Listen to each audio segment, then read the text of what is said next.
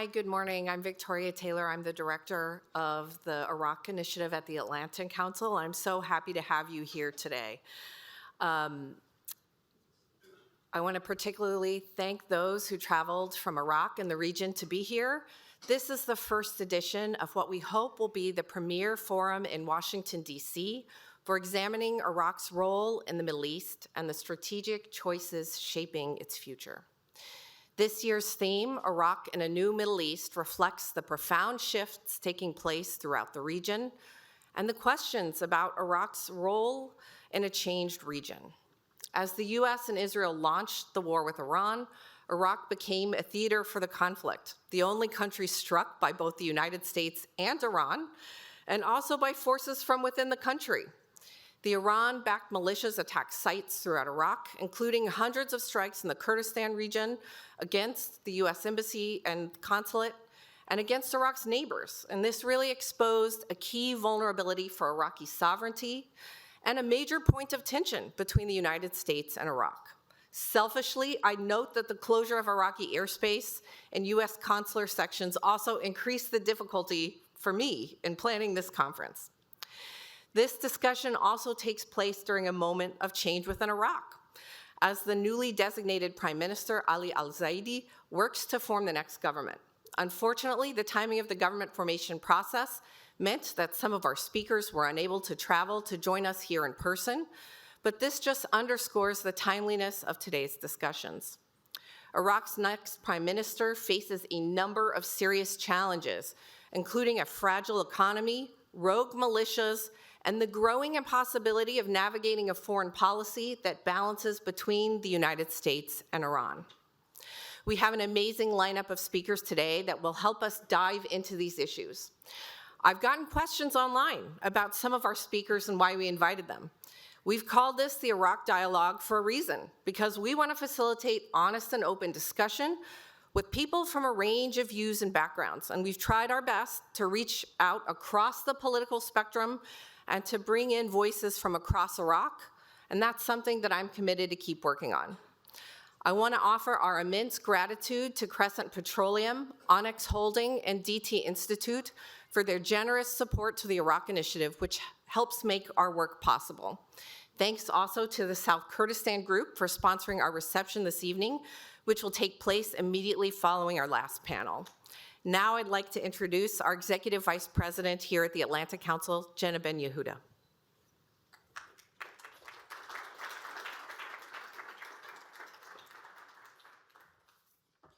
Well, thank you so much, Victoria, and good morning, everyone, and welcome to the Council. It's really my pleasure to welcome all of you here in person and online to the inaugural Iraq Dialogue. We're really honored to have such a distinguished group of speakers and guests, including those who've traveled really far and wide to be here with us in person today.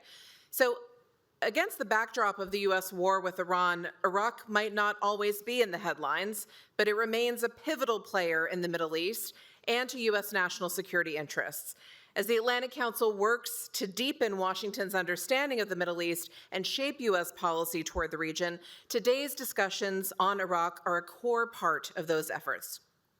Today's panels will explore Iraqi political dynamics, the economy and energy sector, Iraq's relations with its neighbors, and will also feature speakers who can shed light on Iraqi society.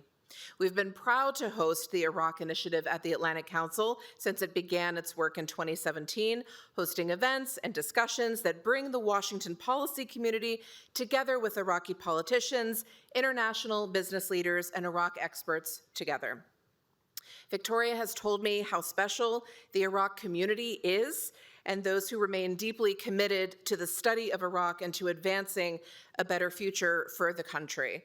And today's event looks as though it will be a record crowd, demonstrating both that unique devotion to Iraq and a credit to Victoria's leadership. So thank you.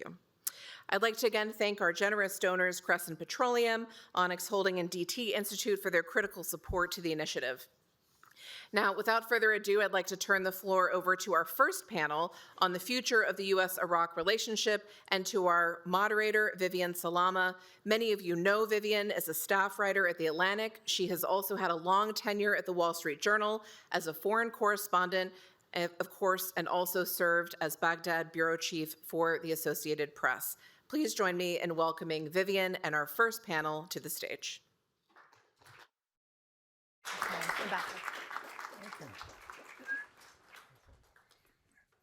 Thank you. Thank you.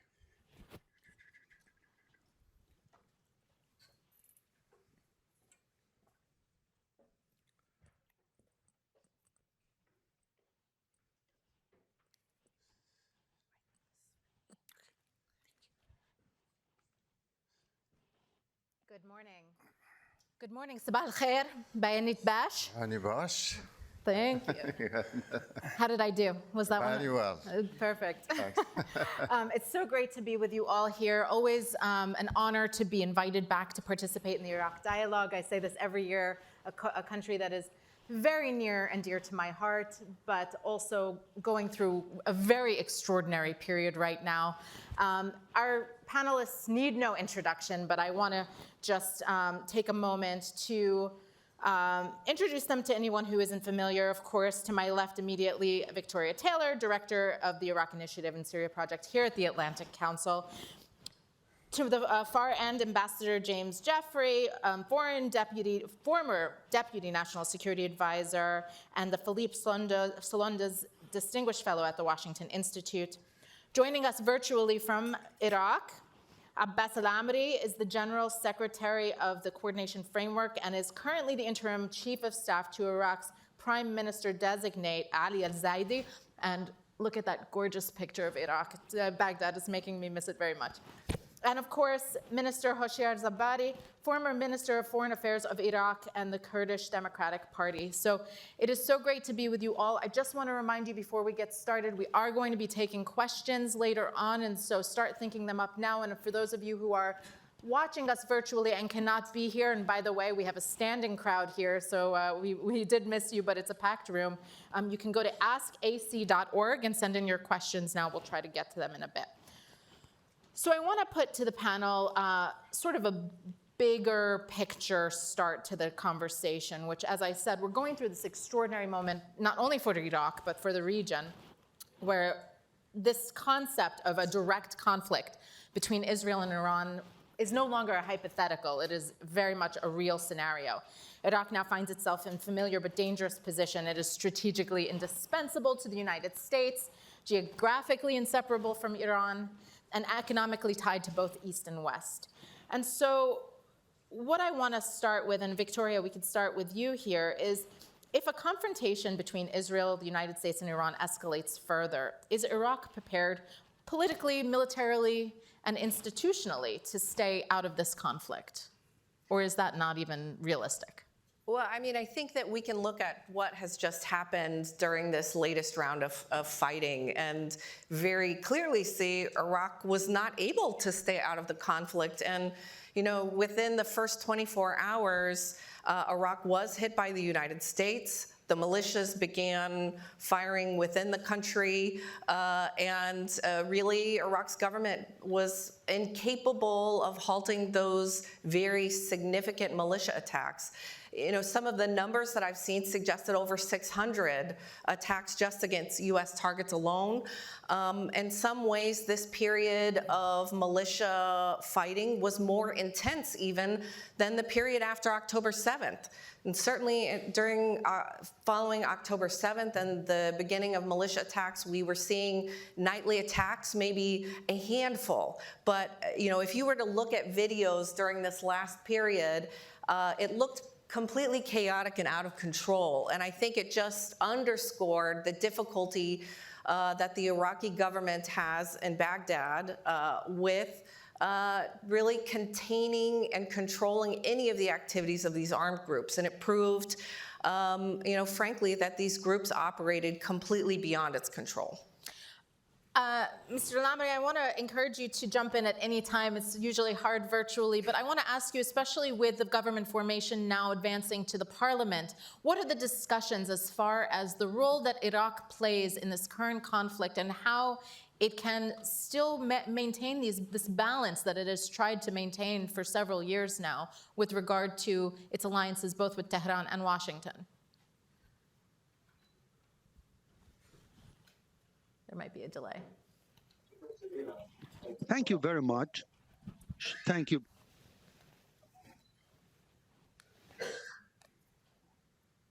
In particular, regarding this question, there are political understandings between the Prime Minister designate and the framework, the political framework, and other national political actors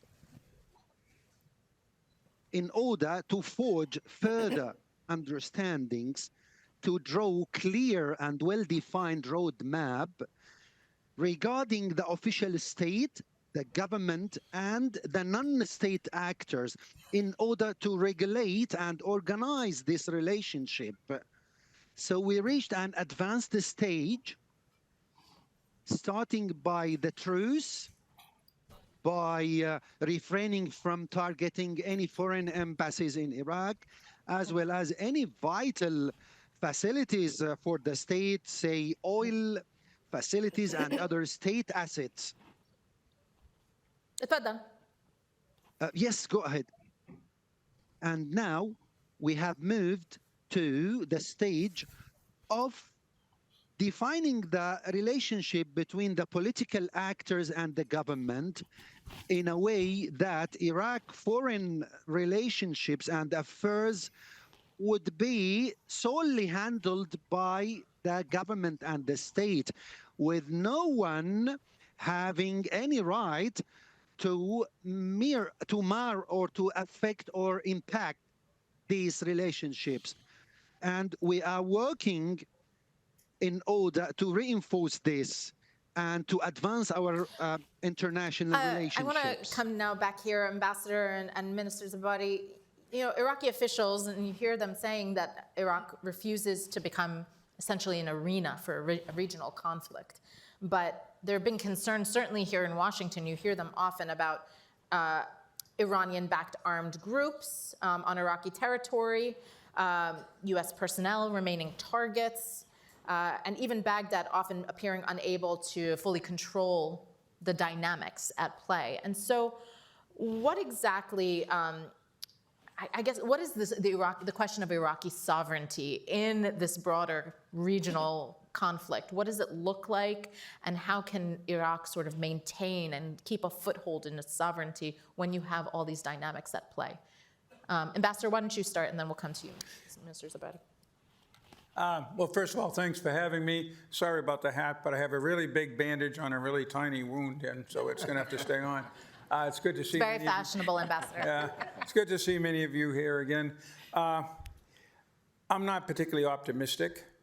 One of the reasons I'm here is because it's hard to get anybody who knows anything about the Trump administration, and I worked in the first one, but I have to confess I don't know their thinking particularly precisely. I don't think anybody, including they do, in detail. But at the end of the day, much of what they do and what they're influenced by is what the Biden administration was influenced by. It's simply the nature of things. And the nature of things is that Iran remains a huge threat to the region. The U.S. would like to pivot out of that region, and it's tried to do that for over a decade. It can't because, as we're seeing every day now, the region is too important to abandon for American and global interests, no matter who is defining them and which government in Washington. But unlike in past decades, where many of us were out there looking in every direction with enemies both inside and outside the region, it's all come down to Iran. It is the major factor for instability by far in the region. And Iraq is a major target of that Iranian influence. Iran's program is to undermine sovereignty. The best example of that is Lebanon. Iraq is not Lebanon, but the danger is that it will go in that same direction with a army within a state that doesn't answer to that state. And in the case of Iraq, it's in some respects, well, in many areas, there are antibodies to Iran in Iraq that don't exist in Lebanon. In one area, the role of these militias in the government itself, indirectly, is more advanced than in Lebanon. The United States is going to try to cope with that in a economy of force way. Most importantly, building on what we just heard and trying to keep attacks down on Americans. That's the first priority. And secondly, to the extent the U.S. has influence, and it does have influence, trying to keep Iraq on the more neutral side in any conflict. The bad example is Hezbollah. The good example is, who would have thought, the Houthis, who have managed to pretty much stay out of this conflict. That will be, I think, the minimalist goal of this administration. It also will be influenced by the very powerful, both inside this administration and within Washington, counterterrorism movement, which focuses on the Islamic State more than on Iran in many respects, on the oil industry, which sees, for good reason, great opportunities in Iraq, and on a very special and important relationship with our friends in the North. Those will color how this administration and the next one, just like the last one, looks at Iraq. But it's going to be a very, very tough slog. Minister Zabari, I mean, I want to reinforce that question to you, especially, you know, you're no stranger to Washington, and many here increasingly view Iraq through the lens of Iran. Obviously, geographically, I mean, this dates back to when I lived in Baghdad. You know, geographically, it's hard to separate Iraq and Iran.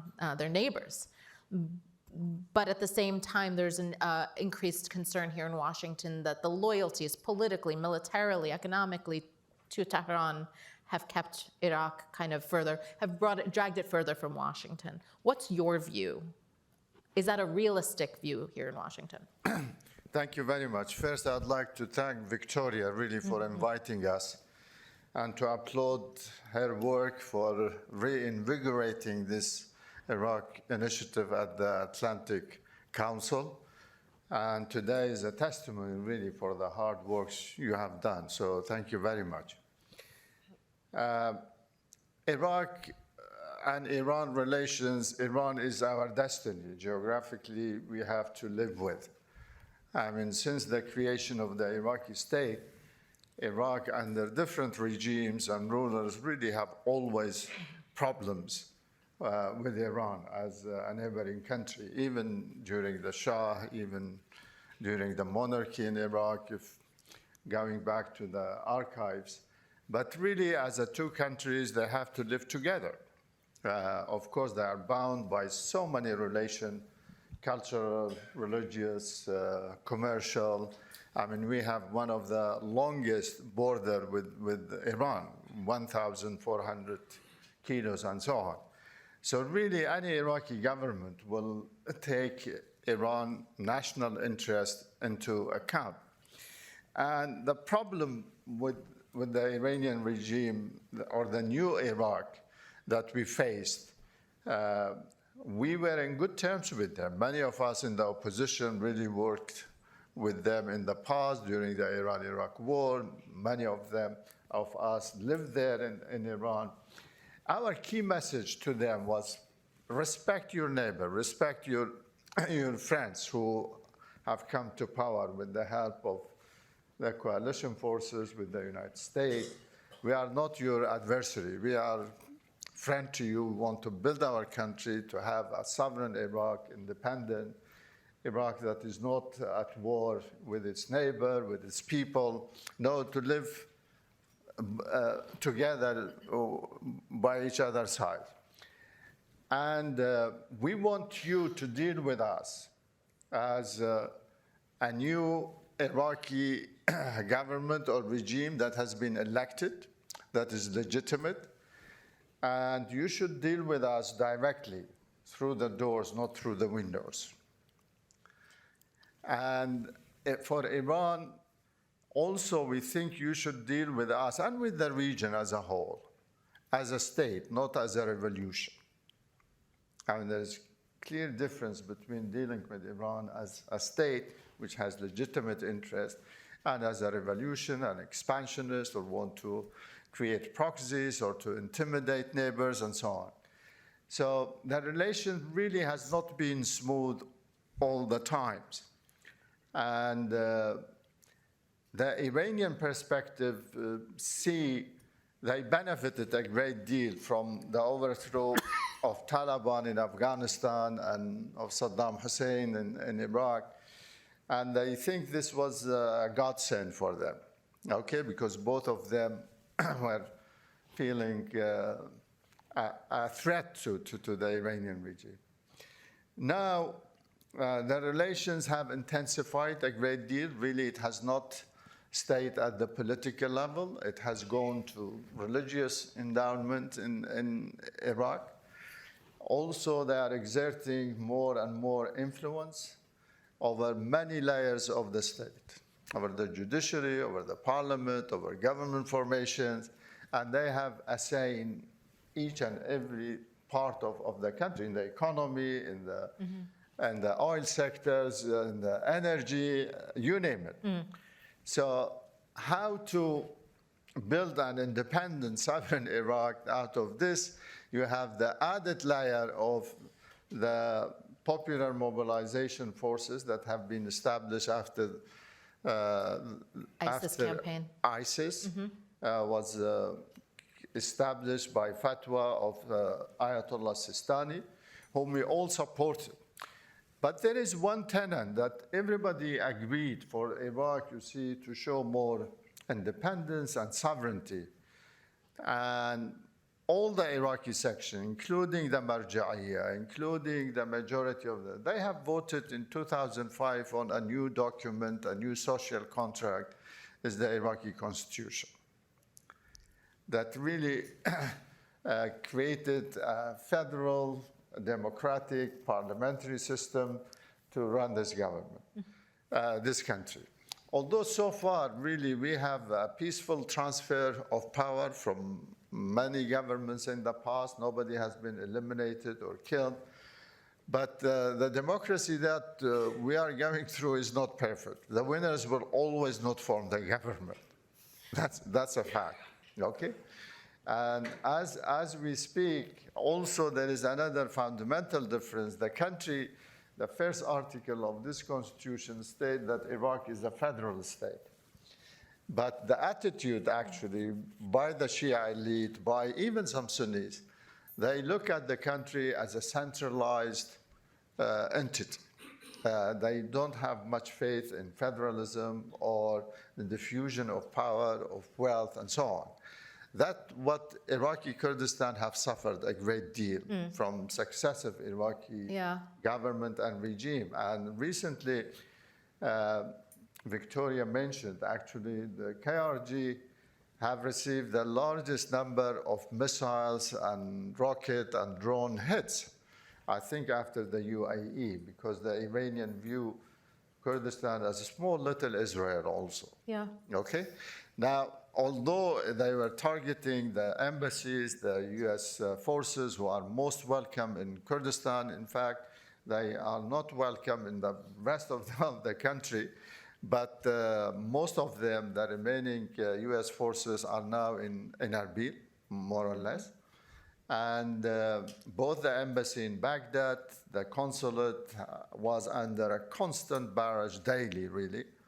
Not only that, the oil installations in the south, as far as Basra in Kurdistan, some American oil companies have suffered also a great deal, hotels, Peshmerga bases have been hit, and so on. I definitely want to break some of that down. Okay. So, but now, as we speak, I listened to Abbas, my good friend. شلونك Abbas? زين? Baghdad? Inshallah, موفقين tomorrow, huh? So I wish you all the good luck tomorrow. For tomorrow to present a cabinet, a small cabinet.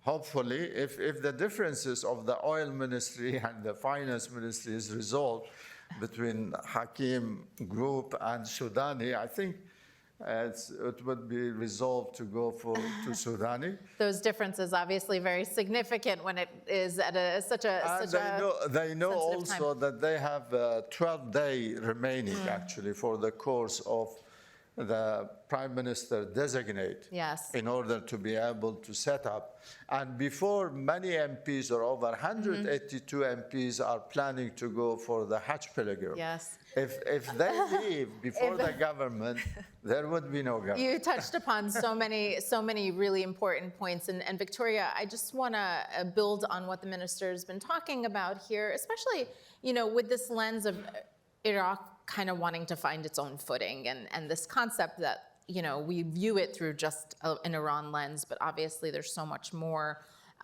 in that relationship. For Washington, and from the perspective, if you're talking to President Trump right now, advising him, why is Iraq still important to Washington and to allies elsewhere in the West who see sort of the benefits, continued benefits from having a foothold and ties to the government in Baghdad? Well, so, I definitely hold a position that Iraq remains really critical to U.S. national security interests, and having stability in Iraq, having prosperity in Iraq, really contributes to broader prosperity and stability throughout the region. I don't really think that's necessarily how the Trump administration is viewing Iraq right now. And of course, we saw through the Trump administration national security strategy, and we see through his statements, there's really a desire to reduce U.S. military presence, to reduce U.S. involvement in the Middle East. That's, of course, not really what has happened, despite that stated intention. But I think, there's long been, among both Democrats and Republicans, this commitment to Iraq, both due to the invasion and then a sense of, U.S. responsibility to remain engaged and committed to Iraq. But I don't think that that is something that this administration really feels responsible for. President Trump himself has been very clear that he believes the 2003 invasion was a mistake, and a prime example of U.S. overreach and commitment to this kind of forever war. Yep. And so I think it's important for the Iraqi government, for Iraqis to understand that in order to keep the U.S. engaged, they can't really rest on their laurels and believe that there's just an ongoing, open-ended commitment from the U.S. government to stay involved. And that's why I think we're seeing a much tougher line from this administration, placing a lot of conditions about the militias and the need to disarm them, really putting pressure on this next government to ensure that militia figures are not included in the cabinet. And I think that really stems from this underlying belief that there's not necessarily an ongoing strategic need for U.S. engagement, and that this administration, as we've seen across the world, makes decisions based on maybe more transactional view of foreign policy and what have you done for me lately. And so I think this is something which I think many people in Baghdad have been slow to grasp. Bess, I want to come to you.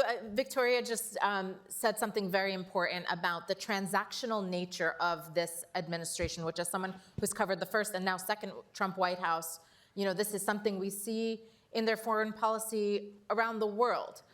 And so, as an advisor to the Prime Minister, from that transactional point of view, how do you then come to the Trump administration and convince them that they're getting returns, a transactional return from Iraq? How do you convince them that that relationship still has a transactional value if that's the lens in which they see the relationship? And in particularly, I just want to add, talking to advisors of the president and people in the administration now, they're constantly raising concern about the Iraqi government's commitment to controlling the armed militias, and especially in this particular era. And so if that is the lens that they're seeing the relationship through, and that the Iraqi government is not doing enough to do that, how do you convince them that there is a benefit to the relationship with Iraq?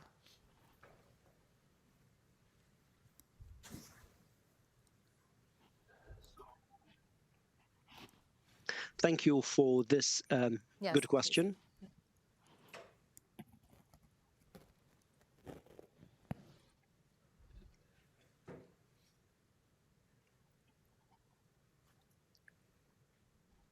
Mr.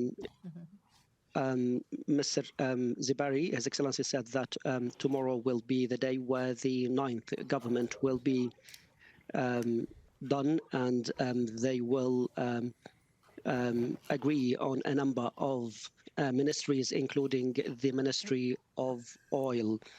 As for the relationship with the United States and being a transactional, I think that Iraq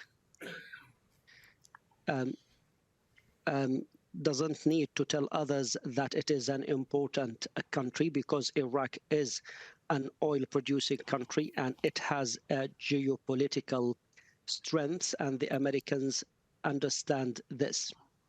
On our side, as Iraq and the Prime Minister fully realizes the businessman nature, the transactional nature, and the interest-based nature of the relationship. But similarly, the Trump administration must realize that this government is different. It has a side that is similar to the Trump administration, which is a businessman administration. We have our objectives and goals. First, we do not want hasty transactions or temporary ones. We want a relationship with the United States and not with one administration. So the relationship with the United States as a friend country. We want this relationship to be sustainable and institutional. Second, the oil sector is the pillar of this relationship. We have an open gate for major American businesses, and we wish to have more American companies investing in Iraq.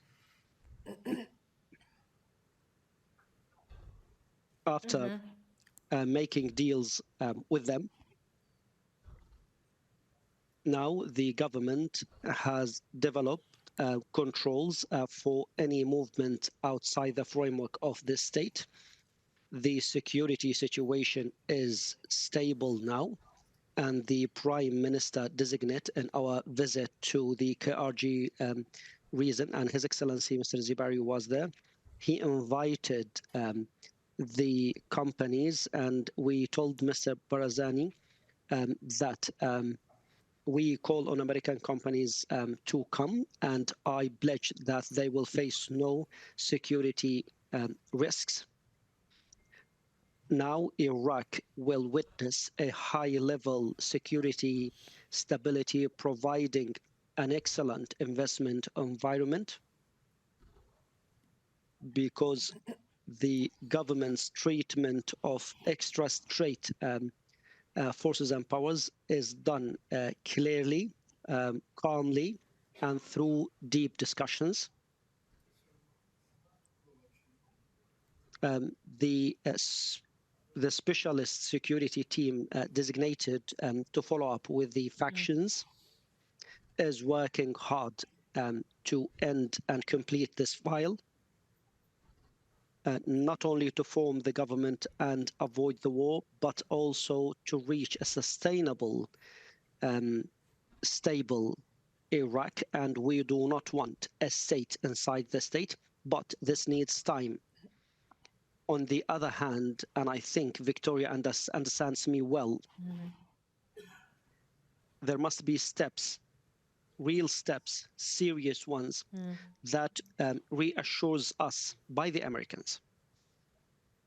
When the Americans are engaged in the Iraqi interests, the Iraqi state would have a strong justification for this relationship, that the pathway is not only security or investment or one that makes Iraq a launch pad for aggression on other countries, but it is a relationship based on interests of both countries and both peoples, so that we have a strong and clear stance to face those who want to sabotage this relationship. The Iraqis and the Iraqi government will put the work of the state So we want our allies in the United States to help us have a strong justification for the relationship, because those who work outside the framework of the state say that our airspace is violated. We face pressures with the dollar. So the Iraqi state people want to have a strong position through a unique relationship with the United States as a country, and not only as an administration or a figure. So we want the help of the United States to move Thank you for forward that. So, towards a Ambassador, sustainable relationship. I want to come back to you and go big picture. I mean, there are 23-year-olds who are not old enough to remember the Bush administration's rationale for invading Iraq in 2003. The United States spent trillions of dollars, lost thousands of lives, and spent a lot of political capital as well. And so that question that Americans now maybe struggle to identify what the strategic objective was for invading Iraq in the first place. I mean, what is the best way to explain that to them? How do you rationalize it 23 years later in the context of this broader conflict that we're now living through? Yeah, and you touched on the other theme, the transactional nature of the Oh, please, Trump if you want to administration. comment on that, jump in. I'll try to wrap both together. Please. Having been involved in both administrations, and also the Obama administration. I could do them too, but later. First of all, in all my contacts with Iraqis in 2004, 2005, and I went there a skeptic, from the 80% almost of the population who were Shia Arab or Kurds, I heard nobody say, why did you invade this country? Why did you get rid of the Ba'ath Party? Why did you disband the army? We did a real service to the Iraqi people. By removing Saddam Hussein. Yes. And unlike Afghanistan, and I'll come back to this in a second because it's critical to this idea of transaction, it worked. It worked because after several years of trying to remake Iraq as Denmark, the Bush administration, looking at disaster in 2006, talked to our Iraqi friends, and we came to a solution. Everybody knows the surge. The surge was accompanied by a firm commitment by George Bush to stop trying to transform Iraq and get out of the place by the end of 2011. Now, Obama tried to reverse that somewhat half-heartedly, and I was his agent in that effort. But still, the point was we agreed to get out, and that led to a different solution. So Iraq was basically in pretty good shape. As the minister has said, it had a constitution that most Iraqis accepted and such. Where we went wrong and where Iraqis went wrong was another factor, the Iran factor. But leave that to one side. The difference with the Trump administration, they're transactional, and it's pitched in a somewhat negative way, and maybe it is. Essentially, these guys totally reject the idea that we have a global mission to transform the world in our image. They kind of accept, begrudgingly, the collective security role. That's why almost all of the troops we've had in around the world in the Obama administration are still there.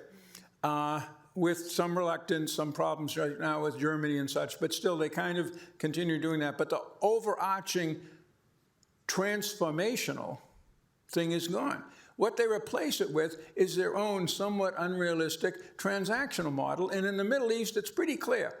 And you see this in the approach of Tom Barrack in Syria, Turkey, and Iraq. And you see it with others in the Gulf. The idea is by, with, and through our partners, you take over most of the security missions, and we will be your economic partner. To the extent you want to transform, we'll help you transform through American business, American industry. We'll pull in the Israelis with their extraordinary high-tech skills. We'll get American firms in, and that's how we will maintain the relationship. That's not particularly idealistic or appealing, but it is an approach. It's working in Syria. I don't think it's going to work in Iraq, but the administration will try it, and good luck, because you have this overarching role of Iran. And I keep on coming back to that because it's a mistake not to, and while I wasn't too involved directly, I observed for many years how we handled Lebanon. We didn't get that right in Lebanon. We always thought, next year they'll wake up and realize their country's going down the drain, get rid of the Hezbollah guys, get rid of the Iranian influence. They can't do it. Iraq is not Lebanon. It's also not Oman, which is a country that does have to balance as a sovereign state, Iran next door, and the United States. Iraq doesn't have that option. The question Can I is... push you on that, though? You keep on talking about this role, or the overarching role of Iran. We're trying to talk about the future now. Do we know what the overarching role of Iran will be after this war in Iraq? We Do you don't. still think that Iran will have the enormous influence it's had moving forward, or does it seem decimated a bit? Does it seem weakened? That's a really good question. Wars have strange ways of going in strange directions. The most interesting is Ukraine in the last 6 months. Absolutely. Okay? So maybe out of this kind of mess we're in now, something that will permanently weaken Iran. The thing I watch is we have done regime change because we've gotten rid of the mullah-based state. And it's now an IRGC-run state. Whether that will have the ideological appeal and the glue to hold the place together, that's a question. But for the moment, Iran has lost Assad. Hezbollah and Hamas are really weakened. The Houthis are kind of sitting things out. Who does it have left? So it's likely to double down on Iraq. That will limit Iraq's freedom of maneuver. Right. I think we can play that, but it will have to be in recognition that Iraq doesn't have freedom of choice, and half a loaf is better than no loaf. And whether this administration or any administration can tolerate that, I don't know. I would say that the red line would or should be continued attacks on Americans. But getting rid of the militias, we're going to have to live with that. So, Minister Zabari, I want to stay with you also on this concept of transactional relations, and especially, you mentioned and also Abbas mentioned energy investments in the country and the potential for Iraq. I want to give you another example where the administration just orchestrated the removal of Venezuela's president and very much declared immediately that it was going to invest in Venezuela's oil industry. But the oil companies were reluctant. They said, we don't know how stable the country will be. It is still too volatile to go in. Iraq is now, once again, finds itself in the center of a regional war. Domestically, there have been security issues. How do you convince not only the US administration, but even corporations, energy corporations, that they should continue to invest in Iraq's full potential if they don't have security guarantees that their operations will be sound? Thank you. I think the fate or the future of Iraq would be determined by the outcome of the current conflict. The current conflict, yeah. Yeah, between Absolutely. the state, Israel, Iran, the GCC, Iran, you name it. So Iraq is part of that, really. It cannot disassociate itself from that at all. And this conflict proven that Iraq could have been an ally to the United States or neutral, but it was drawn by some of this militia into the conflict and became part of the conflict.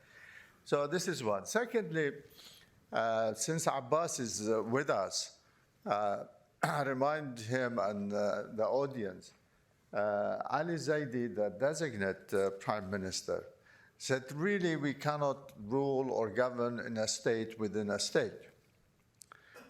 And Iraq is not Lebanon. Lebanon has one Hezbollah, has one militia. Iraq has over 60, or maybe more if Saifuddin could correct me. Okay. So it's completely different scenario. But he said, really, we will not be able to do reforms. He will not be able to do fiscal reforms, which Iraqi economy is in a very, very bad shape. As a finance minister, I think for 2 years, I have some knowledge of of the figures, the numbers. It's deeply in debt, internally, externally, and it would be extremely difficult job to make ends meet. As for the oil investment and so on, we have a number of people representing oil companies here. I mean, the key issue for all this investment is security. So when American oil companies, as far as in Basra, are threatened or intimidated or attacked, not in Kurdistan, not in other places, or British also, really they wouldn't have any incentive, you see, to invest and this is what Zaidi informed us, really, that the key issue, we have to bring these armed militias under some control. And there are some programs which is being worked, but that would be the key. Without security, there wouldn't be much investment, much security, much faith, in fact, in Iraq for bigger investment. So, I mean, Victoria, just to wrap up everyone's response to the initial point that you made, it sounds like everyone feels there is a potential optimism, but a lot of things need to happen before they are able to reach that. At the same time, I speak to a lot of younger Iraqis who are incredibly nationalistic. I mean, even older Iraqis are incredibly nationalistic. But there's also this this sense of, you know, we don't want to rely on any other countries as much. We want to rely on ourselves and, you know, kind of really embrace that concept of sovereignty. Does that work with the current state of affairs in Iraq? And, you know, how sustainable is sort of an Iraq that can kind of go it on its own with tangential relations between, you know, allies around the world and not such a dominant role? Yeah, I mean, I think, you know, ultimately what this war really revealed, you know, everything kind of came to a head, I guess I would say. You know, the Iraqi government, the Iraqi state has been trying to kind of walk this very delicate line, balancing relations between the United States and Iran. And with the militias, you know, over a number of years, I think that many in the Iraqi political system believed that they could maybe appease them a little bit by, you know, allowing them to kind of come more into the state and kind of delay the ultimate confrontation that I think is going to need to take place. And I think this is really the decision point for the Iraqi state. And so, yes, I think there is a possibility. Many Iraqis, including Iraqi Shia, have a vision for the future of Iraq, which is not defined by Iran. Mm-hmm. And I think that in Washington, it's very easy, of course, to define Iraq by the influence of Iran, which is great and significant. But, you know, there's many times when Iraqi politicians are acting in their own political and economic interests, not at the behest of the Iranians. There's certainly a lot of overlap there. But I think there's also a lot of potential if the United States and other regional countries really engage quite actively.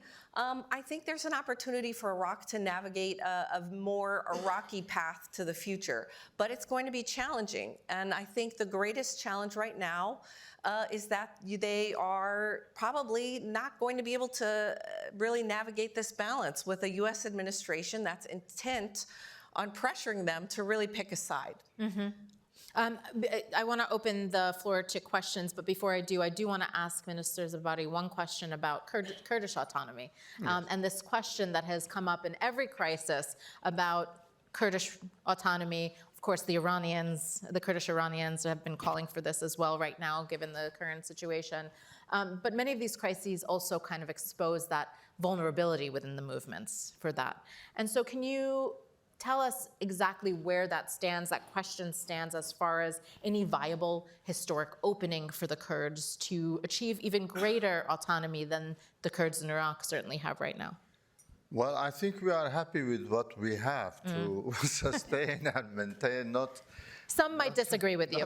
Some might disagree. Not to be taken away, actually. I mean, one of the key difficulties or problems we have with Baghdad is over the over this concept of is Iraq is a federal state or a centralized state, and the attempt to centralization by Baghdad to control all aspects of your life, economic, financial, security, borders, you name it, really. But if we go back to the basics, I think there is a clear line, you see, between the two different concepts. So honestly, we believe we have our own faults, we have our own failures. Unfortunately, we haven't been able to form our government for the last year after we had a very, very successful election.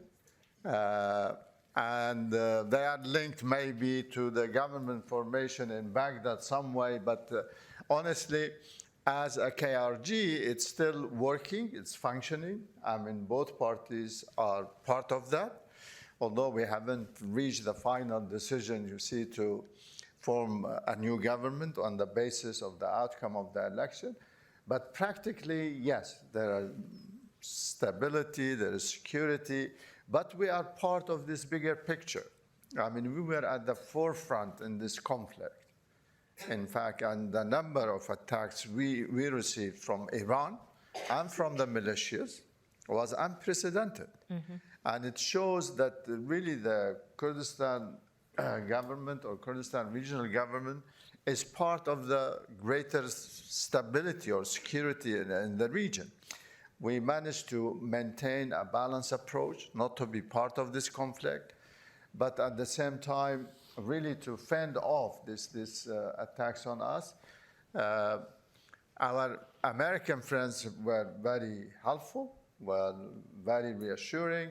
They stood the test, really. They defended their interests and the region to the greatest sacrifice. Mm-hmm. Also, other coalition forces there, the French who lost 2 of their people, you see, by these attacks. The British were extremely helpful also. And defending the region or the interest in that. But for us, really, our goal is really for the next government, which we were engaged in very extensive discussions. There has to be meeting of some of our needs for security, for stability, for prosperity within a unified democratic Iraq. This is what that sounds like a topic for a panel by itself, for sure. I definitely want to open the floor to questions. We have a gentleman in the front row here with a question. I think they're going to bring a mic, yes?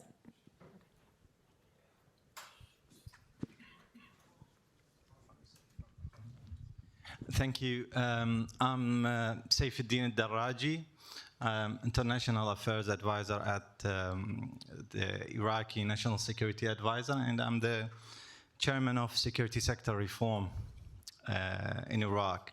First of all, thank you for having us. I would like also to thank the Atlantic Council and Victoria for your fantastic job to bring Iraq's issues back into focus again.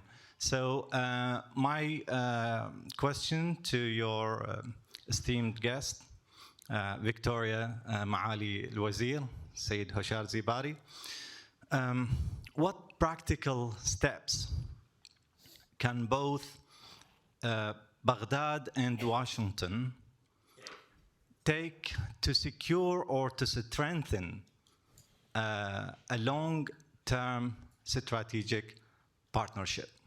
Thank you. Victoria, do you want to jump on that first? Sure. Well, I think obviously one of the major changes that's happening in the relationship is the end of Operation Inherent Resolve, the departure of a significant U.S. military presence. And over the past 20 years, I think there was this kind of understanding that the security element, the presence of the U.S. military was what undergirded the relationship. And so, there is some logic in focusing on U.S. business and investment, not only because our president is a business person and clearly is very focused on making deals. But I think the relations have to go much beyond this security arena, because as we see, and this is a trend that began in previous administrations as well, there's not a desire from the U.S. public to have long-term, really extensive military presence throughout the Middle East. I think it's important, however, there's really not that many Iraqis who are coming to Washington.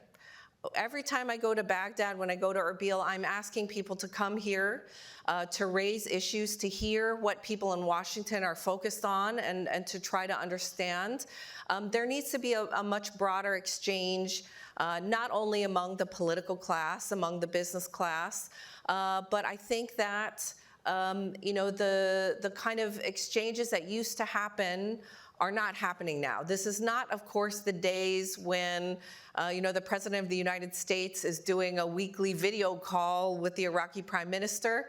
I don't think we're going to go back there, but the kinds of exchanges that we need to make sure that we have a strong understanding of common challenges and issues are just not taking place right now. Yeah. I think yesterday we discussed some of these issues with our experts, and many people dismissed the strategic framework agreement that we signed. I negotiated that with many other friends. In fact, it was the best framework or plan for stronger American-Iraqi relations. I recall, believe me, that many other countries in the region invade Iraq for getting so many concessions from the United States to help the country to rise in all sectors. But it was the laziness or the disinterest from our part, from the later Iraqi government that dismissed it, that didn't follow it as properly. So I believe still that could be the best framework for a stronger American-Iraqi relation. I mean, Iraq has huge potential in many other areas, in geopolitical position, or energy sector. But again, everything will come back to the security. And this time, this administration has really been, to their credit, very focused on this issue recently. I mean, far more better than previous efforts. They have identified the problems, they have the means to do it, and it's transactional. I think our Iraqi brothers in Baghdad are also feeling the pain that this administration is serious. Yeah. I think we had a question over here. There was a gentleman over here in the blue tie who was raising his hand first. Yeah. Oh, you both have blue ties. Sorry. You. Thank you so much. Actually, thank you, Victoria, also for clarifying, because I believe the criticism directed at Trump administration was kind of harsh. You can't blame Trump for 23 years of ongoing conflict. And by the way, I don't work for the president or for Secretary Rubio, but portraying US policy as merely transactional and reducing America's historic $1 trillion plus and 40,000 service members' casualties in Iraq to a simple quest of oil and business is both inaccurate and unfair. That doesn't help. Compounding the issue was, unfortunately, from the former aide of Prime Minister Soudani, talking about a meeting with President Trump can cost $2 billion. This was also not very good. We just want to keep our questions a little bit brief so that we can give others a chance. There's actually a list of demands that was sent to Prime Minister Soudani by Secretary Rubio in the event in New York. It shows exactly what does America, Washington, requires from Iraq, especially dismantling al-Hashd and other stuff not being the backyard of Iran. The question is, are the leaders, the current leaders of Iraq, are they ready to stand for Iraq's best interest, or they want to continue to be on the wrong side of the aisle? I guess we could go to Abbas for this question. I guess to summarize it, the criticisms that have come from some about the Iraqi government not serving the needs of the Iraqi people, perhaps even accusations that we've heard here in Washington about corruption and issues like that.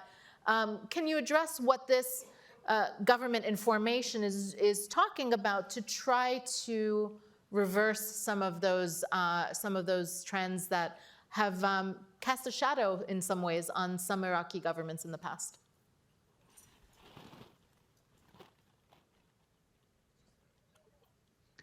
Thank you very much. I mean, frankly speaking, yes, there is corruption, big corruption in the political system, which is hindering the development movement in Iraq.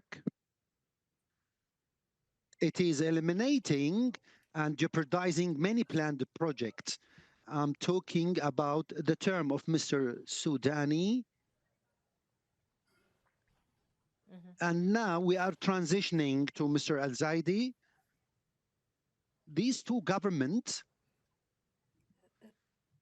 started seriously countering corruption through mechanisms and actual work, actions. Mr. Soudani put a plan and he actioned it. And Mr. Al-Zaidi, he initiated right now by choosing and selecting ministers. Yesterday, we spent roughly almost 22 hours non-stop looking and reviewing CVs of candidates and choosing them. The first point of focus was whether any corruption suspicions were involving any of them, and some nominees or candidates were dismissed thanks to some corruption suspicions, in addition to being non-specialist or non-expert in their designated positions. So yes, corruption is existing. It is a big obstacle, and we are working non-stop to develop mechanisms to stop this corruption in order to pursue sustainable development that translates into prosperity for the public audience. But I must be honest and frank, I still recognize and acknowledge that corruption is still a major risk, and we should do way more to stop it. Another hand over here. Yes, sir. Oh, sorry. Let me go to this side first. Sorry, Asma.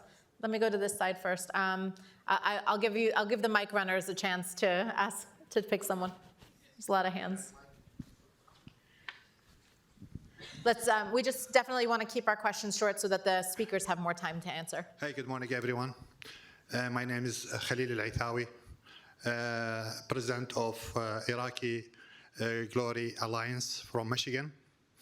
I have a question for, first of all, I would like to thank you so much for letting us this opportunity to talk to you. Thank you. So I have a question, or logical question. So to eliminate the problem, or to solve the problem, we have to eliminate the cause. The cause still exists. That means the militias or the constitution is not being followed. The militias control everything.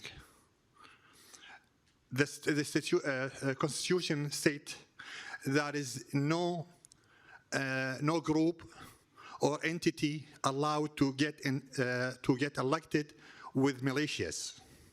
And you know, all or many of the groups or entities with militias, and that's fraud. This is the first one. Okay. And also, I would like to talk to Mr. Al-Amiri. I would just want to let you know, Mr. Soudani is a part of corruption. Is a part of corruption. He helped Iran a lot from Iraqi treasury.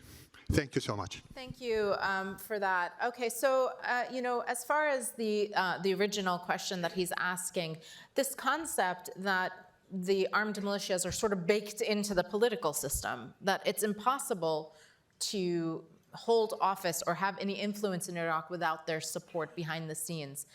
That is what the gentleman is suggesting. Do any of you want to address that question of how politically influential some of these armed militias are? Is it to me? Any of you, if you want to start, or Mr. Abbas, if you want to jump in and, yes. تفضل عباس. اتفضل.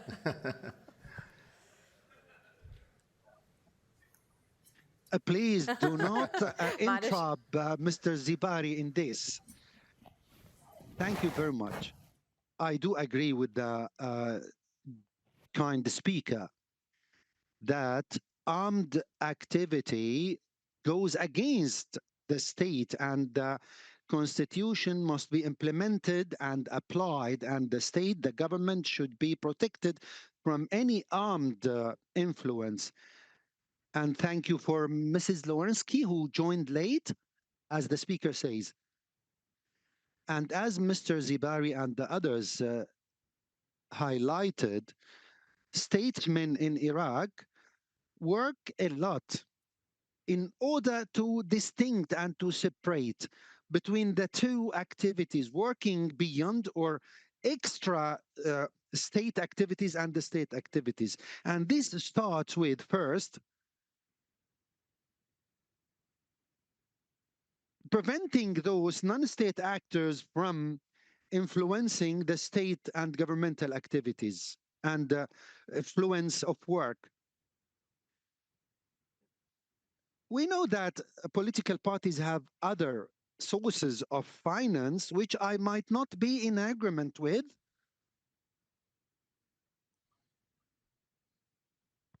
This does not, I mean, comply with my own ethical and political views. As the speaker said, that Mr. Soudani himself was part of the corruption, I don't think this is quite accurate, and that he supported Iran through the Iraqi treasury. Yes, there has been some humanitarian and social support from the Iraqi people for the Iranian people, and this is people to people in during time of crisis, and this is normal. But I mean, that claim of that helping Iran through the Iraqi judiciary is not quite I'm precise. going to go to one of the questions that we got from someone watching virtually. It's directed at Minister Zibari. How can Iraq create a more stable and transparent environment for international investment while also addressing governance and institutional challenges? We talked a little bit about this, but if you can dig into it more. Well, there is a golden rule, really. I mean, for Iraq to move forward, it should have political stability. I mean, among the different groups or political parties, the Shia, the Sunni, the Kurds, the minorities, they feel part of this, to be empowered, and also to move on with the democratic process that we have. It's not perfect, but it is working, really. I mean, every time there are elections, there are exchange of power peacefully and so on. But the key issue is the rule of law. I mean, for control of the society, of the violence, of encouraging investment and so on. That's where, again, we will come back to the essential question, bringing these militias under the control of the state, of the government. That is the key issue, in my view, which everybody, even in the Gulf, and this conflict, Iraq has become a source of instability, not only for its own people, for its neighbors. It bombed Kuwait, it bombed Saudi Arabia, it bombed UAE, it bombed Jordan.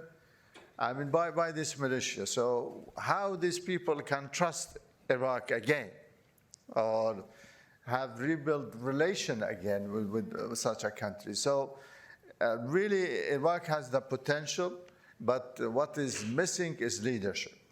I mean, Iraq has been given by God everything. You see wealth, geography, people, educated people, but what has been missing all these years is good governance.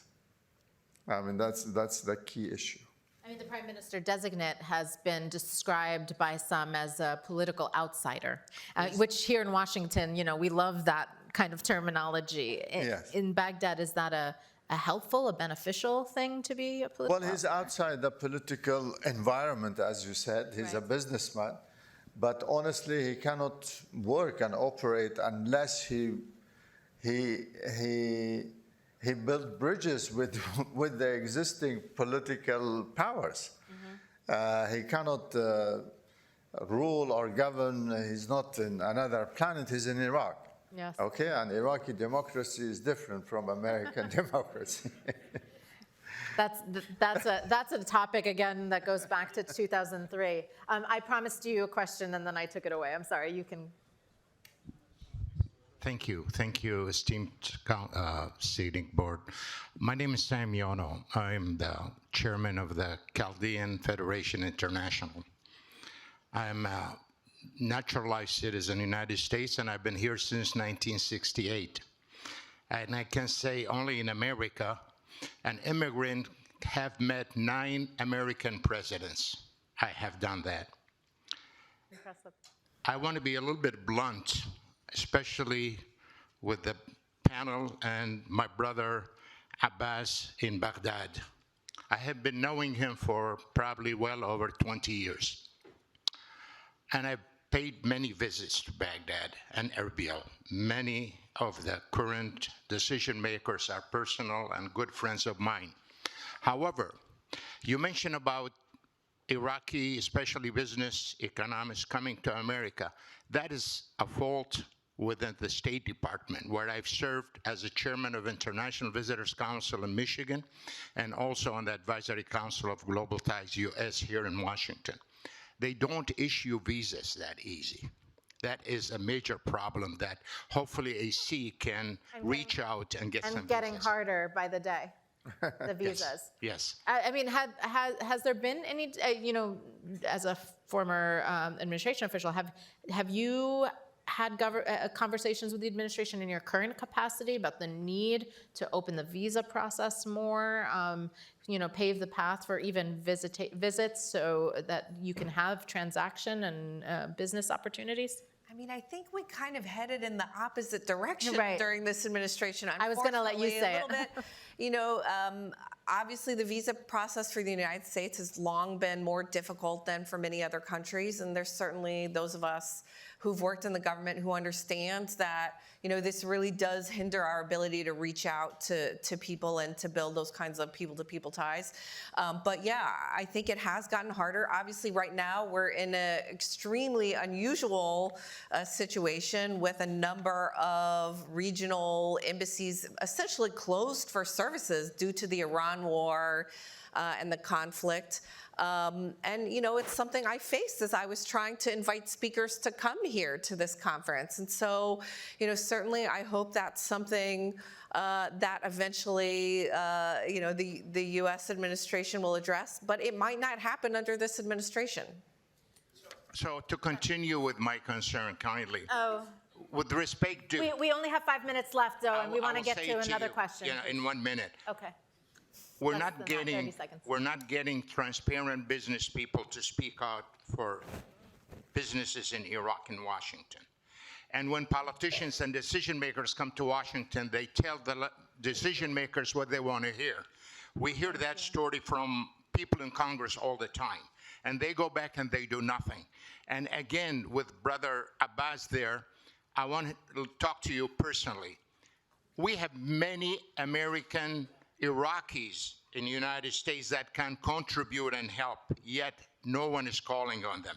It's time for the new administration to reconsider and ask them, because we are very successful in America. Thank you for that. Thank you for that. Sorry, we just want to get to 1 or 2 more questions if we have time. We have very, very short time left.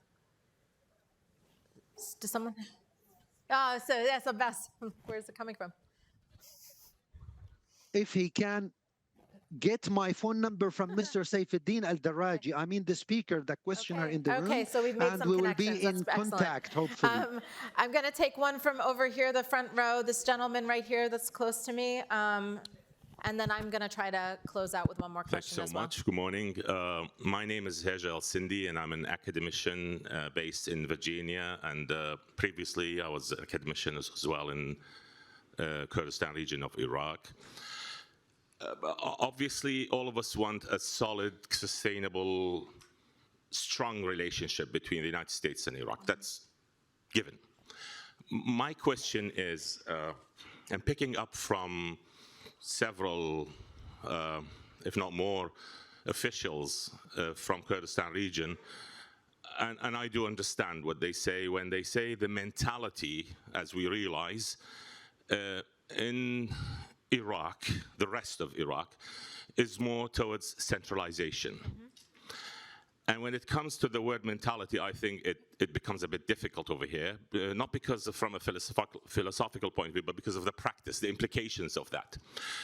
And this kind of concerns me because the definition, correct me if I'm wrong, and this question is for the whole panel, is the definition of power nowadays in the new administration or strength is different? Is it in one person or one political party that has, again, an implication of the definition and mechanism of federalism?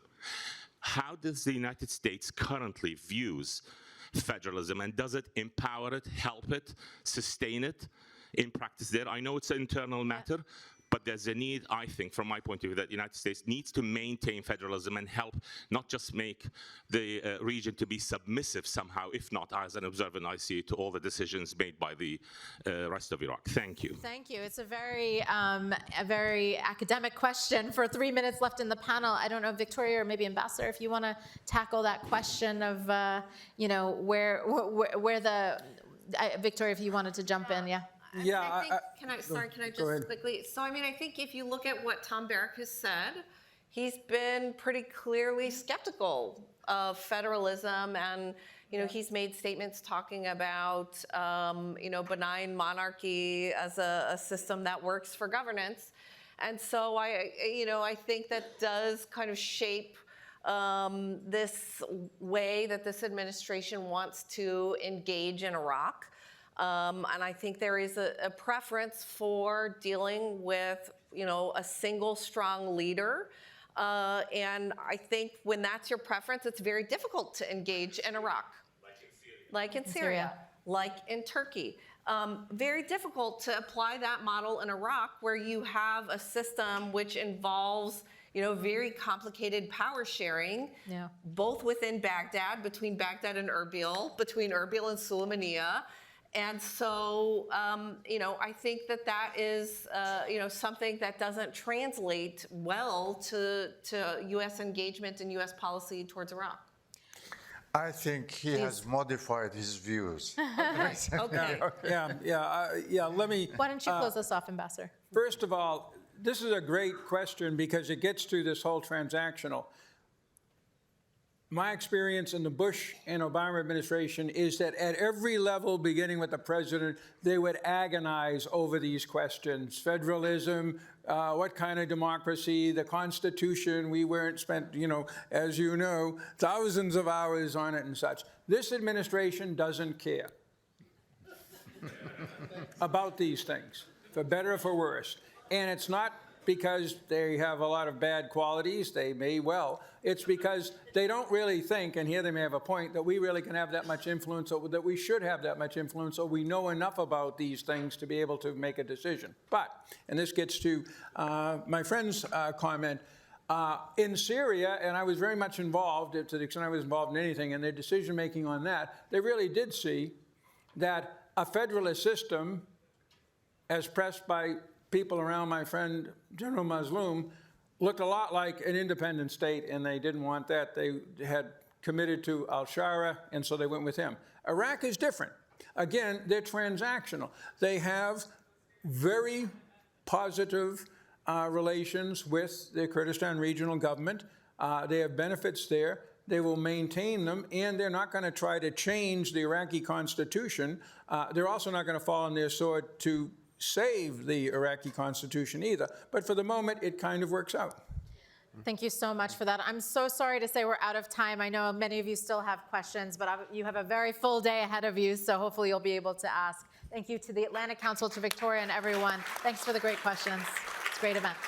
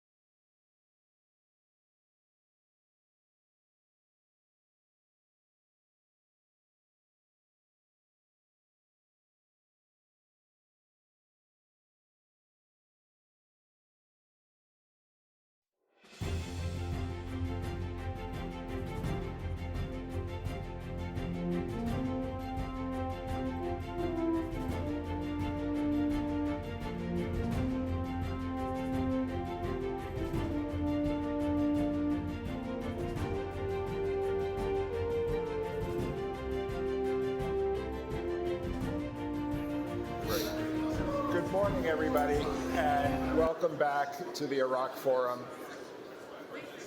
Good morning and welcome back, everybody. My name is Jeff Pyatt. Among other things, I am a distinguished fellow at the Atlantic Council's Global Energy Center, and I'm really, really delighted to be leading this conversation this morning.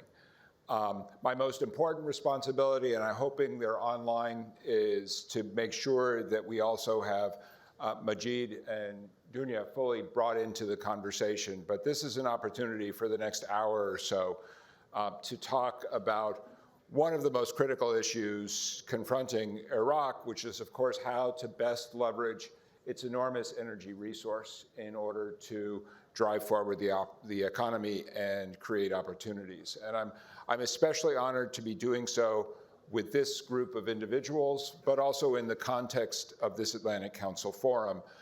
When I was in government, I had the opportunity to work closely with Ambassador Romanowski, with Victoria, who I hope is here, with Barbara, who is, I hope, here as well, in order to create opportunities, in particular, to try to attract more investment into Iraq from American and Western companies. And I think one of the things that's interesting to me about the world before February 27th and the war in the Gulf was the progress that had been made with BP growing, Exxon re-entering, Chevron moving ahead, Accelerate advancing their project for an FSRU. Obviously, a lot of that progress was interrupted. And so for this morning's conversation, I really have two issues that I would like to frame up with the speakers. The first is to help us draw a baseline understanding of how Iraq's economy, Iraq's energy economy has been impacted by the closure of the Straits. Because I think amid all the news that has come out of the region since February 27th, sometimes there has been insufficient attention to how vulnerable Iraq's economy is, to how important this sector is uniquely for the Iraqi macroeconomy, for fiscal accounts, and understanding how the past 2 months have impacted, both for the short term but also the medium and long term, this critical sector of Iraq's economy. But then also to talk a little bit about the issues around government formation.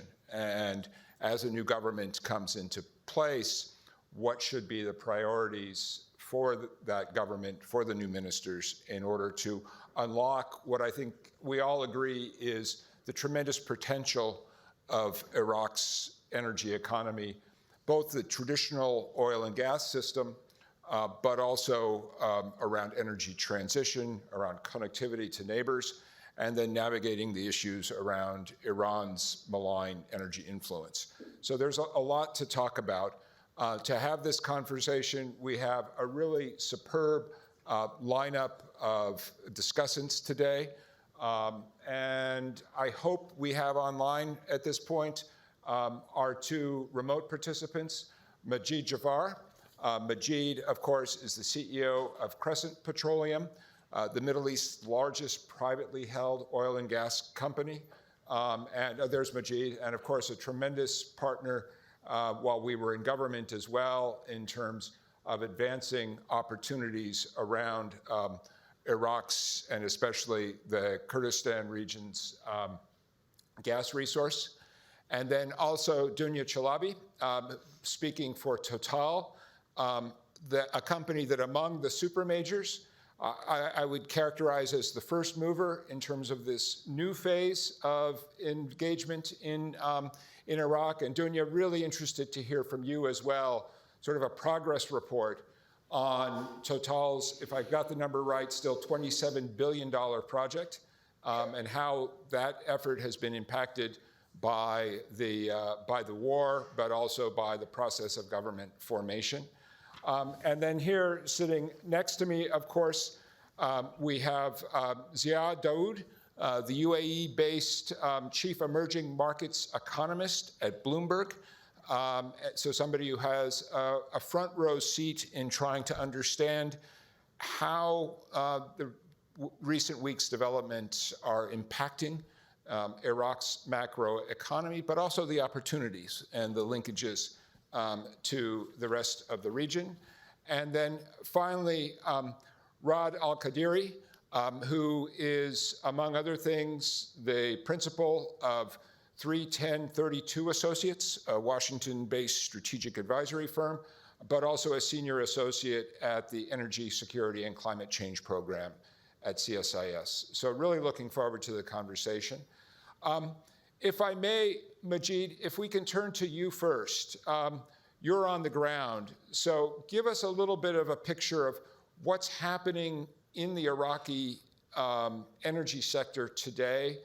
Where are we in terms of shut-ins? Where are we in terms of gas production? How is the power system looking as we come into the summer season and the more intensive period? And what does this mean for the options that the next government will have? But give us a snapshot of where we are.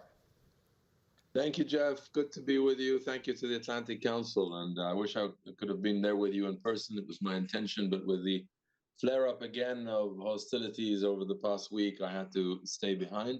Hope to be with you next year for sure. And we've been proud to support the Iraq initiative since inception. So I think Iraq is at a critical inflection point now. This war has very much exposed the vulnerabilities across different areas, but also clarified some of the reforms and investments needed to build a longer-term resilience and sustainability for the economy. And I hope we'll get into some of those. I mean, in terms of the challenges, obviously the Hormuz blockade has exposed the export route vulnerabilities for oil. The cuts in the gas supply sudden during the war from Iran left the electricity grid in a critical state. And then you have oil price volatility, to which it's always been vulnerable. And then, of course, the attacks. I think Iraq, well, I was going to say despite, but probably because it has good relations with everybody, diplomatic relations, and every country in the Middle East was affected, but Iraq was the only country, as pointed out humorously by the great Iraqi hero you'll hear from later, Ahmed al-Bashir, was the only country that was hit by all sides repeatedly. I mean the US, Israel, the militias, and Iran itself. And so it exposed the vulnerabilities or fragility of the state itself. So I think in terms of where we're at, I mean, we've been operating now in the country. We're in our 19th year of operations, 18th year of production. We've invested as a group over $5 billion, $4 billion of that in the oil and gas sector, and very much gas sector, as you said. First in the Kurdistan region, where we just increased our production another 50% last year. We'll be soon, within a couple of years or less, at 1 billion cubic feet per day. And we've had US DFC support for our last expansion project. We are still producing. During the war, we had to shut down briefly as a precaution, resume safely and in steps, responding to the situation as we saw it. Luckily, alhamdulillah, we weren't actually attacked during the war, although we had suffered 11 attacks in the 4 years preceding, fairly regularly. So the security challenges are very much there, and the challenge to the state is, of course, having a monopoly on the use of force. Some of our colleagues were attacked, such as HKN Energy as a US company. We're now seeing companies resuming operations from north to south in the country. The electricity situation at the moment is, because of the milder weather, not in crisis mode, but as the summer approaches, the government has already stated there's going to be a clear deficit. So this adds to the urgency for the development of gas and the necessary investments and reforms in the electricity sector as well. On the positive side, I'm still optimistic about the trajectory. We heard in the last session about government formation and a new political consensus. And hopefully that consensus can actually extend to the necessary reforms and investments needed in the energy space. This is the country of enormous natural resources. This is a country, second proven reserves, oil reserves after Saudi Arabia in the region, potentially higher It should be able to match Saudi's production capacity, a young and capable population, and a strategic and geographic positioning that should give it options, including in terms of export routes. But it's all going to come down to implementation, turning that political consensus into implementation, and as always, management. Great, thank you, Majid. That's really helpful, and I'm sure we'll come back to some of those themes. Dunya, could I ask you to do some of the same? And of course, Total is an enormous player now in Iraq's upstream. But could you also talk a little bit about the same issues I put to Majid on gas supply, domestic power availability, recognizing that a lot of Iraq's domestic gas is associated gas, and of course, better capturing that gas is one of the principal aims of Total's mega project. Absolutely. Thank you, Jeff, and good morning. It's always wonderful to see you guys, even though from afar. And I, like Majid, would have loved to be with you, and hopefully next year we'll be in person. Thank you for inviting Total Energies. As you know, we are indeed quite involved in quite a large integrated project called the Gas Growth Integrated Project, which combines now 5 projects. And the aim, the real, I would say, ultimate aim of these projects are to process associated gas into dry gas and then turn it into electricity, you know, putting it in the pipe for electric use of the power stations, the gas used for power stations, sorry. And these are 2 projects out of the 5. The solar project, the gigawatt solar project, will also provide electricity, clean electricity, solar electricity for the first time at this scale in Iraq. The development of the Ratawi oil field, and also the processing of seawater, 5 million barrels of water that will be used for re-injection. Now, this is a very sort of recap, very quick recap of what it's about. Now, what I find very clear is that you were talking about energy transition, and what I find very clear is that the energy transition issue has not changed over the years. And the pursuit of clean energy, reducing the CO2 footprint, monetizing the wasted gas is definitely, there are still part and parcel of the ministry strategy. And they have been very forceful in implementing as much as possible to going into that direction. And the GGIP is really very much a testimony to it. Yes, it is a multi-energies project, the first of its kind. As you said, we really, I hope, opened the way for more investment into that type of investments, where we provide access to energy. More than a million households will benefit from the gas processing plant, and the gas that will be processing more than 300 million scf, which is from 3 different fields. The gigawatt of solar energy will also provide 1 million households, and the smaller project that will bring in only 50 million scf by the next month, basically, that will provide 250,000 households of clean energy. So you see, the transition aspect is very much respected, and we've been keeping the timeline very much so. And I can assure you that at the ministry, they keep a very watchful eye on all forms of, I would say, hiccups when it comes to not being at the level of any company flaring too much. And they do the same with us. So that's pretty good news. It's a good sign of their vigilance. Now, we are very lucky that we have a joint management committee that governs us, and that is basically composed of the Vice Minister of Upstream and a couple of DGs, 5 DGs. So the decision-making process has been quite good and swift, making allowing for progress to really be tangible. And the crisis has crystallized that this efficiency that we've been benefiting from and that we ourselves as operator have been putting in place has been really fruitful. We have so far not stopped any operations. We had to shut down for government reasons production for 2 months, more than 2 months. And we took it up again as they allowed us to take it up again. But we have not stopped any works, whether civil or engineering, on the 5 projects. In fact, we on the 1st of March, we were able to finish the first substation of the solar farm. So since 1st of March, we've been injecting 250 megawatts of clean energy, solar energy, into the network in Iraq.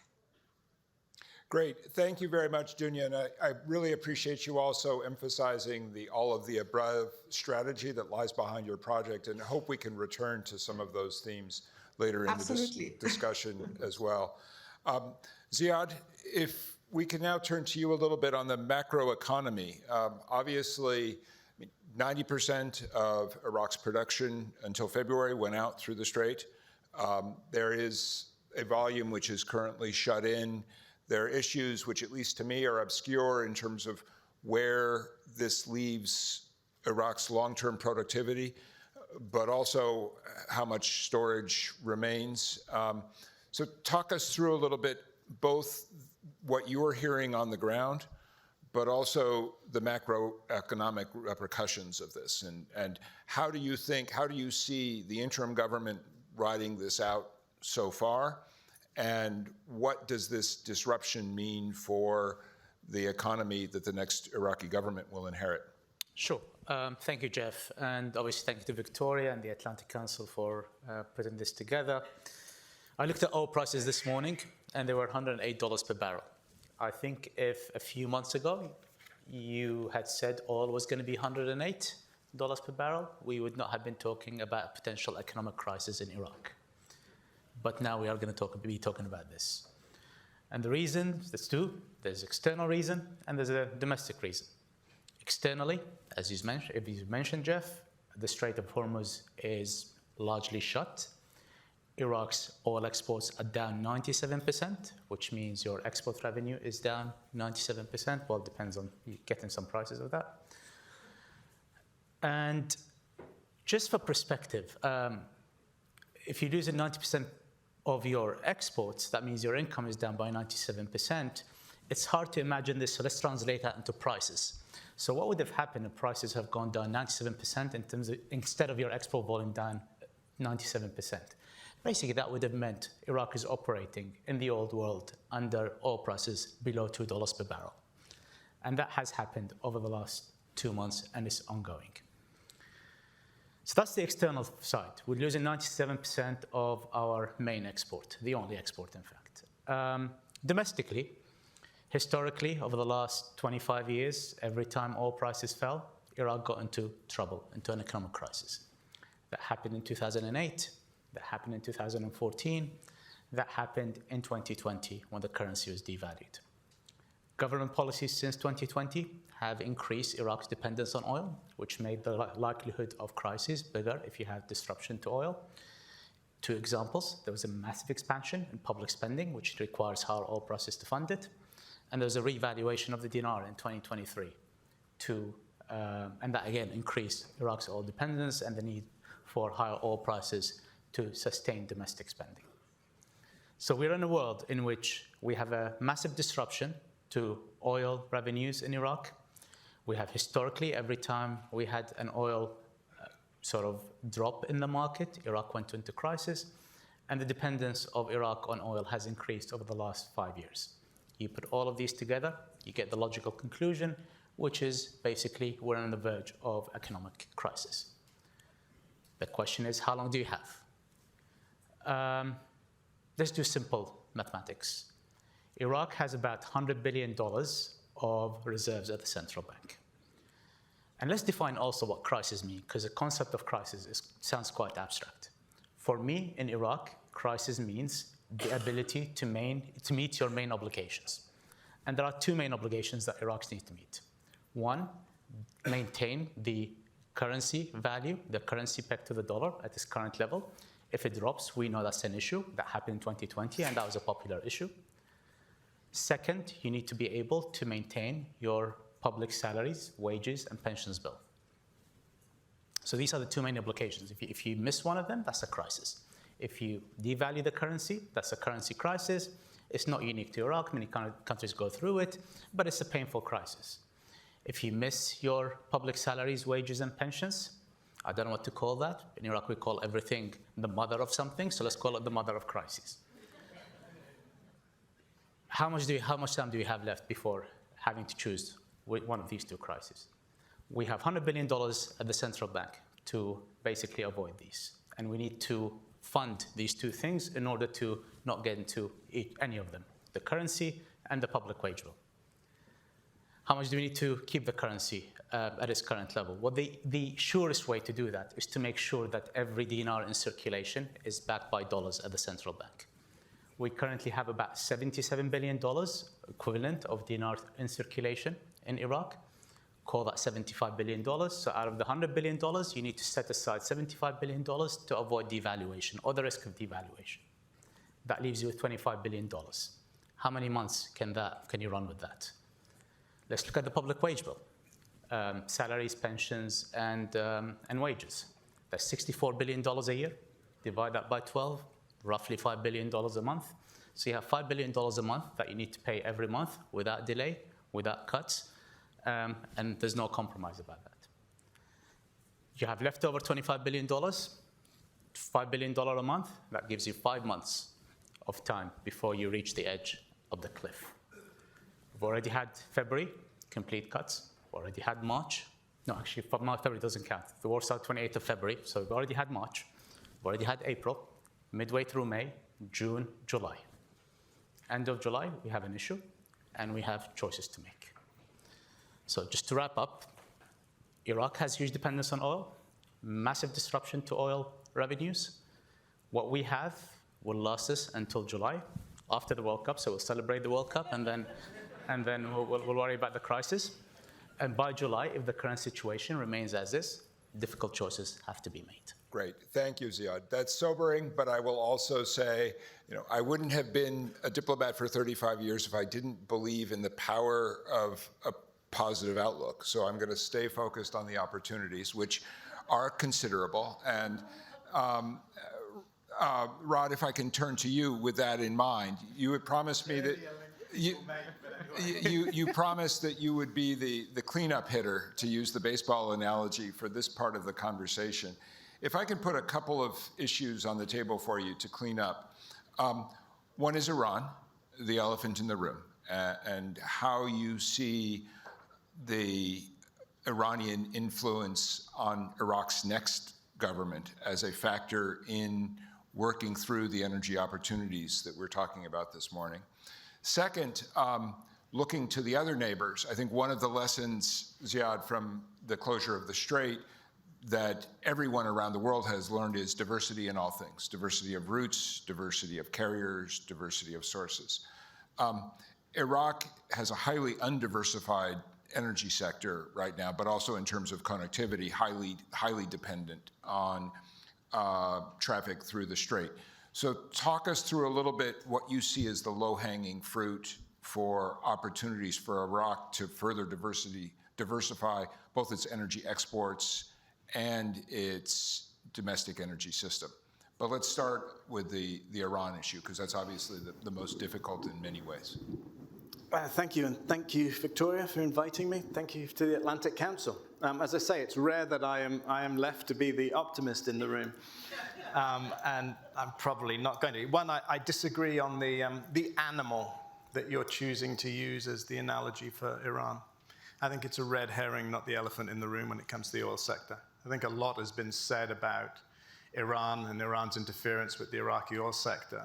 The reality is that they are competitors in OPEC, they are competitors for production.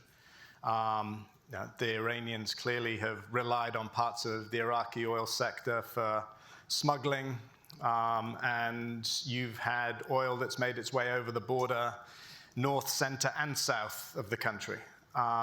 But I think this notion that Iran is what stands in the way of Iraq being able to capture the low-hanging fruit gives the Iraqis an out that they don't deserve. Majid mentioned the issue of Iraq's opportunity and its resources. And what was striking listening to him is you could have started that conversation at any point in the last 23 years with exactly the same introduction. The reality is that, yes, this war has brought into perspective some of the choke points, has brought into perspective the lack of development of the sector in many ways, but so has every other crisis that we've gone through. ISIS did the same. Quite frankly, the insurgency was doing the same back in the early 2000s when I was working in Iraq. What you have is the inability to align political interests and commercial interests, and specifically the prioritization of political conflict and political self-interest amongst the Iraqi political elite across the country, with what is going to be required to attract the best investment and to try and take advantage of whether it's the low-hanging fruit or the high-hanging fruit. There is clearly an opportunity in Iraq right now to revisit the sector. But to revisit the sector, you have to reform a whole host of things beyond just simple decision-making or putting those contracts on the table. So the diversification of export routes is the most obvious one. If I go back to 2003 and conversations I was having with senior British generals in the south of Iraq in 2003, they identified an internal energy system, an internal oil transport system that had 50 nodes that were considered disruptive and that had no redundancy. There were 50 critical nodes in the Iraqi export system. If I were to hazard a guess right now, there would be 50 critical nodes in the Iraqi internal system that still could disrupt things.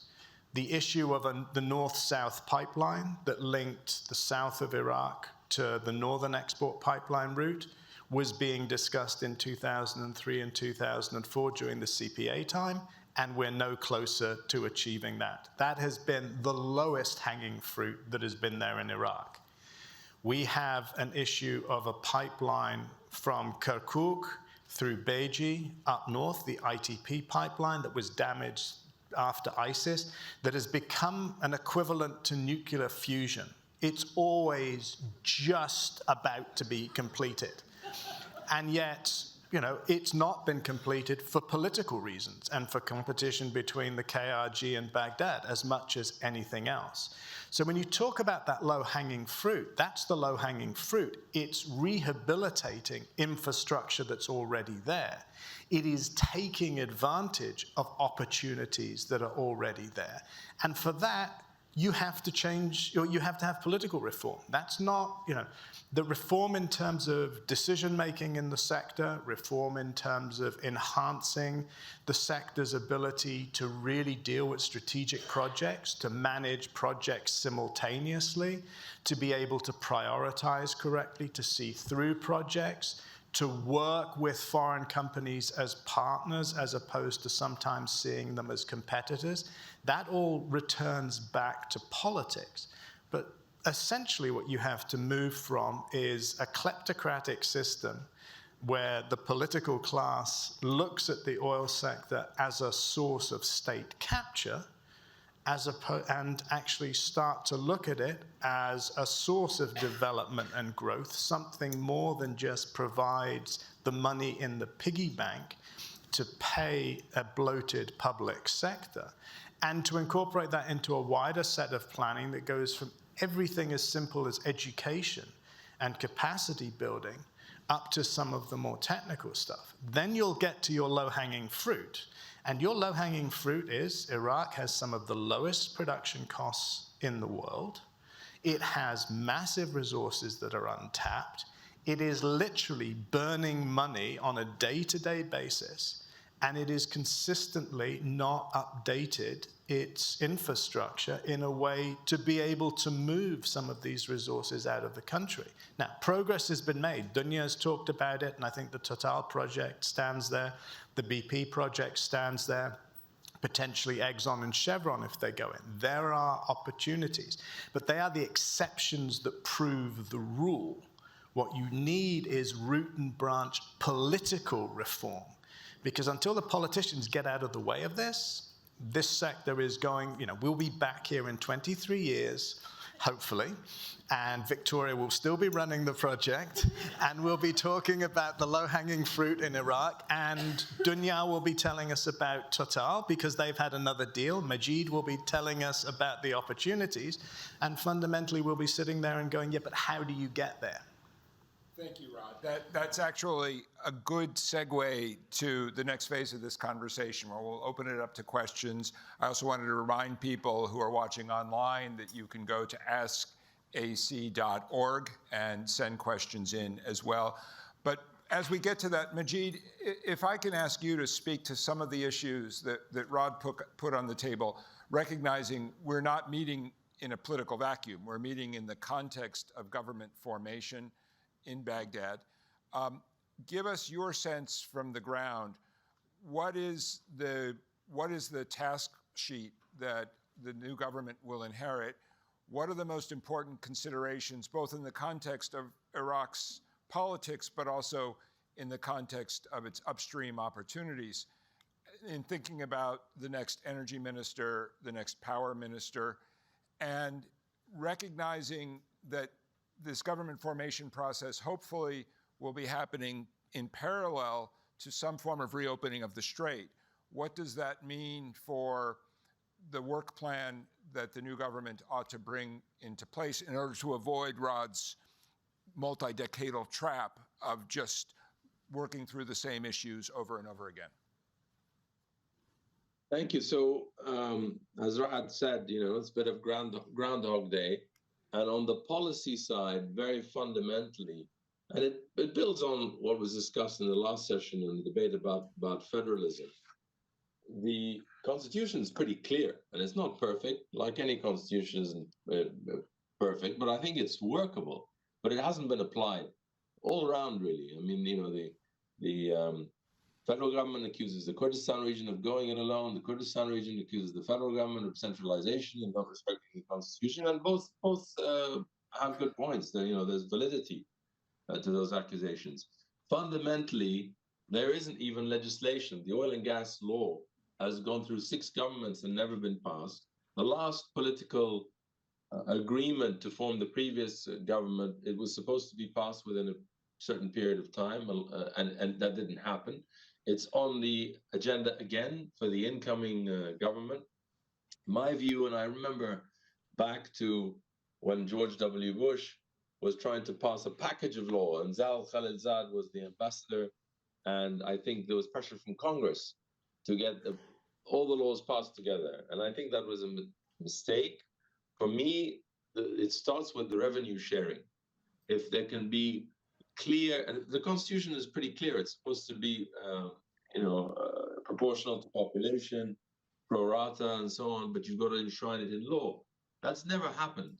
And so instead, we have a dysfunctional process every year or every couple of years at best with the most recent government of debating the budget law, and there's mistrust, and it's not applied properly, and that fundamentally leads to this status on the investment side as well, because there is this mistrust.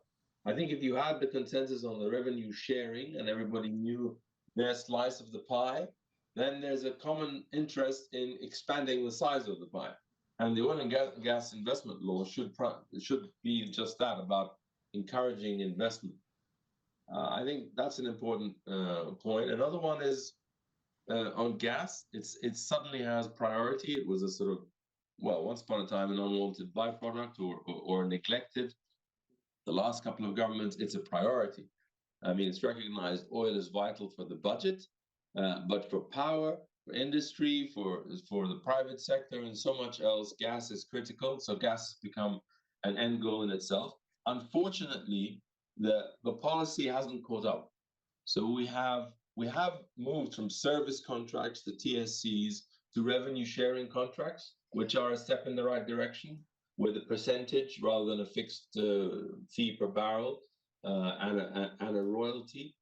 But it's still very tight terms, and when you add to that the delays from bureaucracy, it makes it challenging for oil. Then you have gas, which is half the price of oil, according to the new contract models. Typically 2 to 4 times the required investment and time horizon, and it just doesn't become economic to be developing gas, for its own sake, and that is a priority for the government. And it's been great to see the Sudani government giving it that priority, engaging with us about the gas in the Kurdistan region, but we're also operating in Diyala and now in Basra. There's purchase of electricity also from the Kurdistan region, and also protecting us, the federal government providing security coordination and protection, which is very important. I would like to point out, which I think is a very important policy initiative, the Runaki project initiative in the Kurdistan region, which has led to 24/7 electricity for a lot of the region, and by the end of this year, all of the region. The gas we produce now provides electricity for 8 million Iraqis, including in other governorates outside of the Kurdistan region. And that initiative was helped by the UAE as well, because they learned from initiatives here in the UAE of reforming the electricity sector, and is tariff reform, but also smart meters and minimizing losses. And it's been very successful, and hopefully that kind of thing can be emulated and spread across the country, because electricity provision is fundamental for quality of life, for economic development. And it's just a tragedy that after more than 20 years since the invasion, Iraqis still struggle on a few hours of electricity per day and wasting money on polluting diesel and generators. That has to be left behind. Good. Thank you, Majid. And thank you also for putting a spotlight on the question around American investment, which is, I think, important to a lot of us in this room. You've obviously got, in the case of Crescent, the DFC investment there, but we have HKN as well. And then I think really game-changing new initiatives from both ExxonMobil and Chevron's WQ2 initiative. And I think getting those kind of big American players back in the picture would be of great importance. And I hope we can have a further conversation about how to catalyze that as well. So I think we can shift now to questions. I think we've got a microphone floating around somewhere.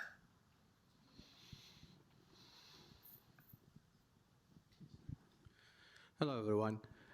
This is Dr. Saeed. I'm a cybersecurity executive director for North America regions and one of the biggest suppliers for autonomous vehicles. And also I'm a professor at the University of Michigan Ann Arbor and University of Detroit Mercy. I'm presenting the Iraqi Glory Alliance. I heard a lot about there's a lot of problems, and already you guys agreed there's a vulnerabilities and the issues and the implementations and the sectors of the energy in Iraq. So what is the threat analysis and risk assessment has been done so far to mitigate the problem and the issues? If something is already been done in the past, why didn't release it? And where's the futures, for example, to help and fix all this problem and issues? Heard from many people, they said there is a politics is being against and preventing from technology to be implemented and developments. But still, if these kind of reports from the technical perspective is being released, that will be push all the politics away from implementing the real plan for development. So this is my question. Thank you. Good.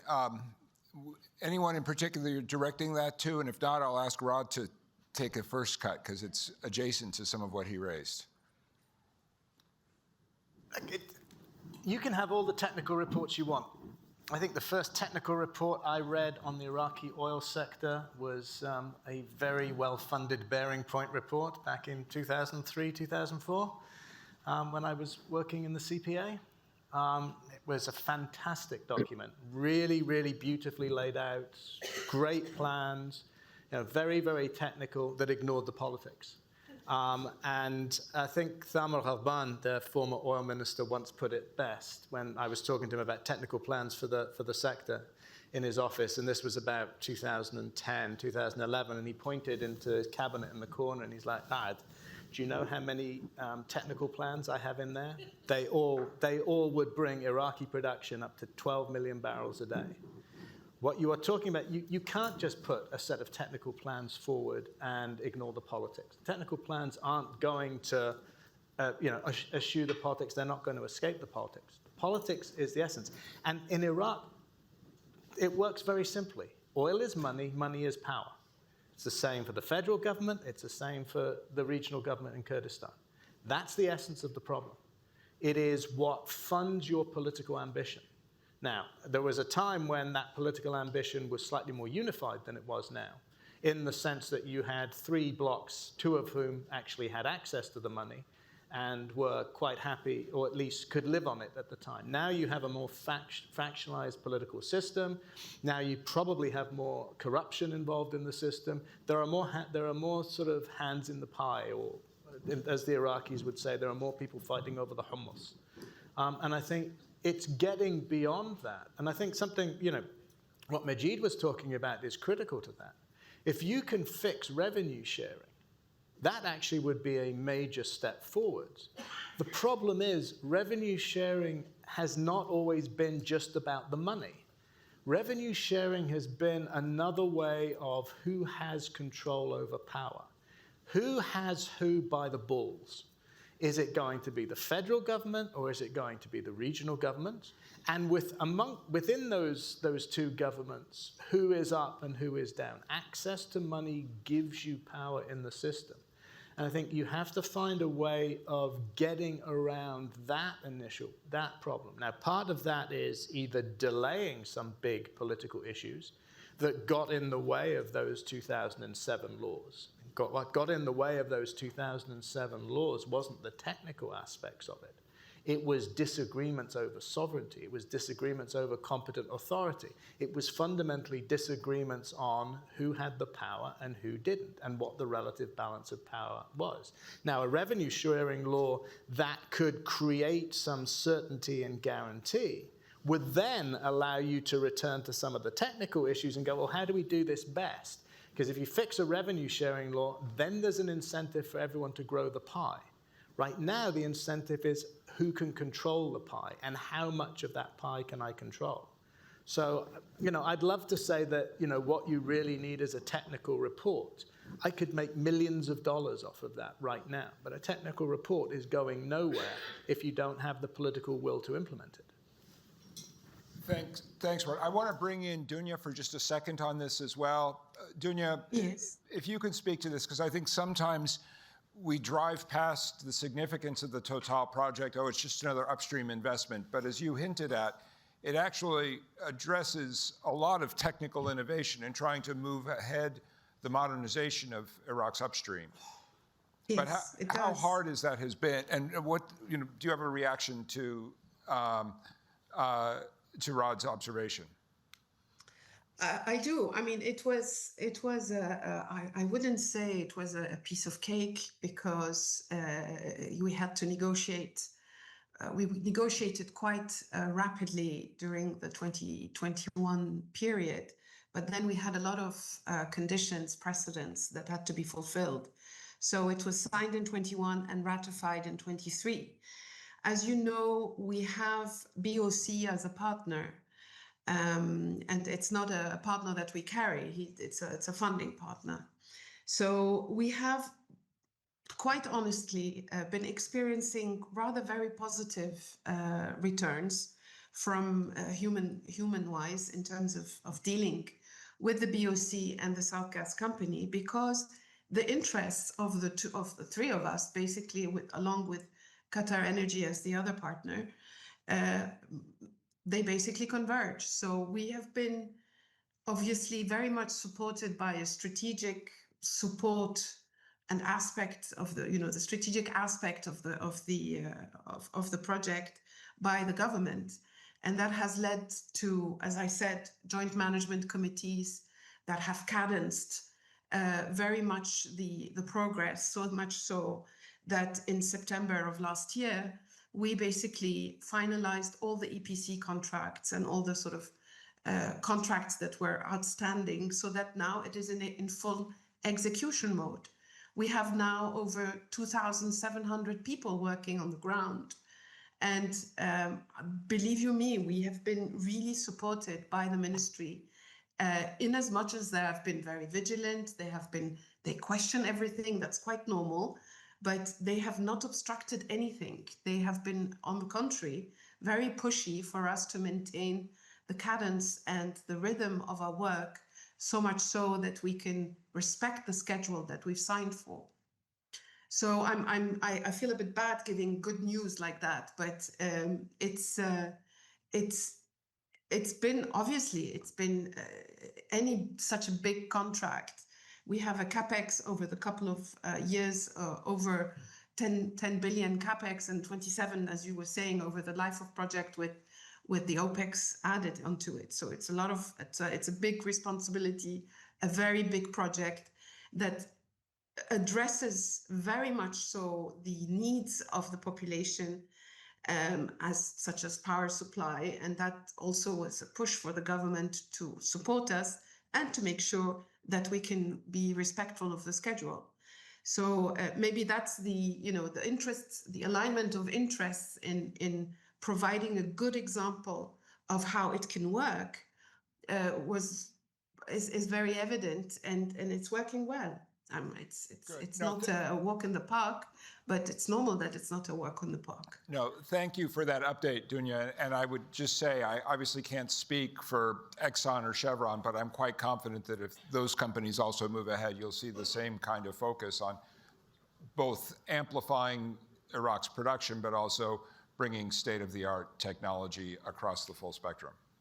And if I may add, Jeff, if you allow me, I mean, the feedback I get from the ministry, and I see the ministry literally every day, is very much open to investment. Very much. I mean, I've not had any negative feedback. Maybe I meet people who are too open, but I can assure you that all the contracts that have been sort of touted in the press, they look forward to it. So, and it's not something that they're discarding at all. Great, and hopefully that will move forward and be the case in the new political dispensation. We have an online question that's actually terrific, which I'll read out. What are the major barriers and how can Iraq overcome them to scale renewable energy?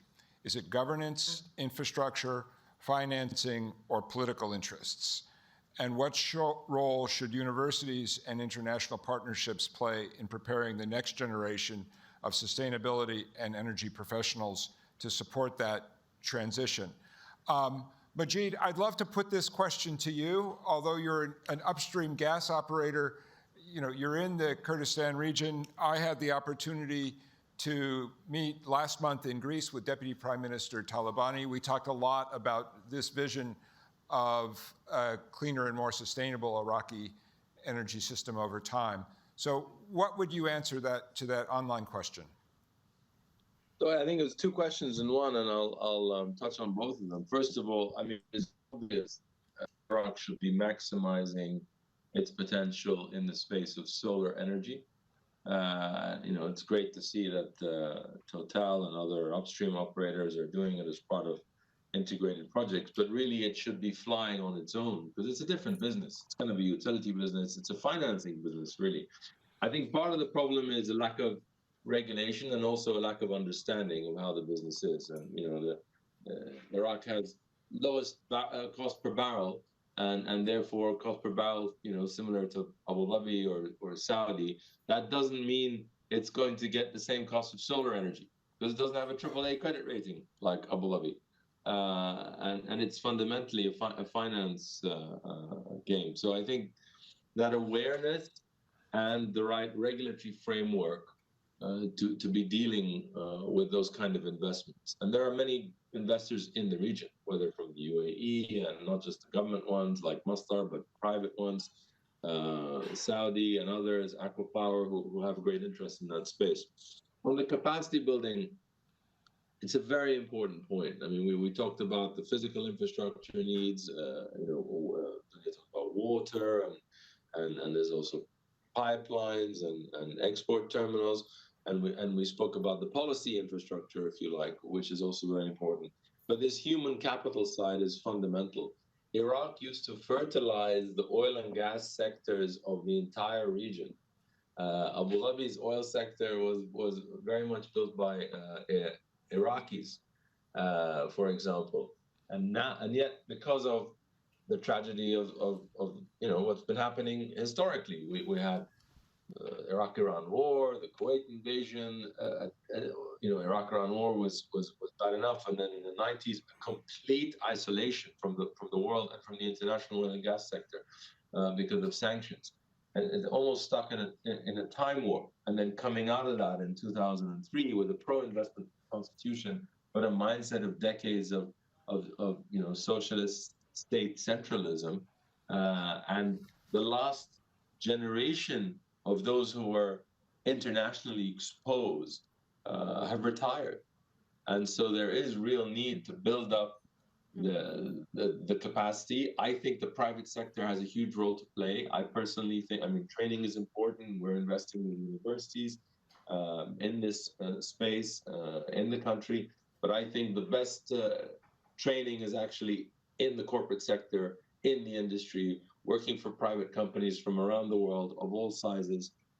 That's how you'll rapidly bring up the capacity, the human capacity, for all aspects of the energy sector, whether it's upstream, midstream, downstream, or renewables. Great. Thank you, Majid. Next question over here. Hi, my name is Diler Osman. I'm an Iraqi Yazidi political scientist specializing in US-Iraq strategic relations. My question really is that there is a lot of focus on private investment vantage point here and the more security analysis here. But what seems to be missing is the Iraqi social and political public sphere and the Iraqi people's role from this question, especially the fact that even if imperfectly working, there is a democratic process in the place. So my question is, how do we facilitate a space for Iraqis to push their politics away from more sectarian identity politics towards a politics of more focused on economic issues, social issues, and so on? Or if I may put it differently, how can we make them unite over a more prosperous economic future and pushing politicians towards that instead of being shaped by what they have been told to hate each other based on it? So I would like to bring more political question into here, if Okay, that's well, I want to keep the focus on energy, but Ziad, if you want to take a quick run at that from the question, and maybe from the energy angle. And I would just say, I think the analogous question in the United States might be, if you travel, for instance, in Pennsylvania, you'll find communities who are extremely proud of the work that they do in the upstream gas sector, but you also find, you go to Philadelphia and you might have a different conversation. But maybe do the sociology, economics, political science overlay quickly. Sure. So the question is, how do we focus more on the economic and focus less on the political?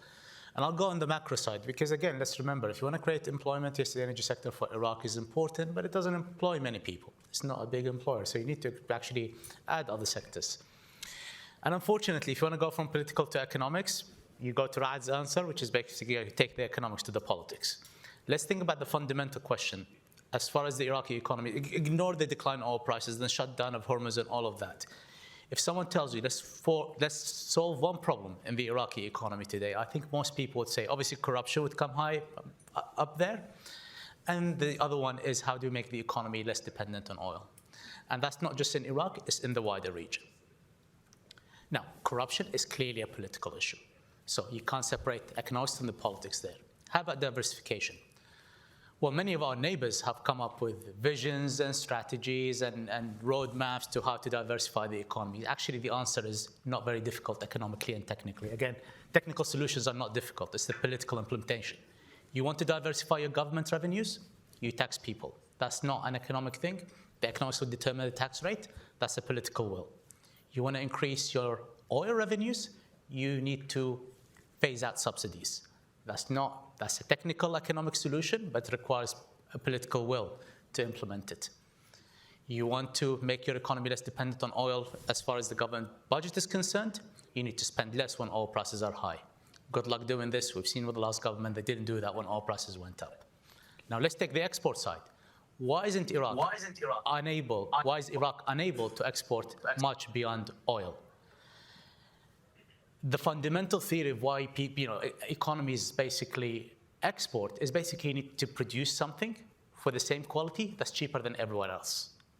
So why are Iraqi products not as cheap as anywhere else? It's because the currency is overvalued. Good luck devaluing the currency. We saw what happened last time when the currency was devalued and what happened to the finance minister. And you need to lower the wages in the economy. You need to lower the cost of production. Good luck doing that in an economy that employs 40% of people in the public sector, pays them double the private sector. So I'm sorry, you wanted to go from politics to economics. Economics will take you back to the politics because the technical solutions are not difficult. You don't need big documents. You need a strong political will to implement them, and that will be politically costly, which is why no one has done it so far. Great, thank you, Ziad. Question here in the front. Hello, everyone. My name is Hadil Ibrahim. I'm the Chief Strategy Officer at Ally Power. We have a patented technology that produces on-site electricity and water with zero emission. My question to Majid and Dunya, given the current challenges, what does Iraq need politically and financially to turn into faster deployment into these scalable and zero emissions technologies? Great. Thank you. Good question. Thank you. Dunya, do you want to take the first run at that? Sure. Well, I guess the first thing that the state needs to do is to have a clear vision of its I would say regulation and supply demand and loopholes in the supply demand. Majid was talking about transmission problems and the losses of electricity and trying to be more efficient. Once you get into that mindset of being into fully clean energy and being energy efficient at the same time, you really need to have a good regulation and a good view of your overall situation. So I guess one of the first steps that would be needed would be that, and that would involve to have the Ministry of Oil and the Ministry of Electricity cooperating together on this issue in full transparency. Today, you don't have that kind of dialogue that is so easy because it's still new. So I'm very optimistic about the fact that you have multilateral organizations such as the EBRD or the DFIC or IFC being very much supportive in introducing financing and in ensuring the introduction of investment into that sector away from the big players. So I guess it's work in progress, but it will happen. And I can tell you that over the past 6 years I've been in Baghdad, it has progressed a lot. I don't know if this is sufficient as an answer, Jeff, but... I'll take the optimistic take. Thank you, Dunya. Majid. Yeah, I'm not aware. I'm sorry, it wasn't clear exactly what the technology is that the lady was talking about. But basically, I'm building on what Dunya said. There needs to be a holistic view that looks at all the elements, including the different areas, if it's electricity, transmission, distribution, regulation, the tariff reform, not just the big contract on the big headline. And I've seen it. I mean, I remember sitting down with an Iraqi electricity minister who was very proud. $9 billion contract to buy GE Frame 9 turbines. And I said, who's going to build the power stations? And he said, well, we will. And, it didn't happen. And then the turbines weren't even stored well. A huge destruction of value through mismanagement, not because of corruption, actually. Because there hadn't been the holistic thinking of what is actually our capacity, our ability to implement this, and what else needs to happen for this purchase of the turbines to turn into electricity for the consumer.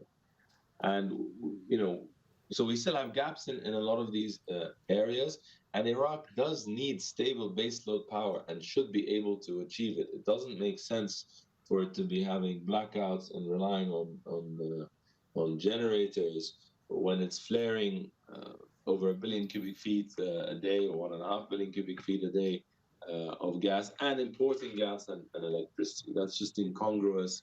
And it doesn't make sense. It should be able to achieve that stable baseload power and then add the renewables to it, like every other country that's with a successful energy policy has done. Good. Thanks, Majid. We're coming into the final minutes here. I want to circle back with one issue that I tried earlier, and Rod smacked me down. But I want to come back to the Iran issue, because it's been a strategic objective of the United States through multiple administrations to reduce Iran's malign influence in Iraq. And energy is obviously central to that. And certainly under Prime Minister Soudani, it was the Iraqi government's objective to reduce reliance on imported Iranian energy. Given the political context that we've talked about, but also the larger geopolitical environment, could I ask everybody to do a couple of minutes on what are the immediate measures that you would recommend to the next Iraqi government to advance that strategic objective? And maybe start with Dunya. Could you repeat again, Jeff? Sorry, I didn't catch very well the question. What the shortest path to reduce Iran's malign energy influence? Related. Yeah. Well, I think implementing your project is a good place to start, of course. Well, in fact, they are doing it in projects and in rehabilitating their, for instance, the Accelerate projects, and rehabilitating some of the infrastructure so that they can be less dependent. And they talk very openly about it, by the way. So I would like to see more investment in Iraq for various reasons, because it does provide the upscaling of talents, and it provides an upscaling of infrastructure, et cetera, et cetera. We talked about it. But the fact that they are vulnerable was made very clear to them today with this crisis, not least being vulnerable in the region. So I'm sure this will be one of the things that will be, I would say, a consequence of that crisis. Great. That they will they will pursue what they've started. Good. Ziad, you want to make a run at it? Sure. I mean, I'm not as intelligent as the other panelists. I'm a simple-minded economist who doesn't, think about maligned external influences. But I'd say in terms of priorities for this government, any government that has come to Iraq, I think there's a few. I think, one, it's hard to explain to people why Iraq imports gas while at the same time burning it. And it sounds like a low-hanging fruit, and I know there are efforts towards this, but just getting that is just simple, and it makes a big difference. I'd usually tell any Iraqi government that, please, if oil prices drop, don't get us into crisis. We're probably too late for that, so the next one has to manage the crisis. And the third thing I'd say, and again, I'll focus on the economics, is let's not have the... Since 2019, every Iraqi government that came had this weird pipe dream that a project that is multi-year, too long, and is frankly distracting. The Adel Abdi Mahdi government had a trade treaty with China that was supposed to solve anything. I don't know how, but obviously it's just distracting. Second, Kadhimi came with this white paper. Again, I don't think it was going to solve anything. The solution is simple, just implement. And the Sudanese government came with Development Road, a multi-year project where we don't do much capital expenditure in Iraq. If oil prices drop, this is the first thing that's going to be shelved, and I don't think is... And, in a region that's where trade routes are being disrupted. We're building a new trade route. So for the new government, let's just focus on the simple stuff. avoid crises, manage the current one, and avoid big pipe dreams. And if we can lower corruption and reduce dependence on oil, extra bonus. Great. Majid, you of course have been living with a front row view of Iran's malign influence, but what would your advice be? Yeah, so I think, rather it's about Iraqi energy independence, and for such a major resource holder, that ought to be obvious. So full credit to the Sudani government for Prime Minister Sudani to be the first that I recall to publicly state that as an objective, really to achieve that. And actually, even Iran, well before this war, was saying to Iraq, look, stop depending on us. We have our own shortage of gas and electricity in Iran.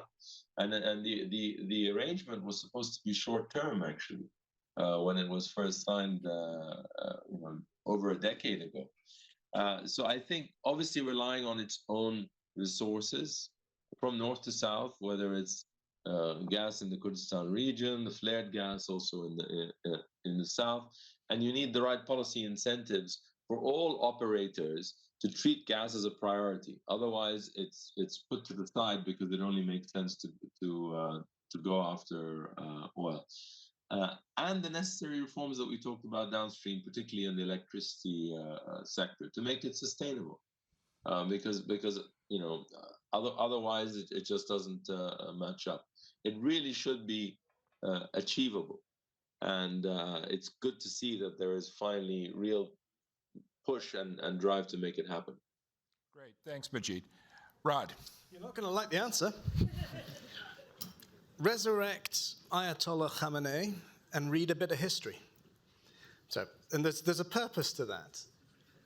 If Iran moves to a situation, if there is a solution in the Gulf to the present crisis that creates a circumstance under which Iran faces less US sanctions, where maximum pressure goes away, and Iran is open to foreign investment, then I suspect Iran will be a far more malign influence on the Iraqi oil sector than it is right now, for the pure and simple reason that they will suddenly become competitors for market share. And possibly in a world where we are going to see demand destruction as a result of this crisis. And that's, I think, the sort of flippant answer about read a bit of history. There's a sort of notion that Iran has become a malign influence in Iraq of late or since 2003 or, under the Islamic Revolution. Iran has sought to influence Iraqi policy for a lot longer than that. Ask Khashoggi and go back to 1975 and see how much Iran's influence in Iraq can change the balance of power. Now, the Shah happened to be a US ally, so Iranian influence in Iraq was acceptable. It's done by your allies. When it's done by your foes, even if it happens from the same geographical sort of source, it's looked at somewhat differently. I'm not naive about politics.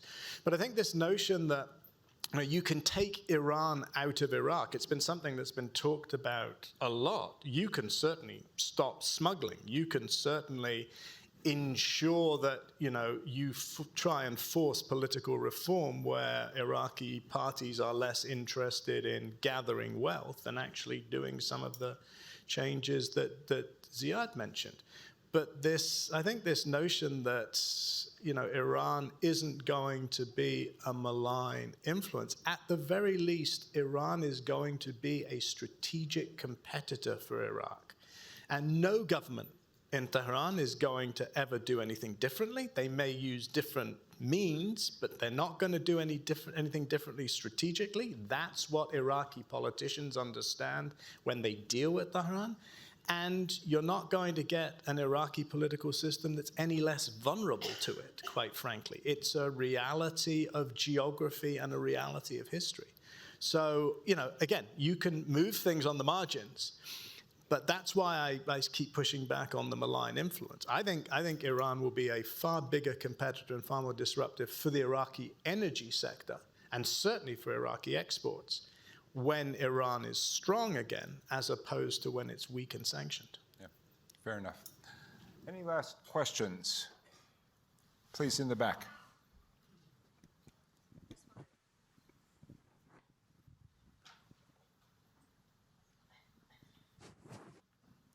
Hi, thank you. Thank you all. My name is Nathan Galloway. I am an analyst. I recently returned from about a year in Erbil. And my question is about China. They have, I think, recently announced almost $1 trillion total investment in Iraqi oil and gas sector. And I wanted to ask why Chinese companies are able to, or have been able to historically capture such a large percentage of the market over US and European majors, whether the profit sharing shift is more beneficial for the majors or for these smaller, maybe more nimble Chinese companies, and lastly, whether or how Chinese investment in the Iraqi oil sector is malign in the way that we talk about Iranian malign influence in the sector. Thank you. Good. So that's a very long question, but Majid, I'll ask you to take it and offer a quick answer. Sure. I mean, look, I don't think it's malign at all. And how have they been successful or omnipresent despite all the ups and downs? I think, and I don't know this for a fact, but the impression I get, they're willing to work for tighter margins or even no margins. They get government push to do things for strategic reasons, much as the Japanese used to back in the 80s and 90s. But access to energy is obviously fundamental strategic importance to China. And they don't have the same security risk or challenges. They don't get attacked by the militias. I mean, during the war, the only ones that carried on producing in Kurdistan unaffected, as if they were in Switzerland, were the Chinese and the Russians. So I think that's probably is a factor as well. I don't think the Iraqi government sees it as a problem, and they welcome the Chinese investment, but they don't want to be totally dependent only on Chinese companies, and therefore they very much welcome diversification, having companies from Europe, from the United States, from majors to independents, and companies from our own region, such as ourselves. I think that's what the Iraqi government wants to see more of, and I think that's the right approach. But they can do more on the policy reform side and the type of contracts. They understand that. Further improving the contracts. As I said, I think they need to really look at what they need to improve to attract more gas investment as well. Great. Thank you, Majid. That's a good note on which to finish. But I want to just first of all thank the panelists, all of you, Majid, Dunya remotely, and Ziad and Rod here in Washington, but also Victoria for teeing up this issue, which is so fundamental to Iraq's long-term future. And what I'd really like to leave with everybody is the point that I heard implicitly from all of the panelists, but especially from Ziad, which is that this actually isn't that complicated, and that in the current political context, focusing on some of the fundamentals, like capturing flared gas, creating the investment environment that will make Iraq attractive to the super majors, which in turn will bring benefits in terms of human capital formation and better leverage of Iraq's bountiful resources. So thank you all for the conversation, and thanks especially to our panelists.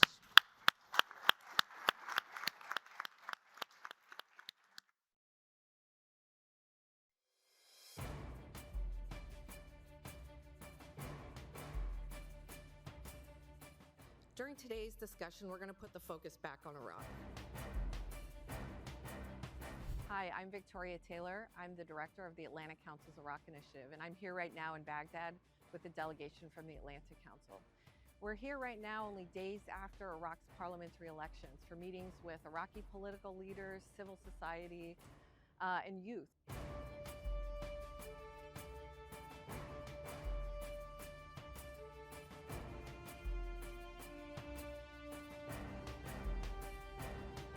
It's easy to see how Iraq can really get buried in those headlines.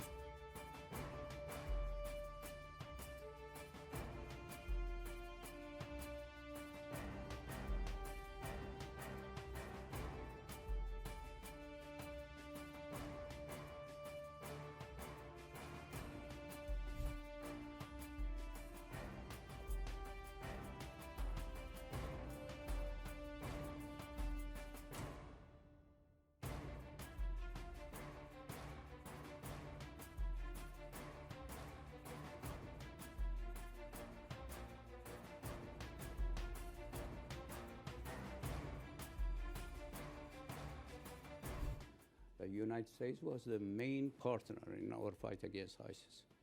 And thanks God. دخلت أمريكا على الخط تدفع باتجاه يخدم مصالحها. لكن إنه أنت عندك منظومة ماشية Yes, the راكدة United States joined ما راح تجي تتدخل وتغير. to support its interests, but you have your dysfunctional political institution. The United States will not meddle and intervene. There is now in Iraq, for example, serious momentum to break free from Iran's grip, from the politicians, not just civil society. بس عمليا أنت أغلبية البرلمان ما راح يحل نفسه، يعني لأن بعد سنة من الانتخابات والحملة الانتخابية ليش يصوت البرلمان على حل نفسه؟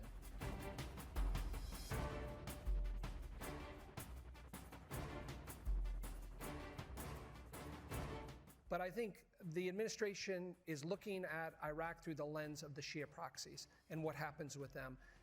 And if there is truly outreach to the United States and to the West, which there's been positiveness in that direction, I think they're at a kind of fork in the road in terms of what direction they go on that. I see 2026 as a year where Iraq is at a crossroad. Reinventing a new model will be key, despite the challenges that Iraq has to face with the neighborhood that is at high tension.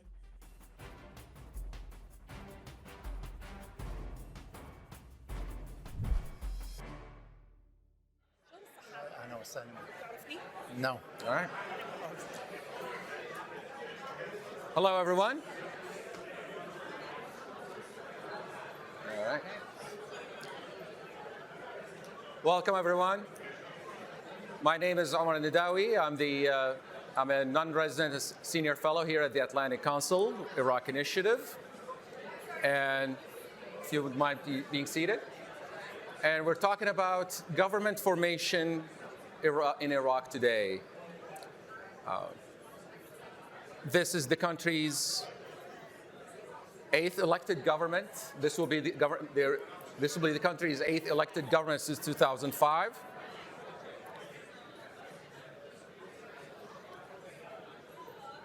All right. And these transitions are rarely dull moments. Each one has unfolded amid a different crisis. The government of Nour al-Maliki during his first term coincided with the insurgency and the civil war. Nour al-Maliki's second government emerged during a constitutional crisis. The government of Haider al-Abadi took office during the ISIS occupation of a third of Iraq. Adel Abdel Mahdi governed amid mass protests and the post-ISIS rise of militia power.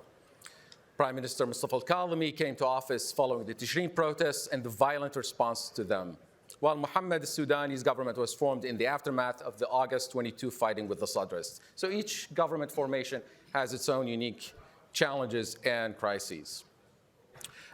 This one is no different. It also comes in a uniquely difficult moment. With us today to discuss these dynamics and the latest government formation issues are 4 distinguished speakers who bring immense knowledge and insight about Iraq and its politics. To my immediate left is Dr. Heyman Hamrami, who is a former Deputy Speaker of the Kurdistan Regional Parliament from 2019 to 2023, and he's currently a senior leader in the Kurdistan Democratic Party. We have Lahib Hijal, who is the Senior Analyst for Iraq at the International Crisis Group and is the Deputy Director for the MENA program. We have Dr. Ali Tahir Al-Hmoud, who is the Managing Director for the Bayan Center, Al-Bayan Center for Planning and Studies, and is a his research focuses on Shia political Islam. I think we'll also have Dr. Aqil Abbas, who is a non-resident senior fellow at the Iraq Initiative here at the Atlantic Council, and he's an expert on Iraqi politics and sectarian identities. He's back. Yeah. Okay. Welcome back, Aqil. So I want to start with you, Lahib. Help us put this situation in context. What is different, what is special about this government formation process? And what are the main threats and challenges it's going to face, especially those that are emanating from the US conflict with Iran? Right. Thank you so much, Omar, and thank you to the Atlantic Council for organizing this important event at a very critical time for Iraq. It always seems to be a critical time for Iraq, but I think this government formation is occurring in a quite extraordinary situation with a regional war that has probably escalated beyond most people's imagination. Iraq has been caught in the middle of it, becoming both a battleground between the warring parties and also a staging ground in this war against its neighbors and also against its own interests inside the country. And we didn't have a government, a permanent one in place before the war happened. The Sudani government was a caretaker one. It's limited, I think, and restrained the government's ability to respond in a preventative manner to what happened in Iraq and rather became reactive, both in terms of how the US and Israel conducted its war through or above the skies of Iraq, and then also in terms of how Iran has responded. And of course, we always talk about the Iran-aligned groups in Iraq and how they were activated in a way that we haven't really seen before, certainly not since 7 October, although other partners of Iran's regional axis were quite active. The Iraqi groups were probably those that were the least active. And I think the difference here is, of course, related to the fact that this has become an existential war for Iran. Iraq has been the sort of last line of defense. And so the degree of escalation that we've seen against US interests, whether military or diplomatic or even energy infrastructure, the targeting of the Gulf Arab states, extensive targeting of the Kurdistan region on part of these groups follow this pattern. And so those challenges are going to remain, I think, for the coming government in the sense that the war is not over. We don't know if there's going to be a resumption of hostilities. That is still a possibility. We, of course, all hope for some sort of deal that would put a stop to this. But even then, the challenges remain for the government in the sense that it does not have an answer yet, I think. And it's not particularly the government. I'm really talking about the political forces behind it, which are mainly the Shia ruling coalition or the coordination framework in terms of how they are going to deal with the Iran-aligned groups and how they might position themselves in the aftermath of this war. And then the other side of the challenges, which are extraordinary as well, are of course the economic ones and the fiscal crisis that Iraq will probably face in the coming months if the Strait of Hormuz remains closed and if Iraq cannot export its oil, which it relies on for more than 90% of its revenue. So I think I'll... So it's going to be an unenviable job, to say the least. Yeah. Dr. Ali, I want to turn to you. I think I can fairly confidently say that most people in this room had not heard of Ali Zaidi, the Prime Minister designate, prior to April 28, when he was nominated. How did he emerge as the consensus candidate or partial consensus candidate? Because we know that some leaders of the coordination framework did not endorse his nomination. How did he emerge as the nominee of the coordination framework, or what do we know about him? If you can help us with that. Thank you very much for the Atlantic Council and for Victoria for the generous invitation and for this brilliant introduction. Mr. Ali Zaidi is one of the insiders, I mean, the Iraqis of inside Iraq. This is an important point because he has been an internal figure. He studied law in Al-Mustansariya University in Baghdad, and it seems to be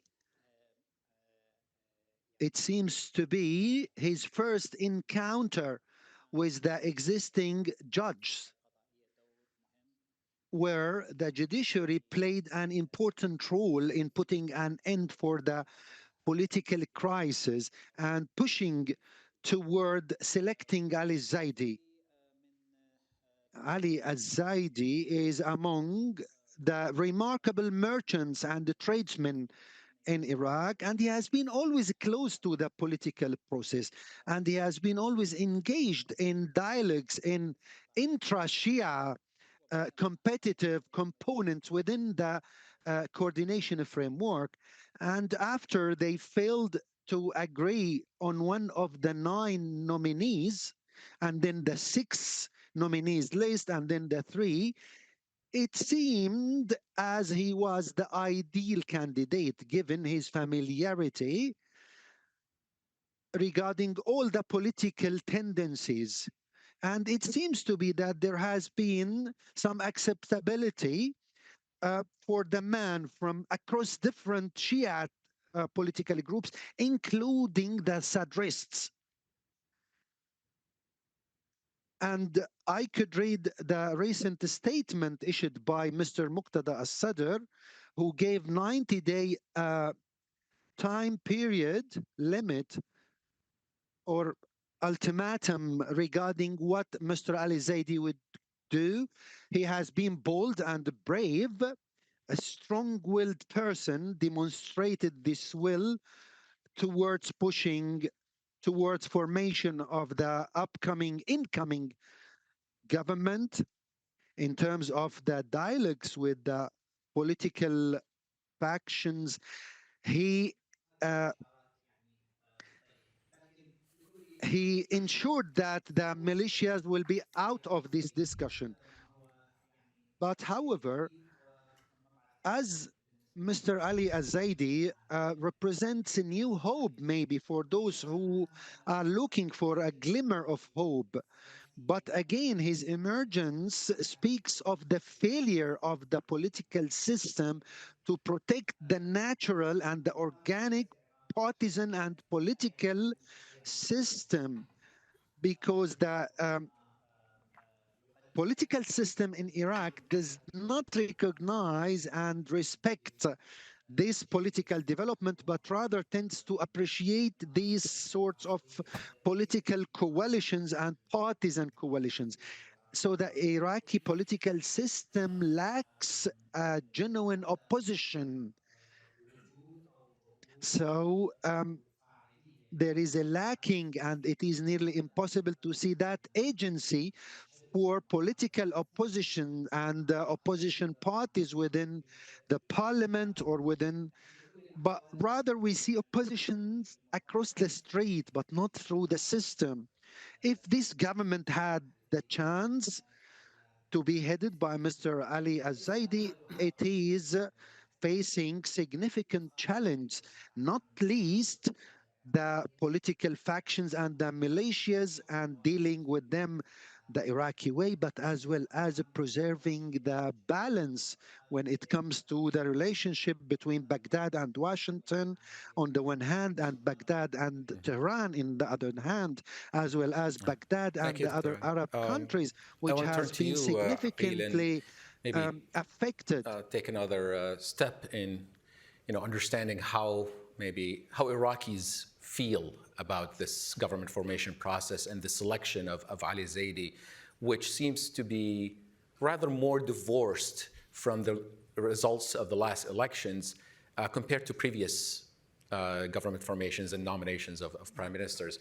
How do Iraqis respond to this? How do they see the legitimacy of the of the government formation process? How do they react to concerns about conflict of interest, given the vast business interest that the prime minister designate have, and there are also allegations of improprieties in these business dealings. What's the public's perceptions or reaction to this? Okay. I mean, first of all, it's just, I think the process for many Iraqis, and we're talking about opinion makers, journalists, the people who make their voices heard. It's the major complaint with which I share is that the process is ambiguous. How does the coordination framework settle the differences? There's lots of competition inside. How things are settled within it? Is there a process that we can follow? Are differences settled by elections, taking votes inside the coordination framework? So I think this is one source of worry, complaint, feeling that people in the end are not asked to participate in the process beyond election. You cast your vote for a political party, and then you get a businessman who has nothing to do with politics or the parties that you voted for.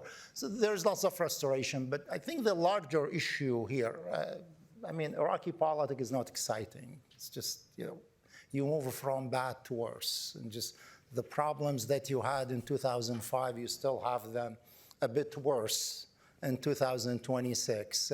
Every government formation process is long, full of bumps, ups and downs, and just so there could be a little bit of excitement for some people, but the general direction is that we're not on a path of improvements. This government deals with the problems, tries to solve them partially, the other government adds to it. We don't have this process. I think the process that most people complain about is that the power of parties, the power of the military groups, fasa'il, is increasing at the expense of the executive power, at the expense of state institutions. And that these parties and these militias, armed groups, are taking more and more on an institutional form while undermining the institutions themselves. You don't have a coherent state in Iraq after 22 years, since Saddam was overthrown. So I think most people are divorced from the process, upset.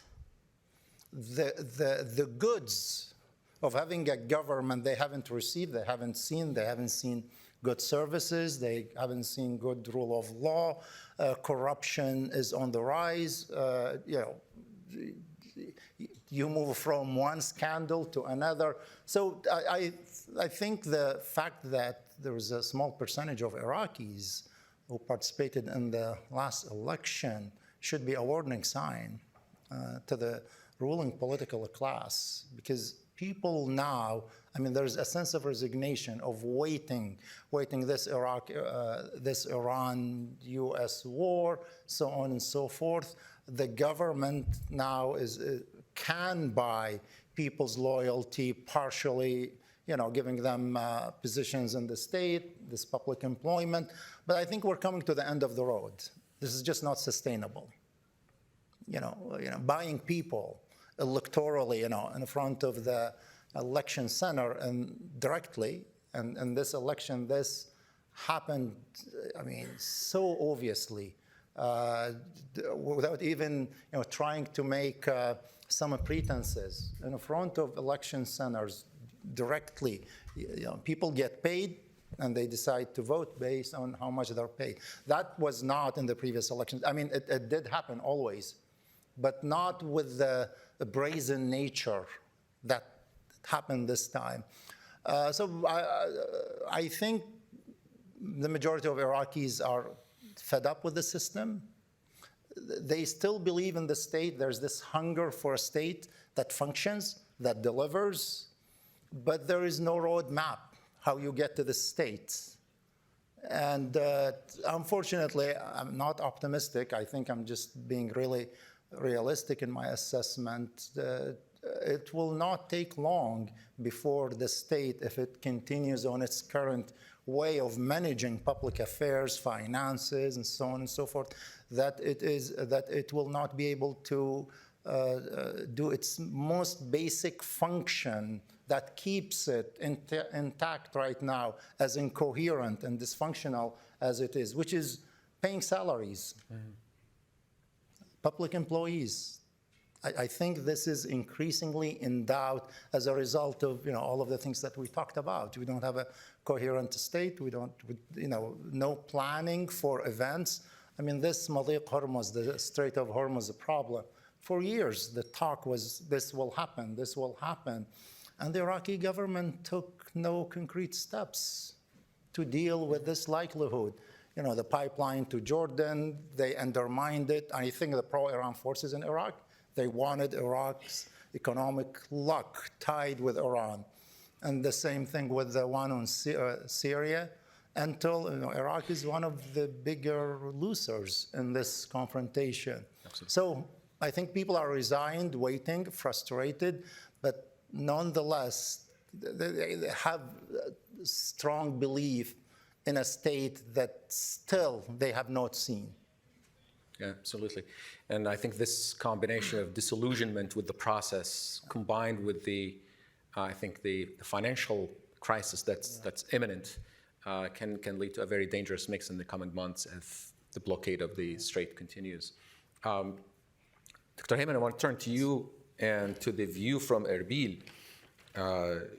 The last 3 or 4 years in relations between Erbil and Baghdad during the government of outgoing Prime Minister Mohammed Soudani have been turbulent. There have been repeated attacks by militias. There have been efforts to re-centralize power within in Baghdad.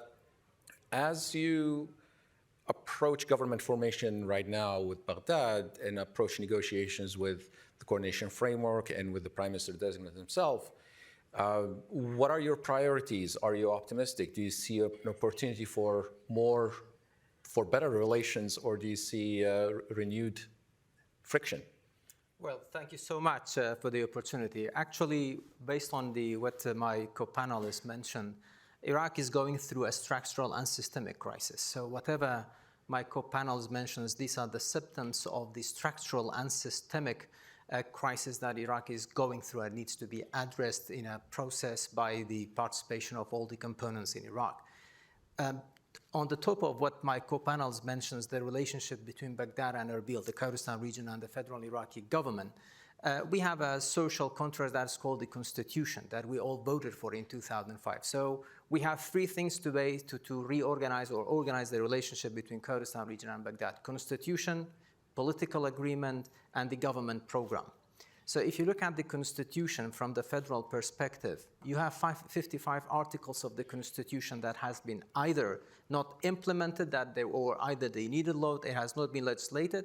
If you look at the political agreement, just as recently as Mr. Prime Minister Soudani's government, we had a political agreement with him. We had 20 points political agreement with him, and we had a government program, 67 points. 67 plus 20, 87 points that we had with this Prime Minister. Only 4 points of them were implemented, so 5% of that agreement. So if you have the Constitution that there is no abiding by that, if you have a political agreement that's not implemented, if you have the government program that they are not abiding by, so this is a sign of that crisis that we have. So that's why the perspective from our leadership, we had a delegation led by the president of the region, Mr. Sirvan Barzani. We had an agreement. It is signed with the framework of coordination because this is the political, let's say, body that we have that agreement with. And the basement for that agreement is that we don't want more than what we have in the Constitution. So sticking to the Constitution, working together, going back to the spirit of the Constitution is the most important thing for us. Because all the Iraqi presidents, all the Iraqi former prime ministers, they all promised and they stipulated in the political agreement, in the government program, for example, those things that matters for federalist relationship between Kurdistan region and Baghdad. For example, the Federal Council, legislating for the federal court, the oil hydrocarbon law, all the other related issues to this federal, that arranges the federal system between Kurdistan region and Baghdad. So that's why what we feel from Erbil right now, as it has been mentioned in the other panels, is a strong return to decentralization in Baghdad at the basis of at the expense of the federalism in Iraq. That's why we need a frank discussions, looking at all the source of these issues between Kurdistan region and Baghdad. Even if there is a perception in Baghdad that Kurdistan region is overstepping its constitutional entitlements and it's acting more than federal region, we have to discuss it. Where we have overstepped, where Baghdad has not abiding by. So there are these two perceptions. Since, as I mentioned, constitution has not been implemented, and Baghdad, they are dealing with Kurdistan region from the existing legal perspective and the legal ecosystem that is more centralized of the laws in the Saddam era. And we are dealing with Baghdad from the constitutional perspective. And there is a gap. That gap needs to be bridged. And it's not about being optimistic or pessimistic. If it was about personalities, with all respect with the other prime ministers in Iraq, maybe no one more than Adil Abdul Mahdi has that strong personal relationship with Kurdistan region.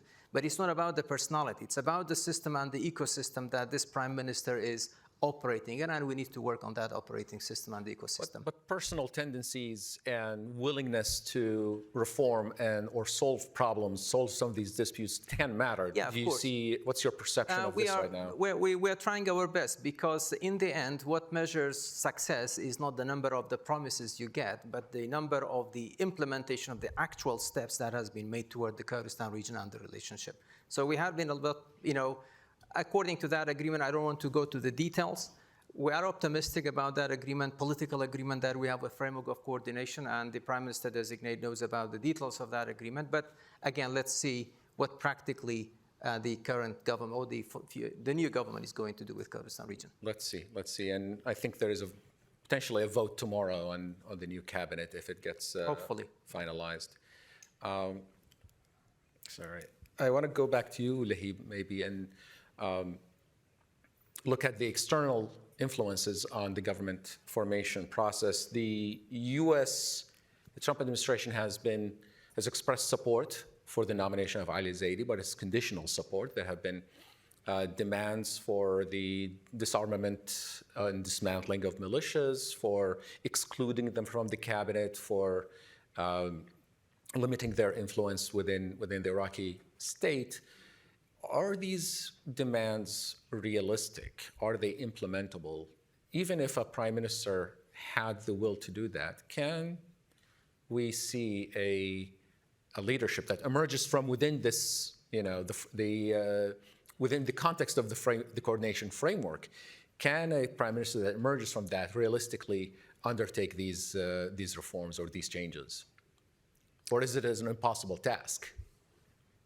I think under the current circumstances, it is quite an impossible task. And the main reason for that, I think, is because all parties in Iraq, including the Iran-backed groups, are hedging in terms of the outcome of the bigger war in the region. And I think that right now, there is a sense in Iran, and I think among Iran's partners in Iraq, that they are quite emboldened, that they have made it out so far well. We don't know if there's a resumption in hostilities, what's going to happen, but it appears that the US is quite constrained in opposing its conditions on Iran. And I think also there is a sense that if you try to make a deal with the US at home, what is that going to deliver for you? So does that mean that they will be accepted into the political system, for instance? Or will they be eliminated? And I think for the current prime minister, and actually Ali already mentioned a few indications of how he is trying to at least remove, even if you see it as superficially, some of the personalities that are tied to Iran from important ministries or important portfolios. And I think to some degree there's an understanding among Iraq's ruling coalition, the coordination framework, that needs to happen at least temporarily. Mm-hmm. So you would probably see, the Ministry of Oil and other important ministries kind of saved from personalities that potentially would create some friction. But in terms of disarmament, as long as there is a risk for the resumption of hostilities, I don't think that disarmament will happen under these circumstances. And so the question is, what is it that the Iraqi government can realistically deliver to the US during this period? Would it be possible, for instance, to come to an understanding with these groups in terms of limits inside Iraq or how they conduct themselves? It has been possible in the past, but I think that now, in contrast to previous rounds of escalation after 7 October, all bets are off between Iran and the US. And so I think it will continue to be difficult to constrain them. But having said that, some of these groups are more pragmatic than we imagine. And they have indicated that they are. Their economic interests and their political survival in Iraq, I think, is more important to them. So if there is a calibrated approach here, and where the Iraqi government very clearly explains to the US side what it possibly can do and what its constraints are, and if the Trump administration can show a degree of patience, there might be a roadmap that can be worked out. But with the big caveat, again, that we don't know what the outcome of the war is. Yeah. Dr. Aqil, I want to go back to you and kind of think about the other side of this equation. How is Iran's attitude evolving towards the prime minister designate? There seems to have been initial, acceptance and a little bit maybe more caution in the last couple of days. We saw reports about Ismail Qani being in Baghdad and making, trying to push back against some. It seems that Iran has some apprehensions about where this is heading. What can you tell us about this? Yeah, first of all, I think Iran's preferred situation is that to maintain the status quo. No government is formed. This current government with limited power cannot do much. They always have the alibi, well, this is a caretaker government, just can't do anything. And that gives more power to the militias or Haji Hamid, okay, to run the show. The Iranian man, the Revolutionary Guard in Iraq, who it seems that the Iraqi government cannot do much about, the guy who calls the shots. That's Iran's preference. So when the war ends, we can talk about Iraq, and we could use even the government formation as one card, in negotiating with the U.S. But because the militias overplayed their hands, they just went too far in terms of kidnapping people and bombing, so on and so forth. The U.S. pressed hard, come up with a government, and they came up with this proposal, Ali al-Zaidi, and I think Iran initially approved of it. Minister of Foreign Affairs, Abbas Araghchi, called, congratulated. It seems that the Iranian intelligence, Ittala'at, was also in approval. And so the process started. Somewhere midway, something changed. Qani came. The Iranians got worried. Why did they get worried? I think it's just the outpouring of Western support and regional support for this prime minister designate just took them off. It's just like, what is this? Is this something that could be out of control? And Qani came. Of course, Iraqi politics is opaque. You have no transparency in anything. It's hearsay, like, the old wives' tale. But there are some indicators. I think Iran wants to put enough hurdles that this government doesn't go through without coming, publicly or semi-publicly against it. So it's the Iraqi process that would fail this process, that would fail, the government formation. Iran has interest that no government is formed with full powers because the United States doesn't have anybody to pressure or nobody to talk to. It decided that it's not investing more in Sudani. Sudani has limited powers. And because the war is not over, we could be episode 2 soon, I don't know. So Iran is interested that Iraq remains a theater that it could use to pressure the US militarily and in other ways. And that might not be easy with a new prime minister supported by the US and one who actually claimed in certain meetings that he cannot govern with the existence of the militias the way they are. So we have to bring everybody under control. So I think that's enough warning signs to Iran to move in and says, no, put a stop to this. However, I always believe this, the Iranian hegemony, and there is Iranian hegemony in Iraq, some of you might not believe in it, there is, okay?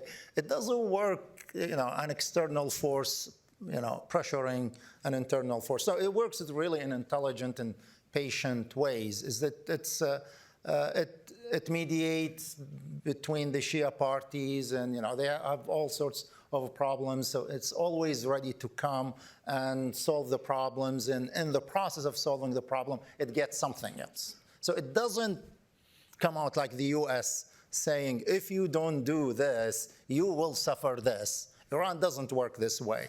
It does it in a softer way. Why do I say this?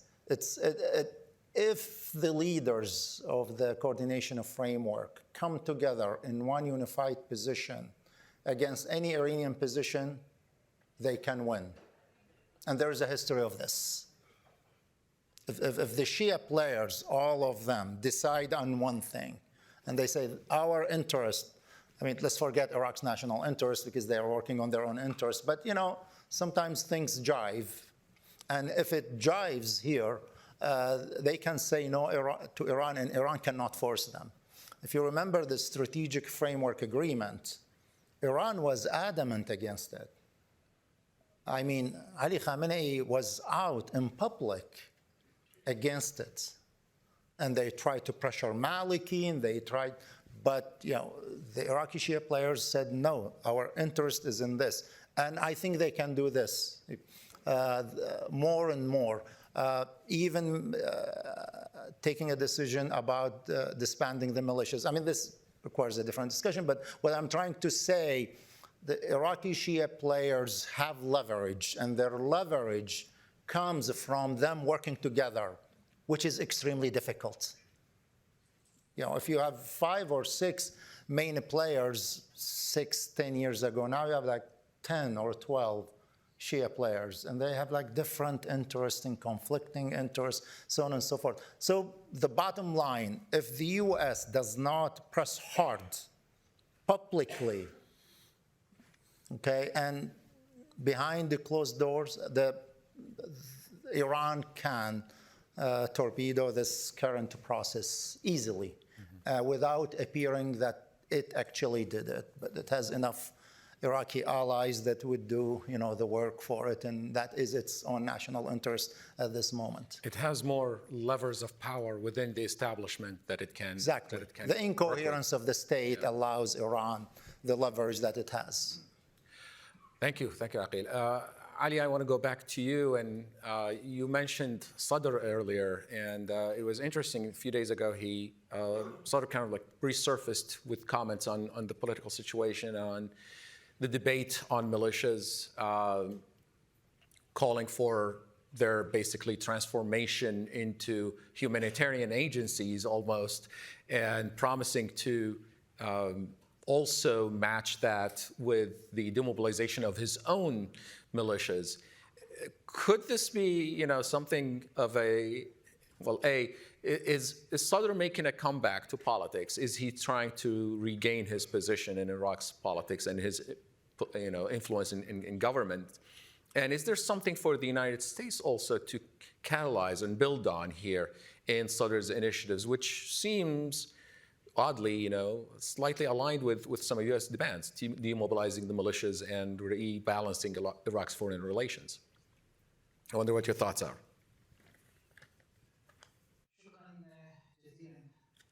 Thank you very much.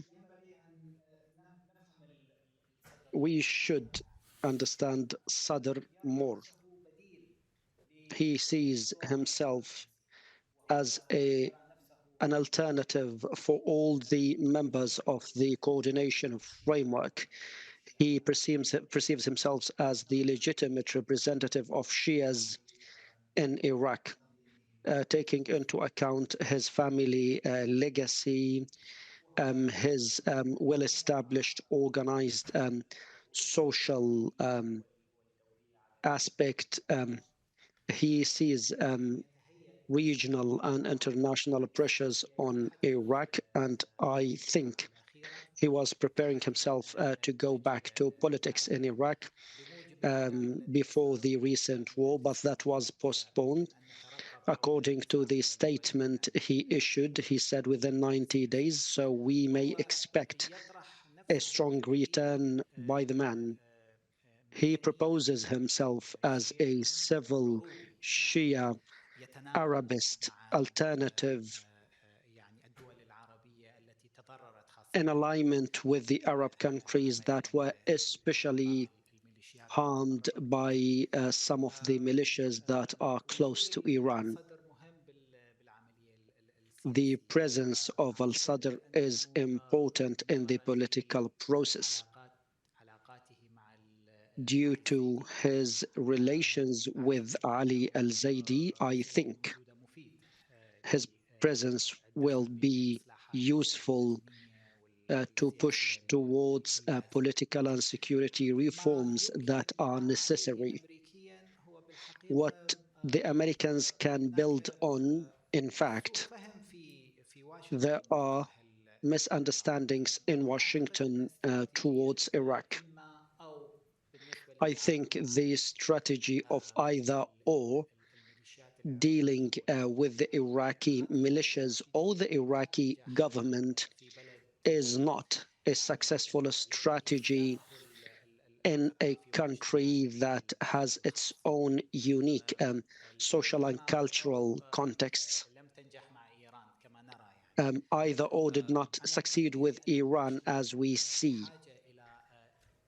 I think that Washington need to adopt or think of a strategy to exit that both Washington and Baghdad wish for, in which strategy people's dignity is maintained. Those people who portray themselves as resistant movement against the occupation and against ISIS. So their dignity must be maintained and must be dealt with in the mindset of the transactions and the deals. I think that Muqtada al-Sadr is not far from that reality. I think that Washington needs to give some symbolic indications. For example, in the field of economic reform, more than 50 banks in Iraq are accused of corruption, money laundering, and money smuggling to Iran. This might be true, but in 23 years, we do not have any branch for any American bank in Baghdad to be the symbol, to be the role model, or the alternative that Iraqis deal with instead of small banks that are corrupt and close to some groups. For the past 23 years, we didn't have direct airways between Baghdad and Washington. This is something that Iraq need to be presented as a balancing act to the relationship with Iran, as we see Iran is selling gas because it needs energy. These things must be thought of. I wanted to comment on what my colleague from Kurdistan said. I second that opinion, and that Iraq is witnessing a structural crisis in its political system. This also includes not only Baghdad, but Erbil. For months, Erbil had no government by law. We've heard too that there are political forces in Baghdad who want to utilize this to file a lawsuit against Erbil. This is bad. In fact, the Iraqi system is moving towards more centralism or despotism.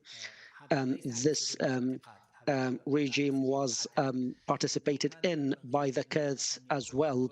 This is not to blame, but the Kurds must have been more engaged in Baghdad. For example, imagine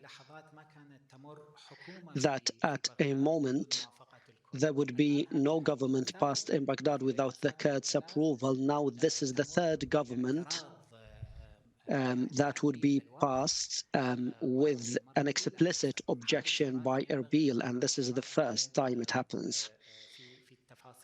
This partnership must be a partnership in the details of economic reform, rights, freedoms, the freedoms that are being violated in Baghdad. Erbil would pay for, after all. Why do we have 21 articles in the Iraqi constitution that talk about rights and freedoms, but the civil Kurdish forces are not participating? And we mentioned also that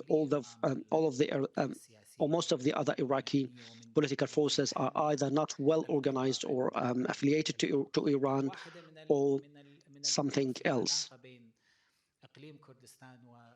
Another point regarding the relationship between Baghdad and Kurdistan, KRG region, is that political cases turned into judicial cases. This is risky because it might lead to the politicization of the judiciary or the engagement of the judiciary in things that the judiciary does not want to be involved in. That dialogue between the political forces or powers led to no understanding between the traditional leaderships in KRG and in Baghdad. Ali, you bring with the new generations in both. Point here with the judicial intervention by the judiciary in political affairs, and I want to also get Heyman's comments on this.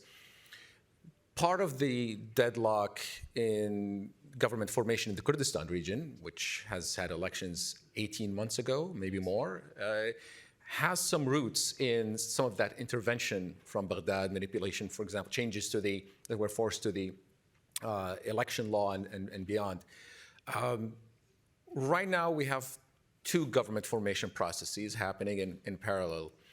Can we expect progress in Baghdad to facilitate a breakthrough in between Erbil and Sulaymaniyah, or can we expect the opposite, that the stalemate in the Kurdistan region is going to impede progress in Baghdad and prolong both processes further?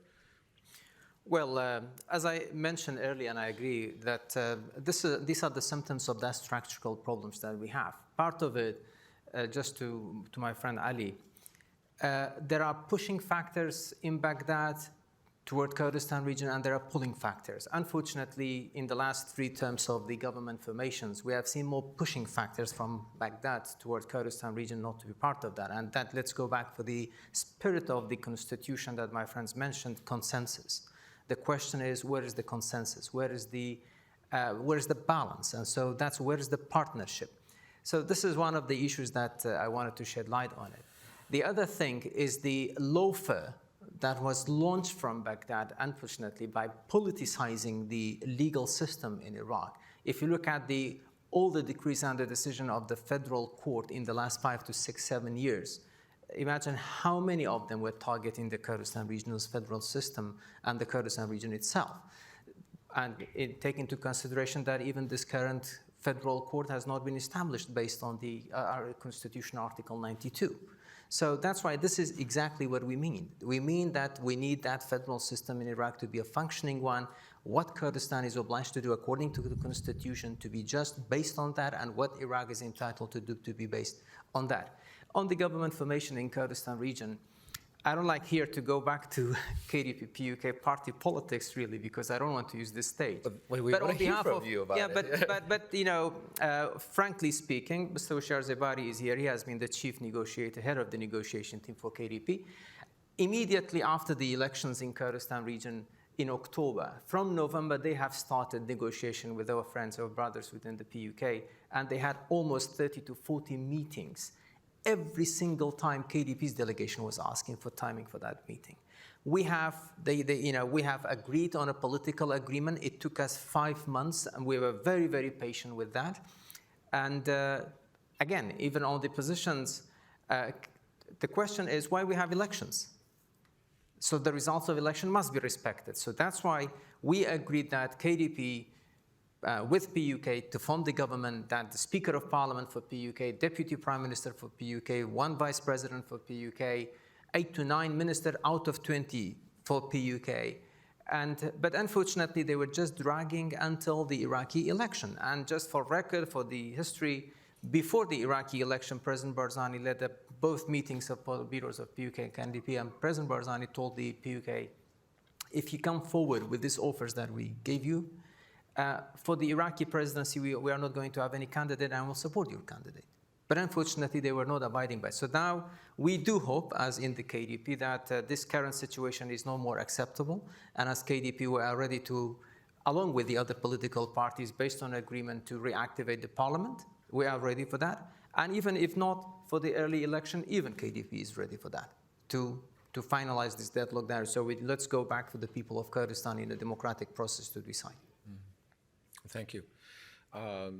I think it's time perhaps to take some questions from the public and from the audience. And I see that we already maybe have a question coming in. I'll start with that. And the question says, there seems to be always institutional and legal hurdles between Baghdad and Erbil, which makes the advancement and prosperity of Kurdish citizens more difficult, as we saw under Sudani. What advice would you present to Ali Zaidi to help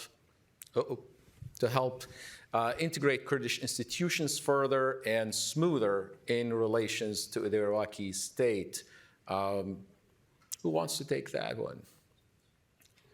Oh, Heyman, why don't we start with you? Maybe you will have some advice. Oh my God, it's not easy to advise.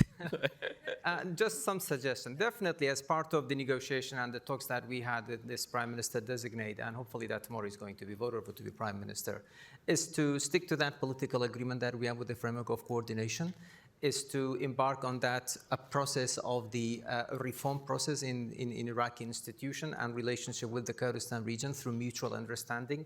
And definitely all these reform packages that Prime Minister Masroor Barzani managed to be successful in the institutional building in Kurdistan region in terms of the digitalization, banking system, providing 24 hours of electricity to the Kurdistani people. Those are the kinds of the things that we can share with Baghdad, and definitely also to be working on the joint economic issues to have more interdependence between both Kurdistan region and Baghdad. I want to actually take maybe a follow-up question on that. Can I take a shot at this? Of course. I'm sorry. Yeah. Please do. Yeah, I don't foresee any problems between Baghdad and Erbil on the path of solution. And the reason is really structural. I mean, the two sides, they just resorted to the politics of deals that would last 6 months, a year, and they collapse because they felt Baghdad is more to be blamed. Kharji has,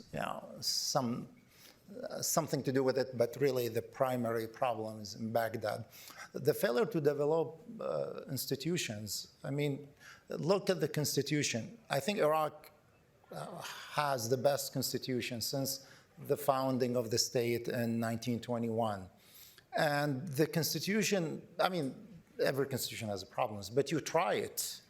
You try it to the fullest extent, and then what does not work, you try to amend it. Well, this constitution was never tried fully. I mean, we have 45 laws stated in 50-something, stated in the constitution that they need to be legislated. And these could take care of lots of problems. Haven't been legislated. We can talk about the hydrocarbon law. We can talk about the federal court law. We can talk about the union, Majlis al-Ittihad, whatever they call it. Union Council. Yeah, Union Council.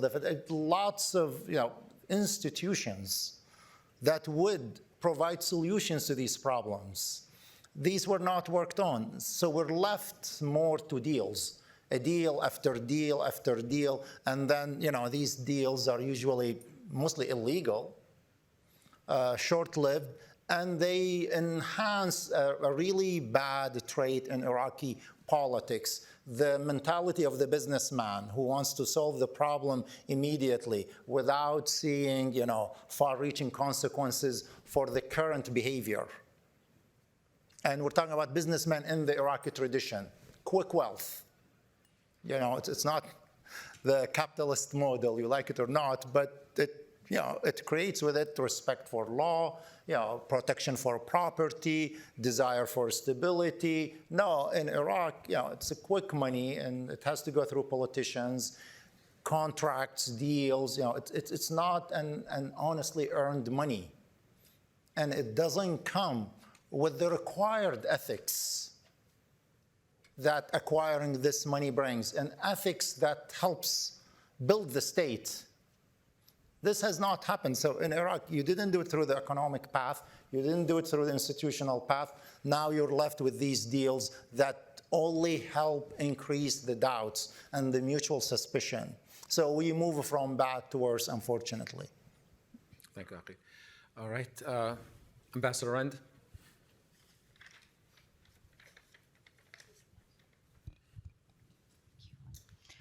Yes, thank you for taking my question. We've spoken about the Kurdish role in government formation. Of course, we've also spoken about the Shia role in the shape of the coordination framework. It seems to me we keep forgetting that there is also a considerable Sunni community in Iraq, which must be a partner or take part in this government formation.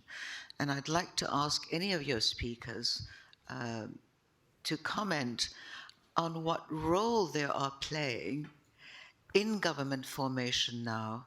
What is their relationship, if any, with the Prime Minister designate?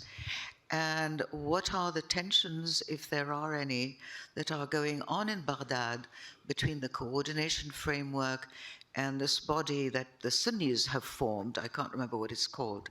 So if somebody could address this, please. Thank you. My 2 cents is that it's purely transactional within the Sunni political elite. That's been the case, I think, for almost a decade. There's a gradual but steady decline of policy priorities and an overemphasis on what can we get out of this.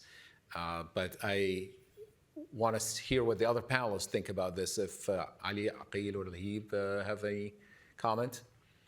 We are Sunnis. I have something to say.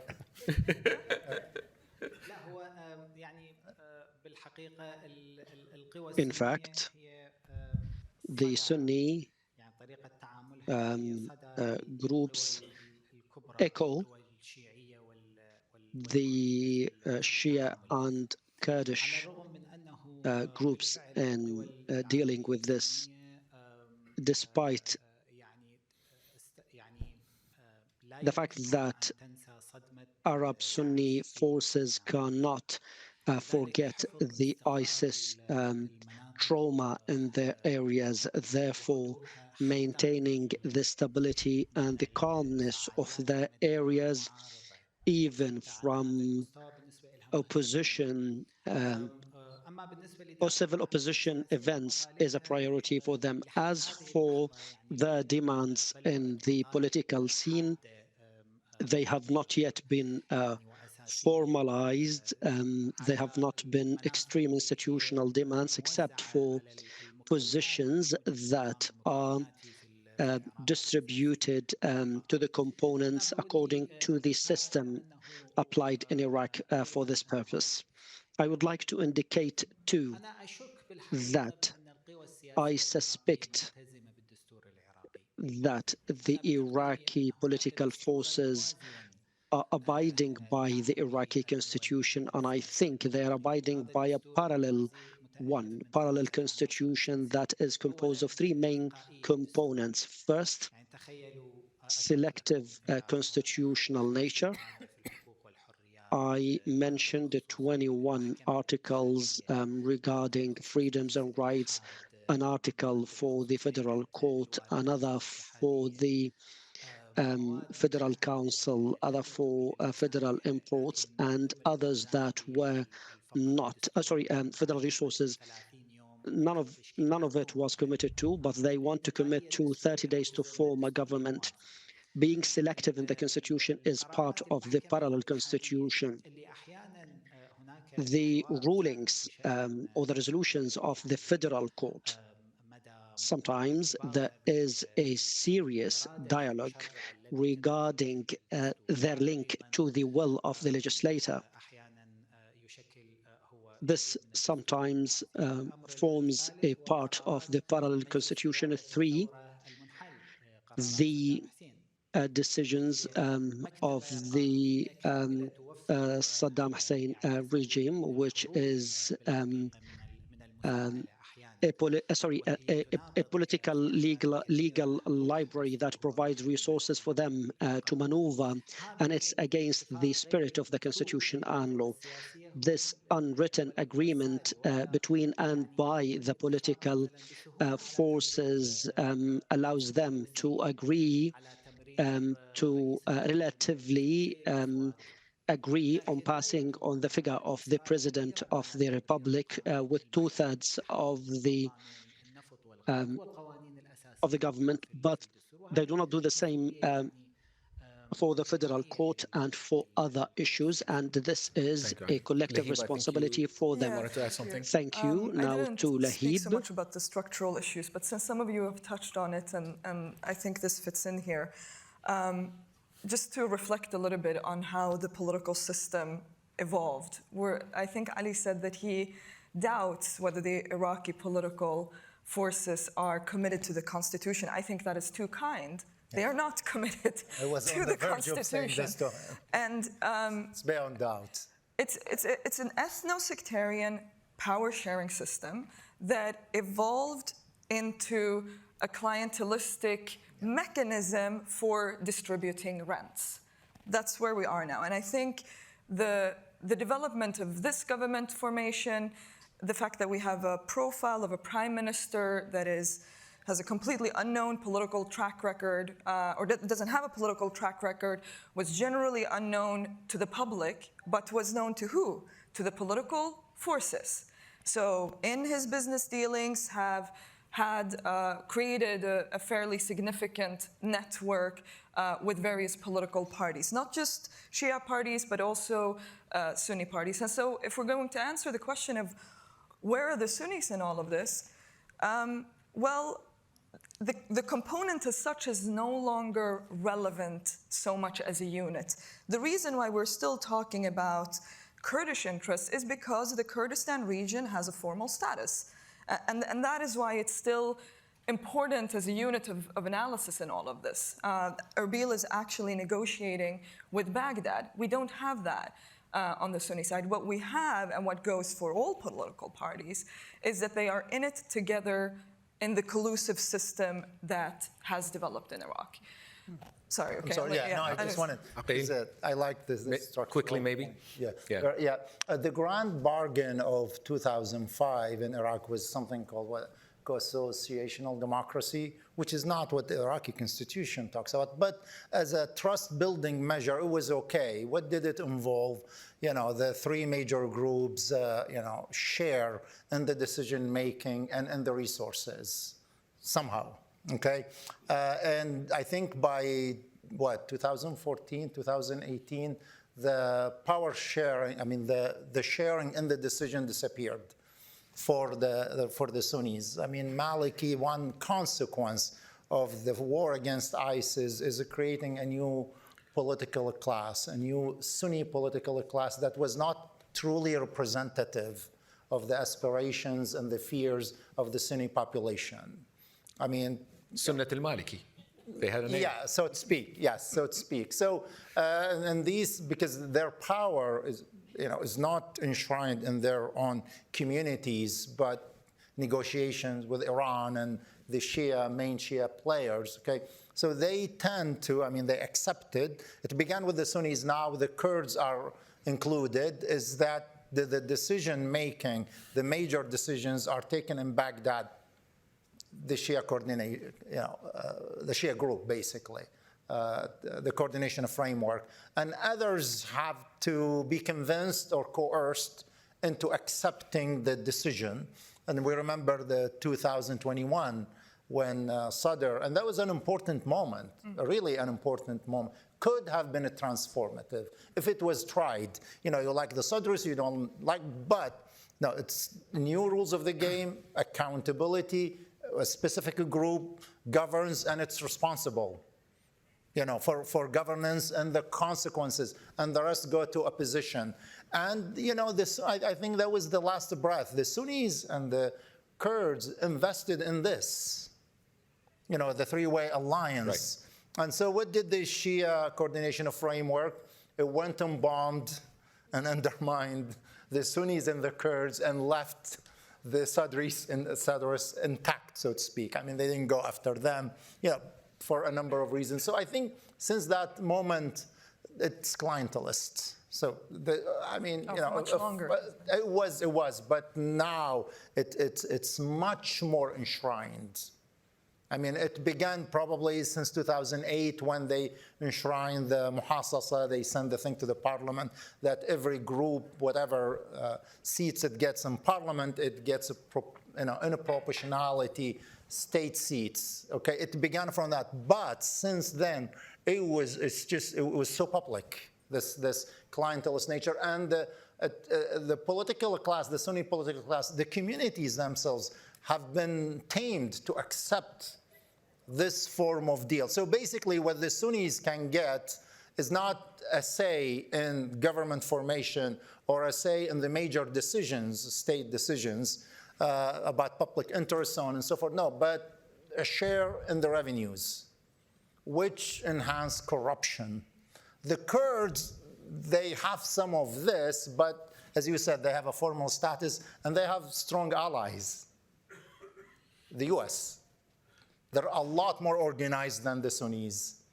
And, you know, and their allies actually came to their help when, you know, the Supreme Court, the federal court in Iraq started just passing all these unconstitutional, you know, judgments about the Kurdish parliament, so on and so forth. So it's, the power is more concentrated, but in a clientelist, you know, way. And those who monopolize power do not agree on a vision. I mean, you say, okay, well, we tried the grand bargain, it didn't work. Let's do a majoritarian system, where the Shias rule. But the Shias don't have, and I mean, you know, the political Islamist party is not, they don't have a vision. They don't agree on anything. And sometimes they use the Kurds other than the sharing of, of how to share the resources. Let's take another question, sir, here. Thank you again. Please introduce yourself. Oh, yeah, again, Heja El-Sindi, academician based in Virginia and previously in Kurdistan region. I have two quick questions. One in English, I'll address it, and the second, if you may, in Arabic. Both are to Dr. Ali. First, Mr. Omar asked you, the moderator, first, who is the prime minister? And my question is not personal at all. I'm interested because I also teach these topics, you know, strategic leadership. And you said he's a tajir, merchant. I was expecting that you would say he's a businessman, Rajul A'mal. You might have said that as well. My question for you, Dr. Ali, and you had a think tank, and you're an intellect, and I followed on, you know, on your talks as well, and I admire you much. Why would Iraq need a businessman? And again, this is not personal.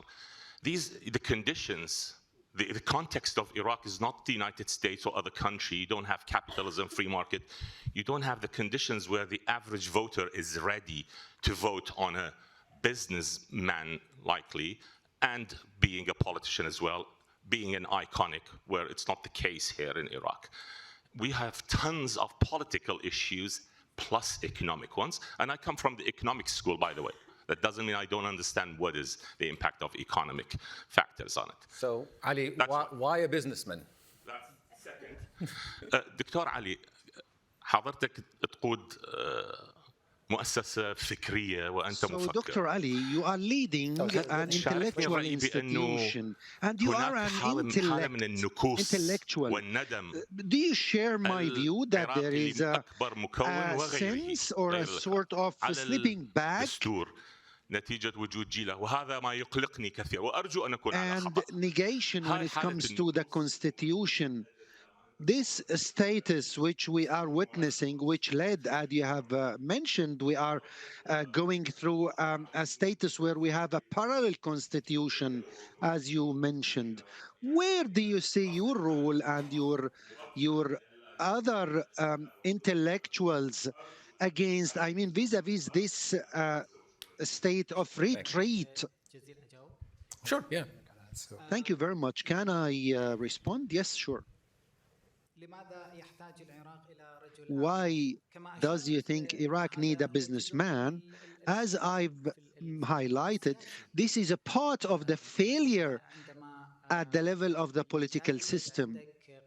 When there is a lacking, developed, matured political party system, which creates the environment for the emergence and growth of political parties independently, you won't imagine at any given moment that you will have a non-political figure emerging.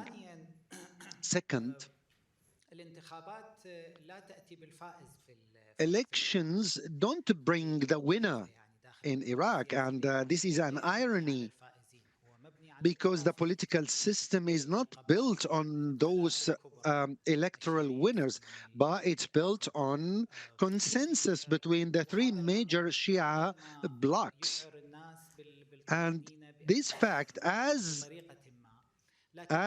reassuring it is, it undermines and jeopardizes governance at the same time, and it affects the provision of services. And these businessmen and merchants who are close to the political elite, they have their own interests in stabilizing this political system, and perhaps this is where al-Zaidi succeeded. I mean, the Iraqi society is not regretting this coalition. The opposite, contrary, we are proud of this constitution, and other concerns are about the lack of sufficient implementation and appropriate interpretation of this constitution.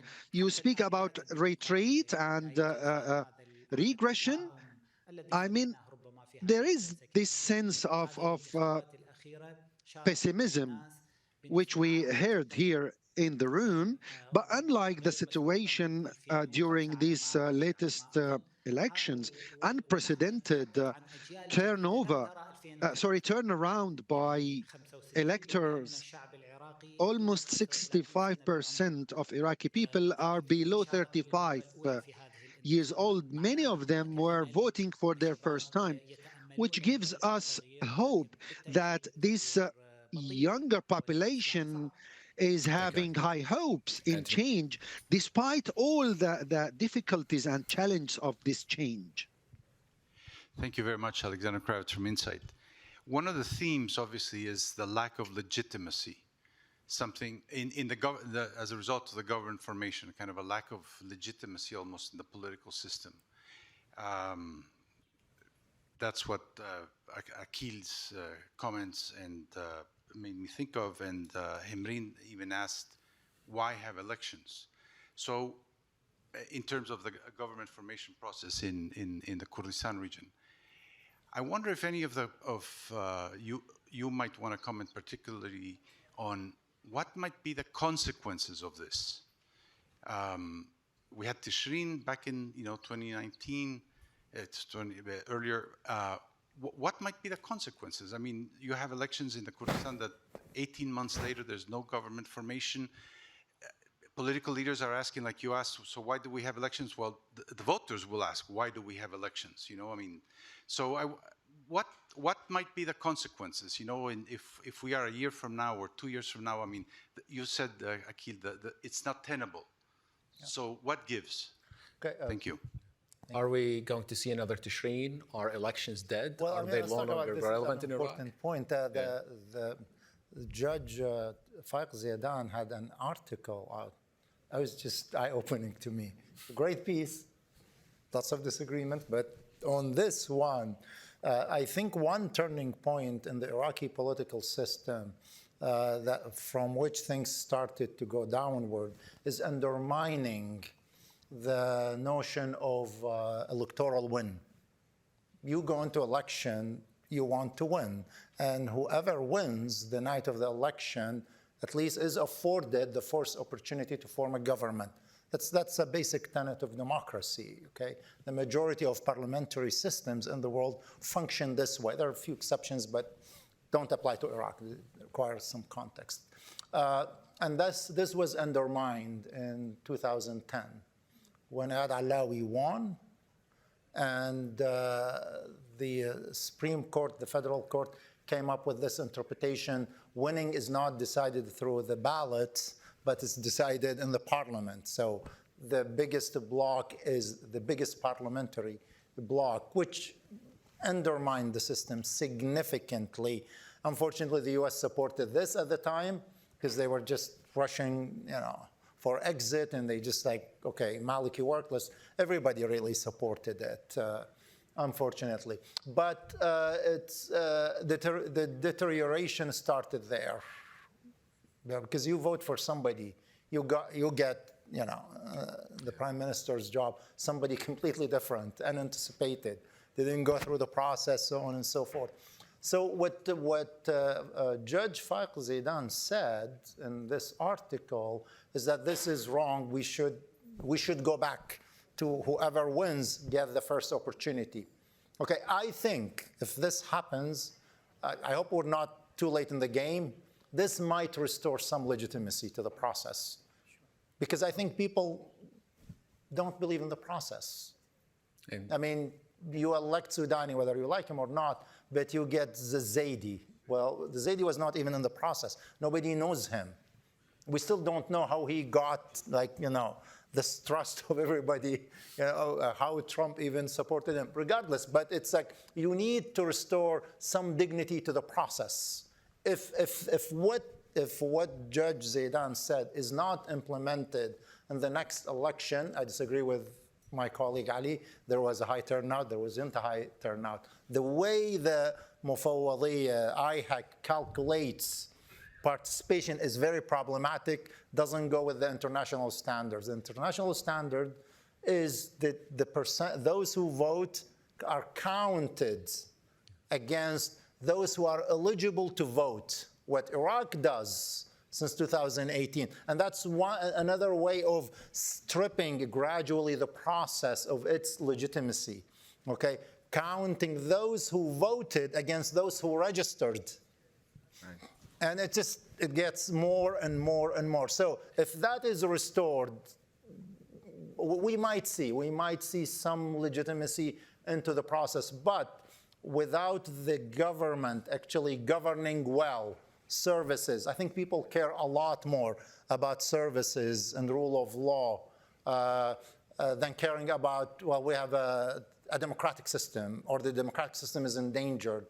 This is an elitist question. Most people don't see a benefit from this system that you call democratic, in terms of services, in terms of job opportunity, in terms of the improvement of their daily lives. That's why people compare with the Saddam times. Really bad. I mean, the comparison is between the bad and the worst, rather than the bad and the better. So I hope there is hope, and I'm not being optimistic. Let's all join you in hoping for a better future. Unfortunately, this is all the time we have for this discussion, but thank you so much for being here. And please join me in thanking our panelists today.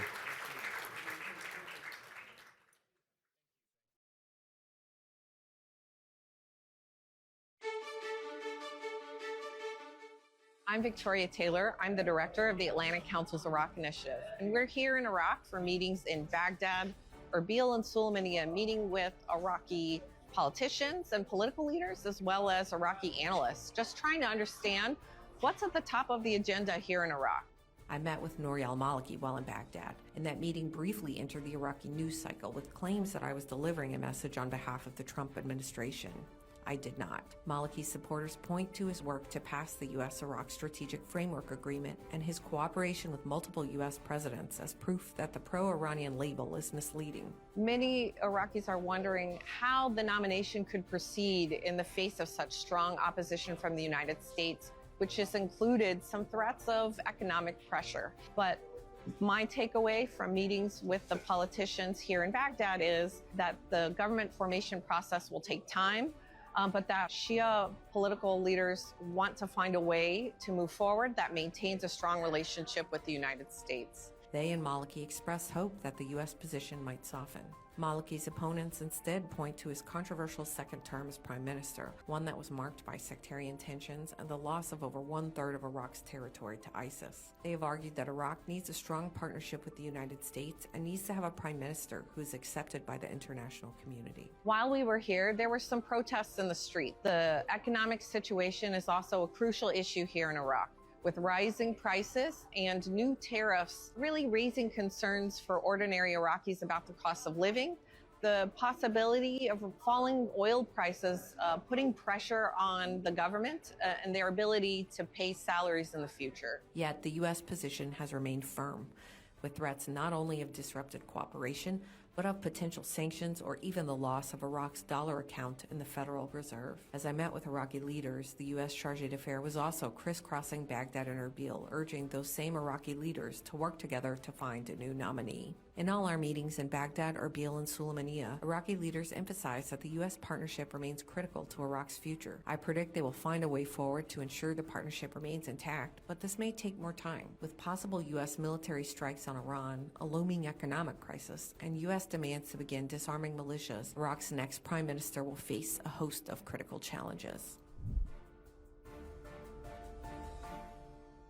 We just concluded our trip to Baghdad that had many meetings with many different views and people in the city. We met with politicians from different branches of government and different centers of power. We also met with business people, civil society people to hear about the views in Iraq post-elections, the formation of the government, and also the priorities for Iraqis when it comes to economy and reforms. We also discussed regional issues and geopolitical developments and what they mean for Iraq.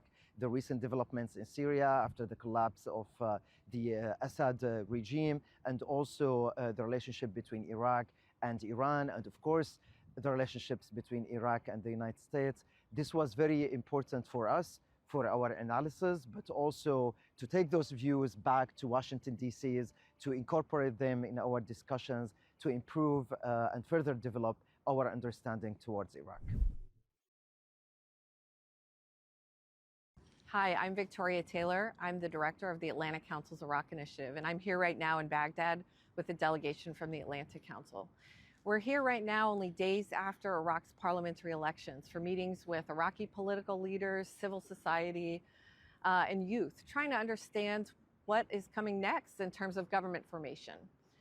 The Prime Minister achieved an impressive electoral victory, but the major question remains, will he be allowed to form a government to have a second term, or will the Iraqi political system form a coalition that will prevent that goal?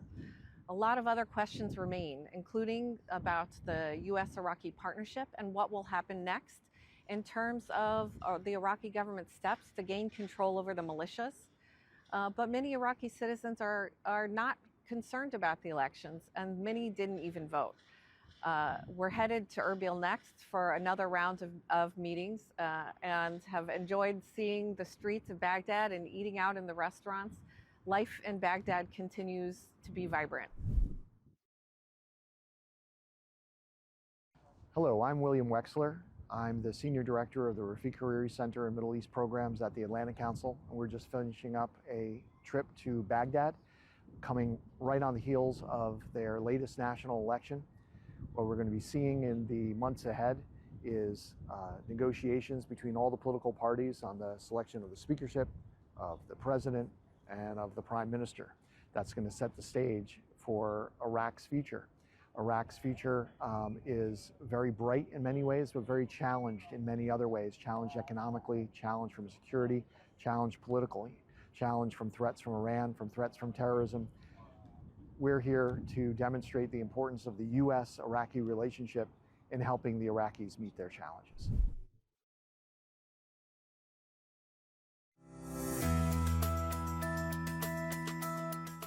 I'm Victoria Taylor, the director of the Iraq Initiative. The Atlantic Council recently traveled to Kurdistan with stops in both Erbil and Dohuk.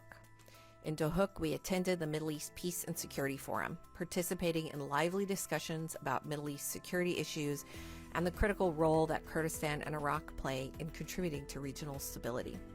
This year's forum was particularly exciting in the wake of Iraq's November 11th elections, with government formation discussions unfolding in real time and senior political leaders from Baghdad, including Prime Minister Soudani, coming to meet with Kurdish leaders.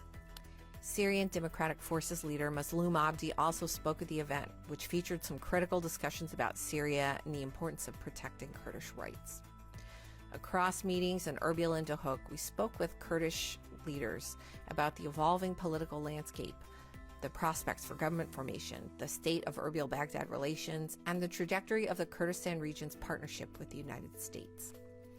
We also wandered through the markets in Dohuk and visited the Erbil Citadel, a reminder of the region's deep history. The Kurdistan region and the Kurdish people are a key partner for the United States, and I look forward to my next visit. Hi, thank you for joining us today and welcome to the Atlantic Council. I'm Victoria Taylor and I'm the director of the Iraq Initiative. And today we're here to talk about the end of the US-led Operation Inherent Resolve mission.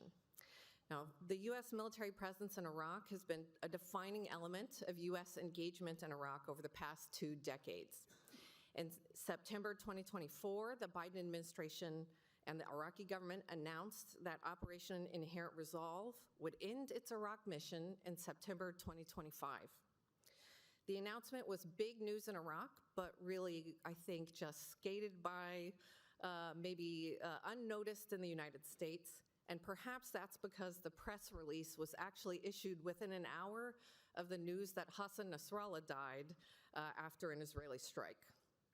And in the intervening year, of course, there have been even more momentous developments in the Middle East, including but not limited to the fall of Assad and US and Israeli strikes on Iran's nuclear program. And it's easy to see how Iraq can really get buried in those headlines. During today's discussion, we're going to put the focus back on Iraq. We'll discuss what we know about the upcoming military transition, the impact on US and Iraqi security interests, and what this transition means for the future of the US-Iraq partnership. I'd like to thank Crescent Petroleum, DT Institute, and Onyx Holding for their sponsorship of the Iraq Initiative and for making today's discussion possible. And now I'd like to introduce our moderator, Vivian Salama, staff writer at The Atlantic. Vivian has been covering foreign policy and national security for over 2 decades across a number of publications, including the Wall Street Journal, NBC, and CNN. And she's also reported across the Middle East, including serving as the Baghdad bureau chief for the Associated Press. And with that, I'll turn the floor over to Vivian. Thank you so much, Victoria, and thanks to the Atlantic Council for having me back here. Always a pleasure to be here, and especially talking about a country that is so dear to my heart. I want to introduce the rest of our panel, although none of them need an introduction. In no particular order, Ambassador James Jeffreys. The ambassador has had a number of government assignments that it's almost too hard to list them all, but among them, Deputy National Security Advisor, Ambassador to Iraq, Turkey, and Albania, and he also served as Chief of Mission Syria and Special Representative to defeat ISIS coalition. Congressman Darren LaHood also serves on too many committees and caucuses to name, but for our specific interests, he is a member of the House Intelligence Committee and hails from the 18th District of Illinois. He also takes part in a number of different Middle Eastern initiatives and caucuses, Lebanon among them. Victoria Taylor. I'm going to introduce you anyway, even though everyone knows you here, Director of the Iraq Initiative at the Atlantic Council's Middle East program. She had 2 decades of experience in the Middle East and Europe, including a career as a career foreign service officer with the rank of Minister Counsel. She most recently served as Deputy Assistant Secretary for Iraq and Iran at the State Department's Bureau of Near East Affairs. And finally, but not least of which, Dr. Rinad Mansour, who is a Senior Research Fellow with the Middle East and North Africa Program and Director of the Iraq Initiative at Chatham House. He also has a number of impressive affiliations, including the American University of Iraq, Sulaymaniyah, Cambridge University, and the London School of Economics and Political Science. So I'm so glad to have you all with us. Victoria, I'm going to start with you only because you sort of flicked at this in your opening remarks and kind of going back to our preparation for this panel where you said, you know, we're going to try to figure out what comes next. And I think, you know, to sum it up, I might have sent you like one of those shrug emojis because there is a little bit of mystery right now as far as what really is going to come next regarding our presence in Iraq. So why don't you flesh out for us what we do know and what we don't know? Sure. So, you know, as I mentioned, of course, the Biden administration announced in September 2024 that the Operation Inherent Resolve mission in Iraq would end by September 2025, with an agreement that operations out of Iraq into Syria could continue through September 2026. And if you look at the text of that announcement, it's actually quite vague. And really, I think that was done very purposefully to allow some flexibility and continue discussions between the 2 governments about what the exact details of the future U.S. troop presence, where they would be based, and how that would continue. What we don't know still, and what has not been announced by either the Iraqi government or the U.S. government, is exactly, you know, what the numbers could continue to look like. Will there still be a U.S. troop presence in federal Iraq beyond the end of this month? Where the U.S. could continue to be based if it does stay in some capacity in a bilateral fashion. And also, you know, whether there's going to be really a continued scope of future security cooperation. What kinds of things and missions might the U.S. and Iraq continue to work on even after the end of Operation Inherent Resolve? And despite my very best efforts in contacting many, many people inside of the administration, outside of the administration, in the Iraqi government, I think, you know, those details are still not totally clear. Okay. You know, Congressman, you were just in Iraq, and I'd be curious to hear what you're hearing from our partners. Do they know what's going on? And also, what's the temperature like as far as, or the opinion right now with regard to U.S. presence? Do they want us to stay? Do they want us to go? Well, first of all, I want to thank the Atlantic Council for having me on this panel and for the opportunity to talk about Iraq here today. As you referenced, I serve on the House Intelligence Committee. I just did a trip to Iraq in the region and was on the ground in Erbil, Sulaymaniyah, and Baghdad. And I would just mention, I think, make a couple observations. Obviously, what happens with the election is top of mind in November with the Prime Minister and whether he retains his position. So that was a focus. There's a lot of concern, obviously, what's going on next door in Syria, what the U.S. role is there, what is going to transpire there, how there's obviously a lot of fear about the reconstitution of ISIS and what that means. So from a national security standpoint, from an IC standpoint, a lot of conversation about that. I would also just say a lot of focus on the Shia militia groups and their impact on the current government in Iraq, and tried to get a feel on, you know, how palpable that is and what that means for the United States. Obviously, I don't speak for the Trump administration, but I think there's a lot of concern about the Shia militia groups, particularly the top 6 there, what they're engaged in, what they're doing, their collaboration and cooperation with Iran, and that was a topic of conversation also. You know, since the congressman mentioned Syria, Ambassador, I'd love for you to chime in. I mean, you were literally in the room where it happens for so many years with regard to the conversations about how to de-escalate and defeat ISIS. And now there really is a concern, given everything that's happening in Syria, of a resurgence, and certainly if we withdraw. So what are you seeing, and particularly bringing Syria into the context, where do you feel that we are in this fight? Yeah, and first of all, I also want to thank the Atlantic Council, particularly my former desk officer, Victoria, for inviting me. And I'm going to answer the question kind of roundabout. First of all... Once in government, always in government, yeah, okay. One,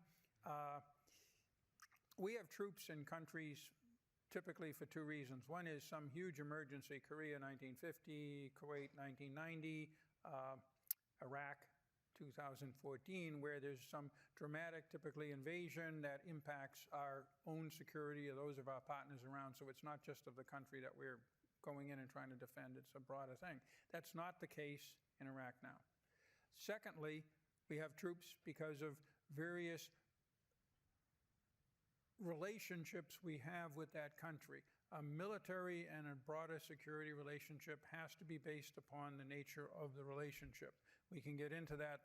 Congressman alluded to some of the difficulties, but there are also many pluses in the American-Iraq relationship too, which Victoria was responsible for in the State Department up until recently.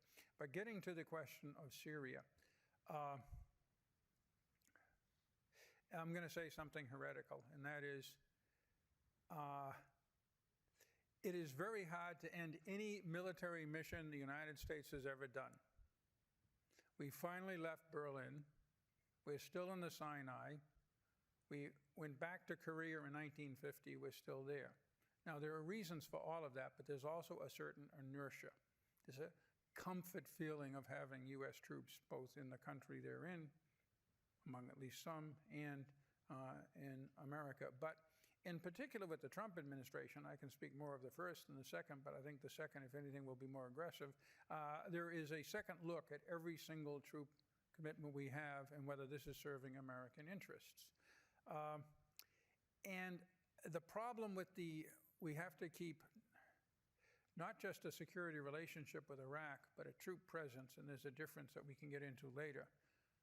Because of ISIS in Syria, is for me problematic because, again, it's very difficult to ever end a mission because the residual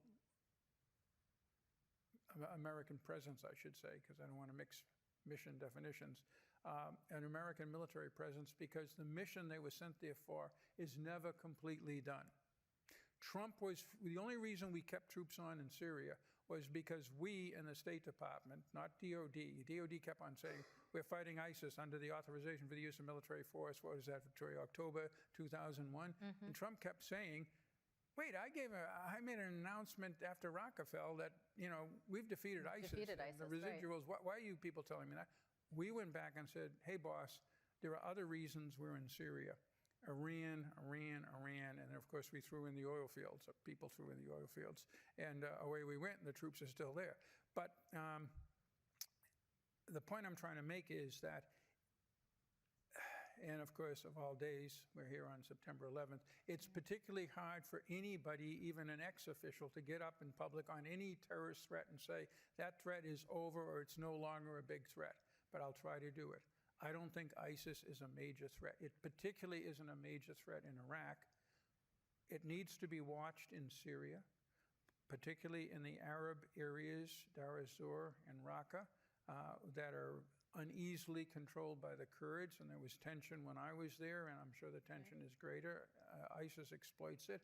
They're in the Badia Desert. Syria is, under different circumstances, still a chaotic place, and that's a breeding ground for ISIS, so it needs to be watched. But I don't think it is an emergency situation that requires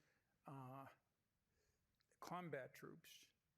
And this is something we can get into, the nature of the residual U.S. mission in Iraq under Title 50, a combat force or a force under CENTCOM specifically, with the restrictions on its mission by the Iraqis, with the taskings it's received, does not look all that different than a Title 22 security assistance relationship with a significant number of military people under the ambassador. Now, Can you just flesh out what that means for folks who don't know? Sure, okay.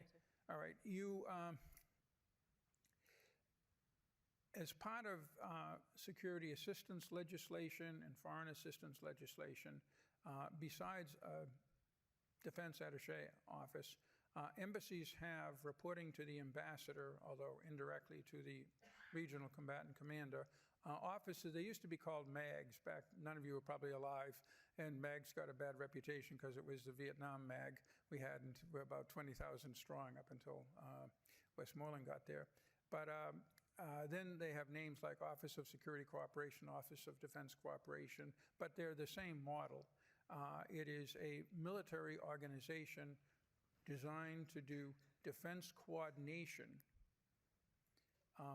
training, equipping. It has the FMS portfolio, and various other boutique country-by-country missions to strengthen and advance the security side of the relationship. But again, it is formally part of the embassy. The people get one or another form of diplomatic status. They're not under a status of forces agreement. So the legal basis is different. The command and control on paper is different, although believe me, I had a lieutenant general heading mine, and I wouldn't dream of giving him an order without checking first with the CENTCOM commander, as would he. So in practice, they're not all that different. But we can get into that later, because I think that's the way we're going to head. You definitely raised about 3 more points that I want to circle back to. But Dr. Mansour, I want to ask you about your work on the Iraqi security forces and the popular mobilization forces, which takes me back because I've spent a lot of time with both groups. What are you hearing from them as far as their appetite for continued assistance? Do they feel that they're ready to go it alone? Do they feel like the U.S. isn't maybe the ideal partner that it was a decade ago? Where do we stand at this point? So I think the big story since October 7th, but also the June war, is a story of success for Iraq, in that it has somehow managed to stay insulated, where so many countries in the region were kind of engulfed in the wars and the conflicts. And so we ask why that is. Everyone would have expected Iraq. It has an axis of resistance connection. It has connections to Iran, to Lebanon, to Syria, easily to have fallen into this regional war, but it hasn't. And I think there's some important answers there. First of all, coming into how the security forces and some of the senior popular mobilization forces see their role at a time when the region is changing, at a time when Iran is weakening. It's about local, it's about sort of the state of Iraq and wanting to work within that construct. As one of the PMF leaders told me, this isn't the time for resistance. There's other things going on in Iraq that we want to focus on. To answer your question then, what are some of their anxieties still? First of all, even those who were calling for an end to the US have kind of taken a step back right now to say, maybe we need to reconsider such a hardline position. Their paranoias are partly concern about what could happen, whether that insulation from conflict could fall apart, particularly with Syria and although the numbers of ISIS attacks are as low as it's ever been, there is that paranoia, as well as with Iran. And yes, Iran also did not ask the PMF to fight in June. If the regime in Tehran at any point feels more of an existential threat, this is a theater still, so there's that concern as well. There's also technical concerns that they relayed, intelligence, ISR, and in those conversations, they very much don't want to be a Team Iran only, or Team China only, or Team Russia only. They very much have this idea of multi-alignment. So these binaries, West versus East or US versus Iran, they're trying to push against that. And this, I mean, many of the seniors. Which kind of reinforces what Ambassador Jeffrey said about, making a case for a non-combat role and maybe other issues. Oh yeah, and when we get to the kind of sticky sort of more delicate questions, it becomes clear that I've never had so many people in the security sector talk about investments and U.S. investments in economics. I mean, very clearly, Iraqis, just like many others in the world, have realized the U.S. administration is business-minded, and so what are the investment opportunities? And that's been a big message as well.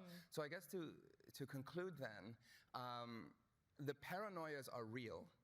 The Iraqi security sector, even though there's been billions spent on it, even though there's been all this capacity building, is not a strategic, coherent security force. It cannot respond coherently to any potential threat. There are too many chains of command. There are too many generals, each with their own party bosses. At some point, if a threat does come up, it won't be able to respond. And I think that is the basis of why many are concerned, even though right now the story of Iraq is one of relative success. Is some of that, I'm just curious, is some of that the product of Soleimani being killed, that they've kind of got disorganized? So not just Soleimani, but the ICRC general, of course, so you all know him, Quds Force general. I think he's very famous to people. I think everyone knows him, yes. As a journalist, we explain things. We over-explain. But also Abu Mahdi al-Muhandis, who was the de facto leader of the Popular Mobilization Forces. They both were tackling a major problem, which was the fight against ISIS brought together many different armed groups, Shia, but others, Sunnis, Yazidis, just to fight against ISIS. And once that fight ended, you had all of these groups. And they were trying to institutionalize it. They were trying to figure out, how do we develop more of a coherent, we can't have this tiny militia in one part of Iraq shoot rockets and then we have to answer to it. So this is a problem. Unlike the other groups in other countries, the PMF is far too incoherent. There are far too many leaders, there's far too many loyalties. And because of that, I think it became even worse once both Abu Mahdi and Qasem Soleimani was killed in terms of fragmentation. Fascinating. So Victoria, and first a programming note, now that we've gotten cooking, we will open the floor to questions, so definitely think some great questions up for our distinguished panel here. But I want to put a question to all of you, and all of you feel free to jump in. Ambassador Jeffrey mentioned Iran, and that's something that really stood out for me, having covered the first Trump White House and now the second, is that Iran seemed to be at the center of their entire Middle East policy in 1.0. This time around, are you seeing some changes just in terms of, obviously, the landscape is so different this time around with all the regional events? And does that bode well for Iraq, that it could actually have its own coherent policy in Trump 2.0 versus, just this kind of sweeping policy that centers around Iran? Maybe we'll start with you, Victoria. Yeah, I mean, I think I would say, I alluded to this earlier. I think Iraq is kind of off the front pages, and it's, not at the top of mind of senior policymakers right now. And I think you can see that in the fact that, we don't have a U.S. ambassador, as we don't in many countries throughout the world right now. But we also have a Middle East policy, which is being run and really divided up between a number of very close friends to the president. We have Steve Witkoff, Mossad Boulos, Tom Barrack, have really kind of carved up spheres of influence between the different countries in the Middle East, but none of them have Iraq. So who's the senior person in this administration who's responsible for Iraq right now? And I would say because of that, I wouldn't say that we really have a clearly defined affirmative Iraq policy. We have an Iraq policy which is kind of a corollary to our Iran policy. And I would say this is where the conversation about the security partnership and the overall relationship becomes much more important, because I don't think that even if you're trying to counter Iran, you can do so effectively in Iraq without having a policy that's actually targeted towards Iraq. And we can't counter Iran just on the security front. We do have to focus on economic ties, energy ties. And so, this moment in the partnership, I think, is an opportunity to figure out and kind of rescope the relationship so that we're not just anchored by, a significant U.S. troop presence, which, has been alluded to, is a source of domestic political tension. It's an opportunity to reduce that tension, maybe normalize the security partnership in a way that we're more partners than occupiers, and then really figure out other areas that we can work on jointly. I mean, Ambassador, I saw you nodding your head too. Did you want to? I was nodding my head, but now I was making a face when she said occupiers. I don't want to feed that view. No, I think you're right, and I think that on Iran, I don't want to predict this administration. Even when I was in the last Trump administration, I learned not to predict what would happen the next day. But I would say what we can live with, as opposed to what we will demand, will be that Iraq does not seem to be going down the road that Lebanon has gone down, and despite some hopes with this agreement and such in the last few months, in the last weeks, may still be going down that road. So that means two things. First of all, why do we have a problem with Lebanon? The pro-Iranian forces in Lebanon, Hezbollah, developed their own transnational power projection capabilities against both Israel and very significantly in Syria, and through training and other things throughout the region, including with the Houthis. That is definitely what we don't want to see happen with the Hashishabi. Two, the pro-Iranian political element, which was a combination of Hezbollah and Amal, encompassing essentially the entire Shia population, eventually came to dominate Lebanon, not just in its foreign policy choices, which were typically tilting towards Iran, but in many other things that led to the collapse of the country financially and economically in the last decade. We don't want to see that happen to a country so much more important. Sorry, Lebanon, but I mean, Iraq has tremendous oil and gas reserves. It's a much larger country strategically. Strategically, yeah. Yeah. So I think that if they don't go down that road, and I think there's good chances they won't, in part because there are many Shia who are not particularly pro-Iranian, and you have powerful other forces, the Sunni Arabs and the Kurds in the north, who don't want to see the country go down that road. So I think that there's a real chance that you can keep it from going down that road. But if I had to describe what we don't want to see, and we'll get a reaction, it will be that. Right, Congressman? You were asked a question about whether Iran is weaker this time around than the first Trump administration. I think clearly they're at the weakest point they've been in a long time, at least in the last 20 to 25 years. And if you look at the Shia proxies that dominated much of the Middle East, the Houthis in Yemen, their support for Hamas in Gaza, Nasrallah in southern Lebanon and through Hezbollah, obviously Assad in Syria, and the Shia proxies in Iraq. They've all been significantly weakened, and that doesn't even take into account what happened in the 12-day war and what happened to their nuclear facilities there. So that is fundamentally changed the dynamics of this Trump administration compared to the last. Sure. And I don't think you can underestimate how weak they are and how transformational that could be in Lebanon. I have more optimism than the ambassador when it comes to Lebanon than he probably does, but I think we've set the stage now with Hezbollah being weak as they've ever been to rebuild Lebanon there, and the changes in Syria. Lots to go there. We have a lot longer to go, a longer way to go in Syria, but it sets the stage for us to play a significant role there. Let me follow up, because here in Washington, certainly, covering politics and foreign policy, you hear President Trump repeatedly say that he wants to end the wars. Forget about the fact that we just renamed the DOD, the Department of War. That's another story. But it seems to be an objective that he is struggling with so far.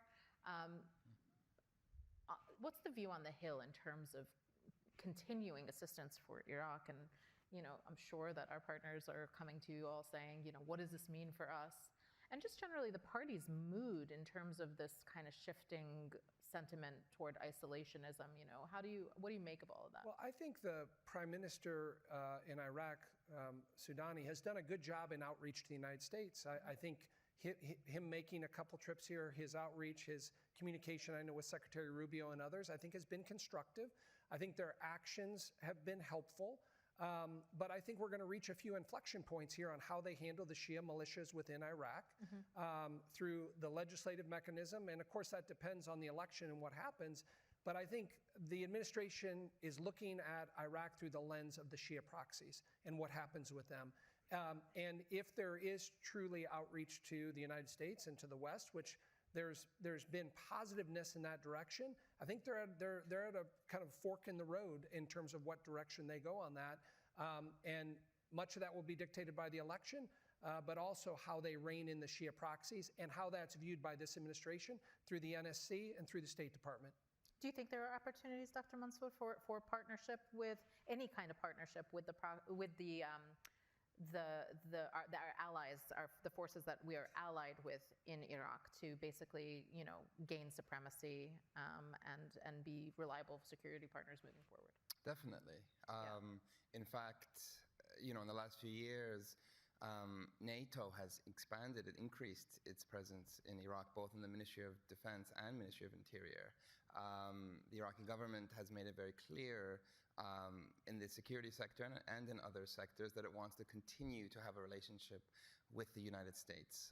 And as I say, this is not just in the Ministry of Defense and Interior, but also parts of the sort of the Shia groups, the political groups, and the PMF have understood Iraq turning into a pariah state, where the US consider it to be a wing of Iran, and therefore sanctions and closing it off is not in the interest of Iraq's leadership. And beyond that, the interest of Iraq's leadership is to have relations with the Gulf, with US allies in the region, as well as with the US. Does the Gulf have the mutual interest? Yes, I mean, most Gulf countries. I think, Kuwait and Iraq relations need to be, I think, focused on and worked on. But certainly, you've seen in the last decade or so a remarkable improvement of relations, particularly between the UAE, Saudi Arabia, Qatar, and Iraq. And I think that's a very positive trajectory. That type of connection and relationship could push Iraq even further away from breaking free from Iran's grip. So if the concern of Washington is that Iraq is too close to Iran, sanctioning alone is not going to fix that problem. Supporting these types of economic and other policies in the region, creating a security architecture in the region that includes Iraq as a partner, is the solution.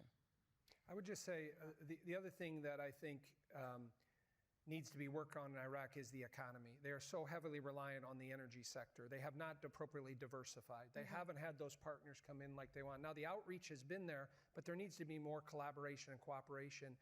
Does anyone want to do that with the security situation in the region? I think they've signed a lot of these MOUs, but nothing's been pen to paper, codified into, and I think they're waiting on the election to see what direction this goes.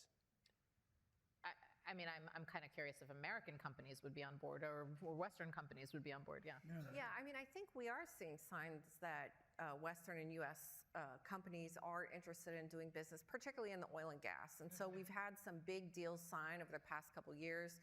Total signed a deal about $27 billion. BP signed a deal $25 billion. Chevron, again, it's kind of an interim agreement right now, but I think that's a sign that U.S. companies, Western companies see some great potential for doing business in Iraq. I think it's also a sign that this Iraqi government is really trying to reach out to Western companies and trying to facilitate those deals. And I think, we should interpret those signs, very positively as trying to signal that this is an Iraqi government and an Iraq that sees value in not only security partnership, but economic partnership with Western companies. And I hope that that's something that we're able to seize. Interesting.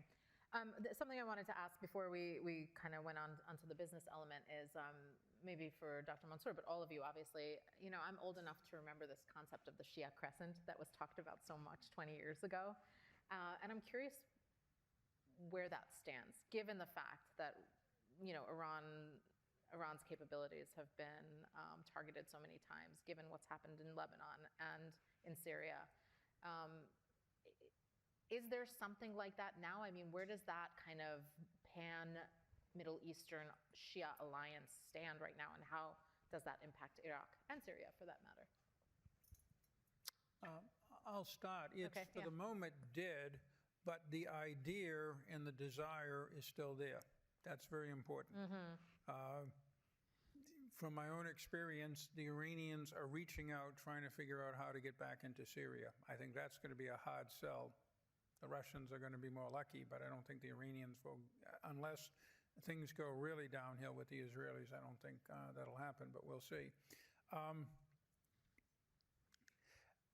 But they certainly want to hold on to what's left of their power base in both Lebanon and in Iraq.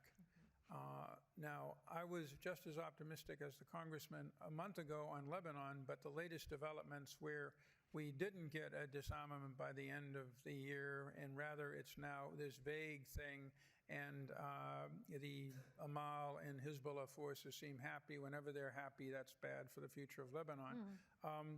And Iraq was, from the Iranian standpoint, always to some degree the weak link in the Shia crescent, because we were there, the Kurds were there, the Turks are there in the north, and there's a lot of people, beginning with the whole apparatus in Najaf, that are Shia who aren't particularly pro-Iranian. But still, we have to watch that. I think that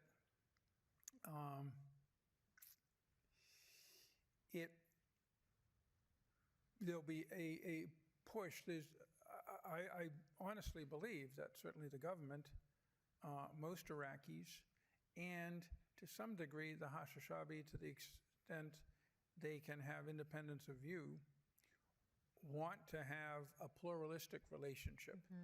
I wouldn't say a pro-American, but they're okay with the Americans, particularly American firms, being there. They're okay, as we've just discussed, with our relations with the other Gulf Arab states. But there's a problem here, and again, I refer to Lebanon.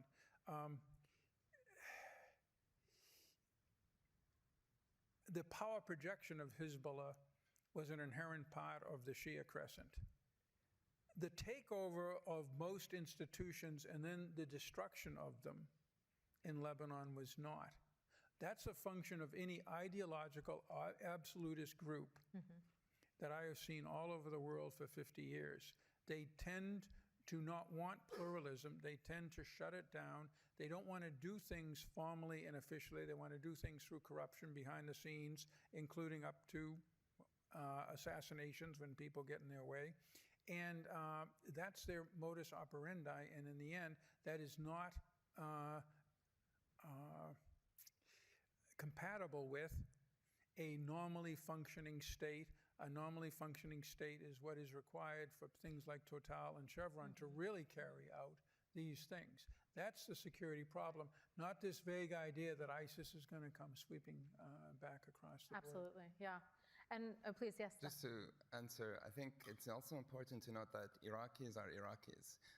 And for over a decade, if not longer, there have been protests where Shia Iraqis, which many people thought would just be part of this crescent across the region, have been protesting about Iran out.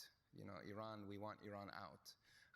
So Iran has lost a lot of ideational power in this base in the south that it just assumed, took for granted at some point in the early days. And I think this is why the Gulf, for example, has seen that you can have a Shia prime minister who isn't Iranian, right? And that has one of the reasons why you have improved relations. So ideationally, the Shia crescent has, splintered, and the same is true in Lebanon. There have been lots of protests against Iran and Hezbollah, even by Shia Lebanese and others. So there's that. And at the same time, there's also a sense of pragmatism by even those Shia leaders who are just assumed to be part of Iran's crescent. And this is where I push back on the word proxy. Because to assume proxy would mean that this person is there to simply act as told. Iran gives a green light, you go. Iran gives a red light, you don't. And and there may be some who do that, but many of the more powerful groups in the Iraqi state, the PMF, are not mere proxies. They have their own local interest, and sometimes they listen to Iran, and sometimes they don't listen to Iran. So this is a fundamental challenge. Now, at the same time, we talked about Lebanon being strategically less valuable to the US than Iraq. It's certainly the case for Iran as well. Iran is rethinking its defense doctrine. This whole idea of forward defense is falling apart. Whatever Iran's next defense doctrine will be, Iraq will be the cornerstone of it. Because unlike Lebanon, it's on the border, it's an important buffer. Economically, it's vital for Iran as well. So there are many reasons why the stability of Iraq and the coherence of Iraq becomes very important for Iran, because the war isn't over. The conflict in the Middle East isn't over. Once the dust settles, the Middle East will look different, but we are currently still in the mess. What about other partners? I mean, when I was there a decade ago, I used to hear Russian spoken in every hotel in Basra.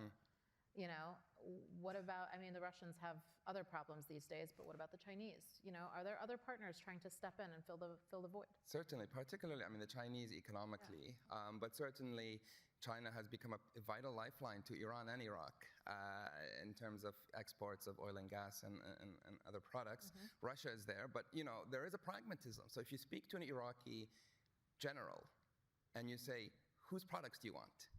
They'll often say the US, not Russian, for many reasons, technical, that I don't understand. But the reality is, let's not discount this I mean, I'm not saying ideological isn't there, but thinking solely as a Shia crescent or in this ideological way makes us miss that these are incredibly political actors who are trying to succeed in the best way that they can.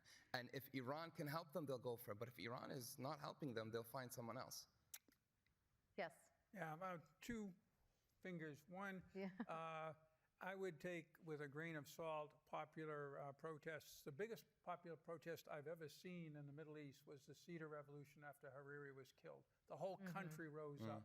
And when was that, 2006, 2005? 2005.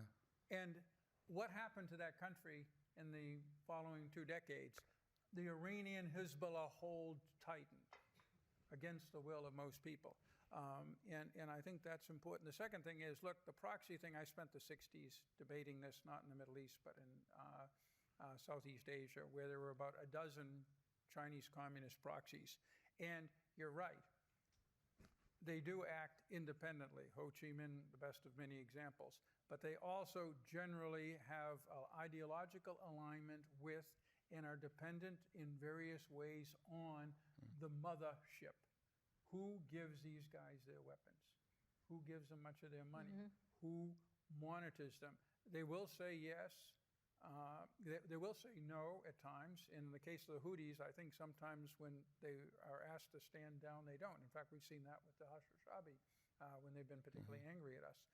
But those are, you have to live with the ambiguity that they are both. And I accept that they are both, but I want you to accept that they're both too. Well, I think certainly it's a spectrum. It's a democracy and they go back and forth. I do want to make an important point here, which is particularly these big PMF groups. In the last few years, they've become part of the Iraqi government, which means that their primary economic lifeline is not Iran. Iran is not paying them. What's paying them is their access to the Iraqi state. So that challenges some of the loyalties as well, I think. So now that we're 40-something minutes in, the elephant in the room, perhaps to Victoria and Congressman, aid. You know, the Trump administration is taking an axe to foreign aid. How does that impact, if at all? Even just perception, if not the actual mission. And are you working to try to convince them otherwise? Well, as the State Department kind of reconstitutes how aid will be distributed, how it will be done strategically, how that will help where we have a purposeful agenda, how that affects Iraq. I think you've seen the administration weigh in on a number of issues that they thought were inflection points in Iraq. The proposed law affecting kind of the umbrella for the Shia militias, I think was important. Moving forward, I think all eyes will be on what happens with the PM in the election. And I think after that, I think the State Department is prepared to help and assist with agenda items on economics and otherwise. But I think they want to wait and see that what happens with the election and what direction they go particularly with the Shia militias. So I want to separate out, I mean, I think what has, really firmly stopped was the economic development programs, the civil society, democracy building programs. And I think certainly those are lost opportunities that, give potential opportunities to the Chinese and others potentially to fill that gap. Or in some cases, we'll have to force European countries, the UN system, to find other ways to kind of plug the hole left by, the end of that US assistance. I think, what we don't know is how this administration is going to approach, continued military assistance, which has so far not been affected by any of the shutdowns that have occurred with aid.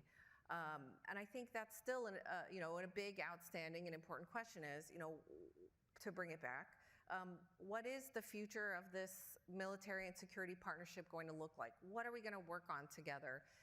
Will it be still a number of advisors? Are we going to try to retain some kind of operational capability in order to continue supporting ISIS operations? And then I think, one of the big questions still, which no one's really talking about, is what happens in September 2026 when we lose the logistics platform from which we support Syria operations, that platform out of Erbil. And so I think, all of these things will become increasingly important as this administration determines what they want this relationship with Iraq to look like. Certainly, I'm so glad that you clarified that, but also when you chip away at the economic stability, certainly it could impact any military operations as well, which is partly what I was trying to get at. Yeah, I mean, I guess I would say, the kinds of economic support and economic development projects that the U.S. were doing were relatively small scale. I think really what needs to happen right now in the Iraqi economy is this effort towards diversification, but also toward developing energy independence. And so, it's crazy that a country like Iraq, which is so rich in natural resources, still is importing gas from Iran, and which has been a continued point of contention between this administration and the Iraqi government, as well as previous administrations. And so I think there's certainly more that this administration can do to really support and nurture efforts by the Iraqi government to develop the energy sector, to continue furthering energy independence, to push them to take additional reforms that might encourage more U.S. and international investors to enter the economy. But I don't think that, the loss of some of these economic and democracy programs will necessarily shift that balance significantly. I would also just mention that when I was on the ground in Iraq, what you heard from many Iraqi politicians and government folks is, in a quiet way, of course we need you. We want you there. We need your stability. You cannot leave. They have to have, maybe as they public face, it's a little different on how they message that. But quietly, they know that stability that has been brought about because that needs to stay. And even from the ones who are sort of perceived publicly as pro-Shia or pro-Iran? I would say in a quiet way, yes. Interesting. Yeah, and I think obviously we've talked a little bit about what is the real threat of ISIS in Syria. The unknown of where al-Shara goes, what he does it all fall apart, that can come back quickly, I think scares many Iraqis. And I think that can be used as a mechanism to justify and be able to work with the U.S. moving forward. So I want to jump in here because I think one important thing that needs to really be mentioned is, when this OIR transition was negotiated, it was under the Biden team, and it was a very different context and a very different administration. And I think many in the Biden team were the Obama team. And so they were part of pulling all of our troops out in 2011, and they were part of having to return U.S. troops in 2014 to try to beat back ISIS. And so I think that memory was very strong. And so there was very much a sense from the Biden team, we need to try to stay as long as we can and as great an amount of forces as we possibly can.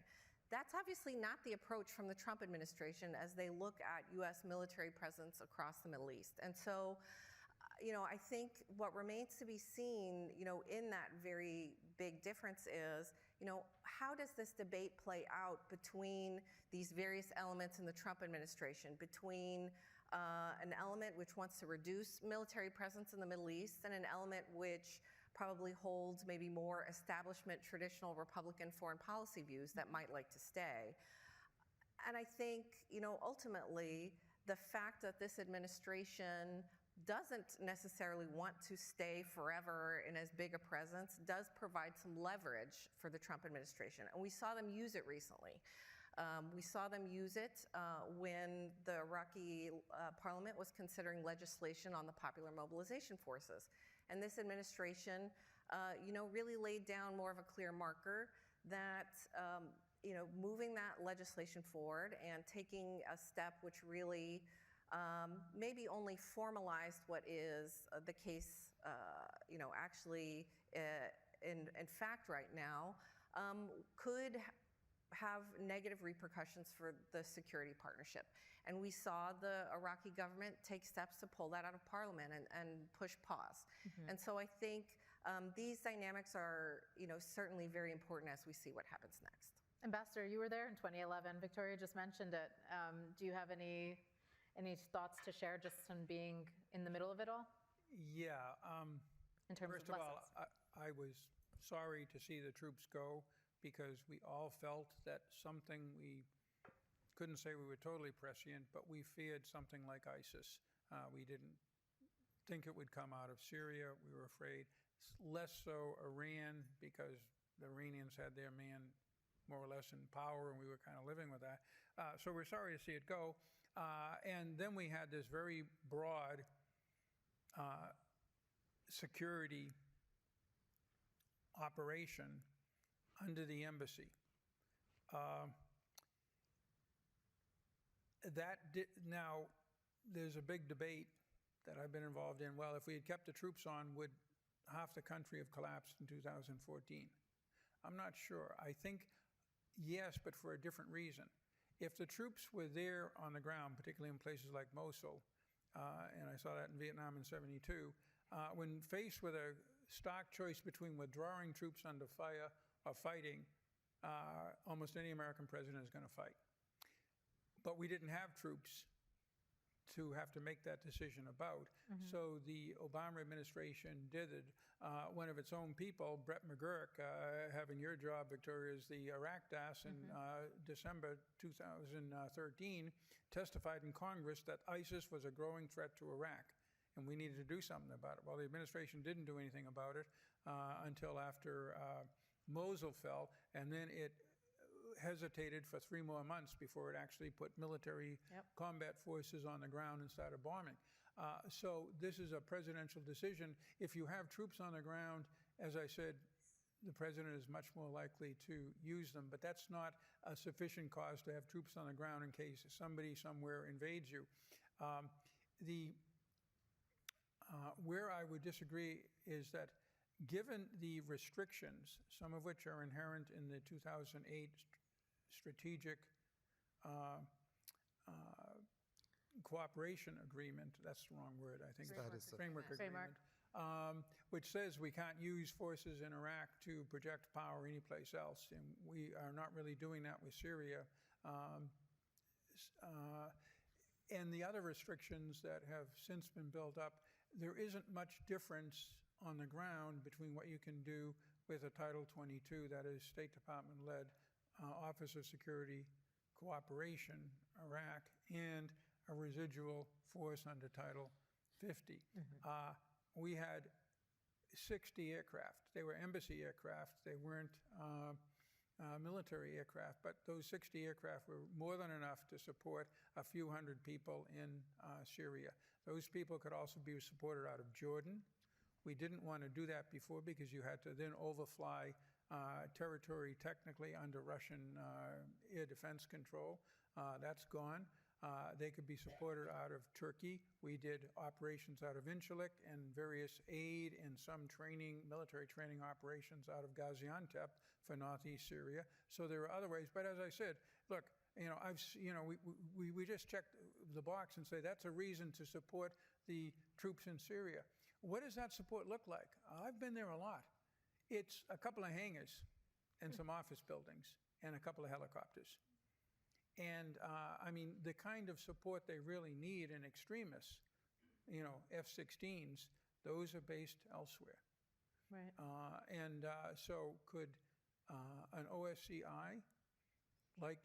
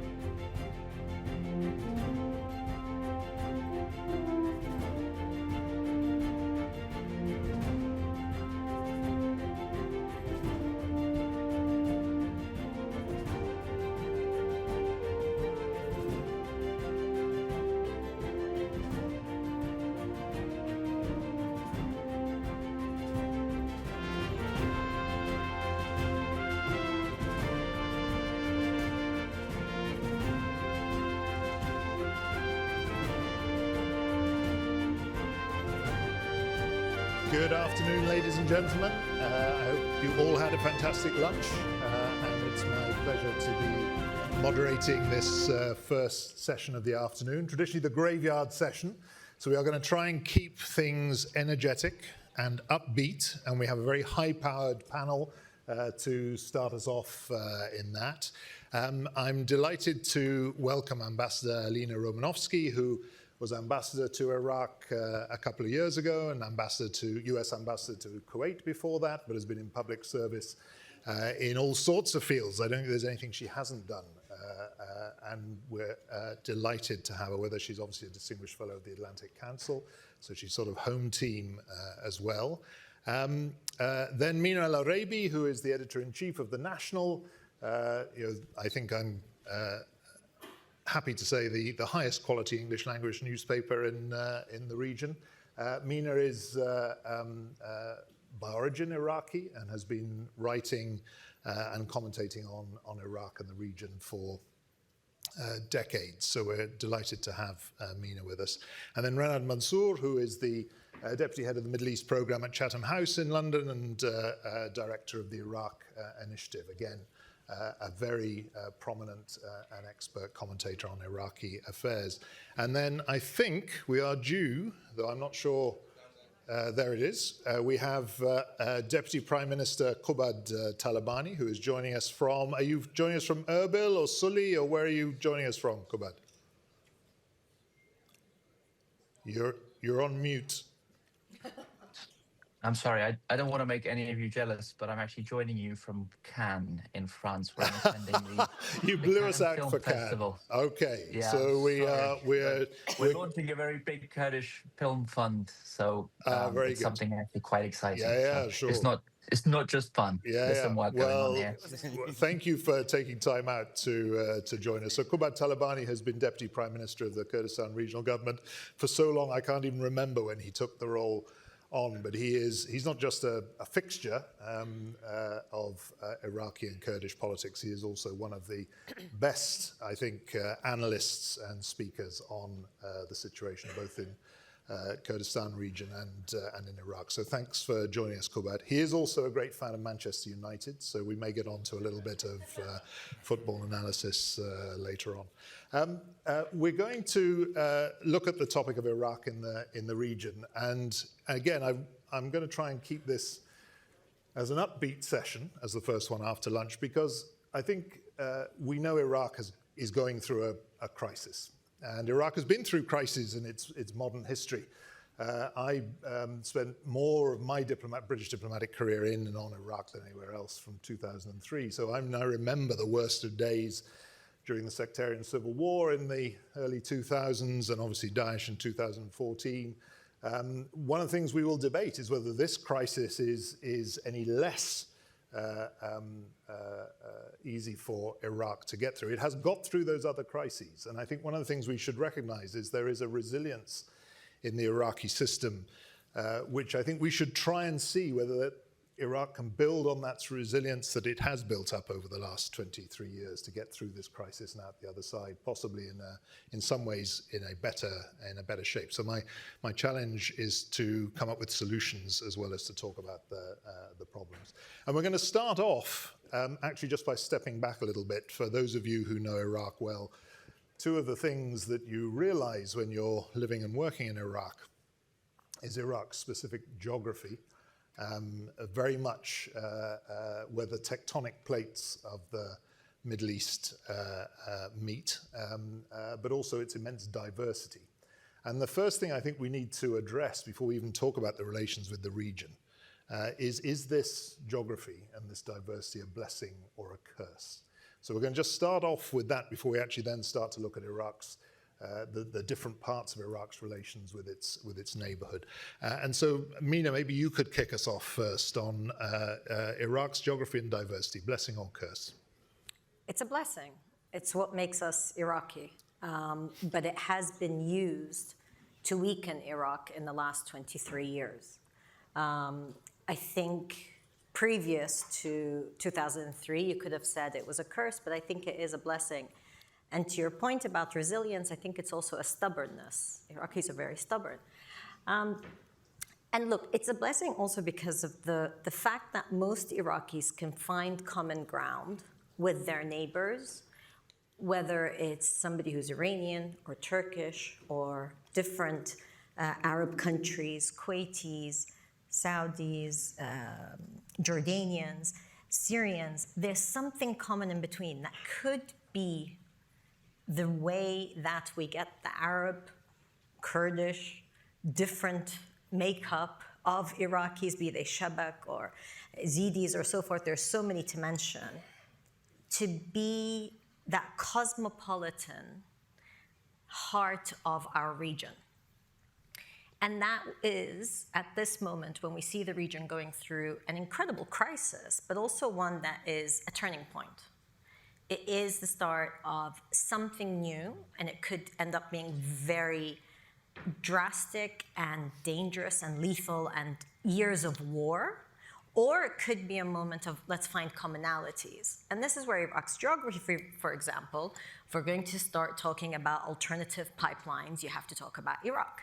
Yeah. If you talk about agricultural sufficiency at a time when people are worried about supply chains in the region, Iraq comes into play. There's all of these and so on and so forth. So in a way, all of this could be the blessing. What does it require? It requires political will. And then it requires re-earning trust domestically and regionally. What worries me is at the moment, and we heard earlier in the morning, is that Iraq is the country that has been attacked by both sides of this in this war, right? But more than that, from Iraq now is emitting a direct danger to neighbors that people spoke about. There were small instances of it, where now it's fully fledged. And we were just talking about the fact this is like almost a 1990 moment where suddenly Iraq is a direct threat, for example, to the Gulf and to Jordan. And what does that mean? So talking about trust and talking about being the cosmopolitan heart of the region is great, but that's very much theoretical. The reality is, in the moment, is that Iraq is being seen as a direct threat, but also that, as we heard from, of course, His Excellency Kakosha, is that how the next few weeks and months play out of this conflict will really determine whether Iraq's diversity and geography is going to be even more of a problem for the country, or actually could be the start of the solution. What does that solution look like?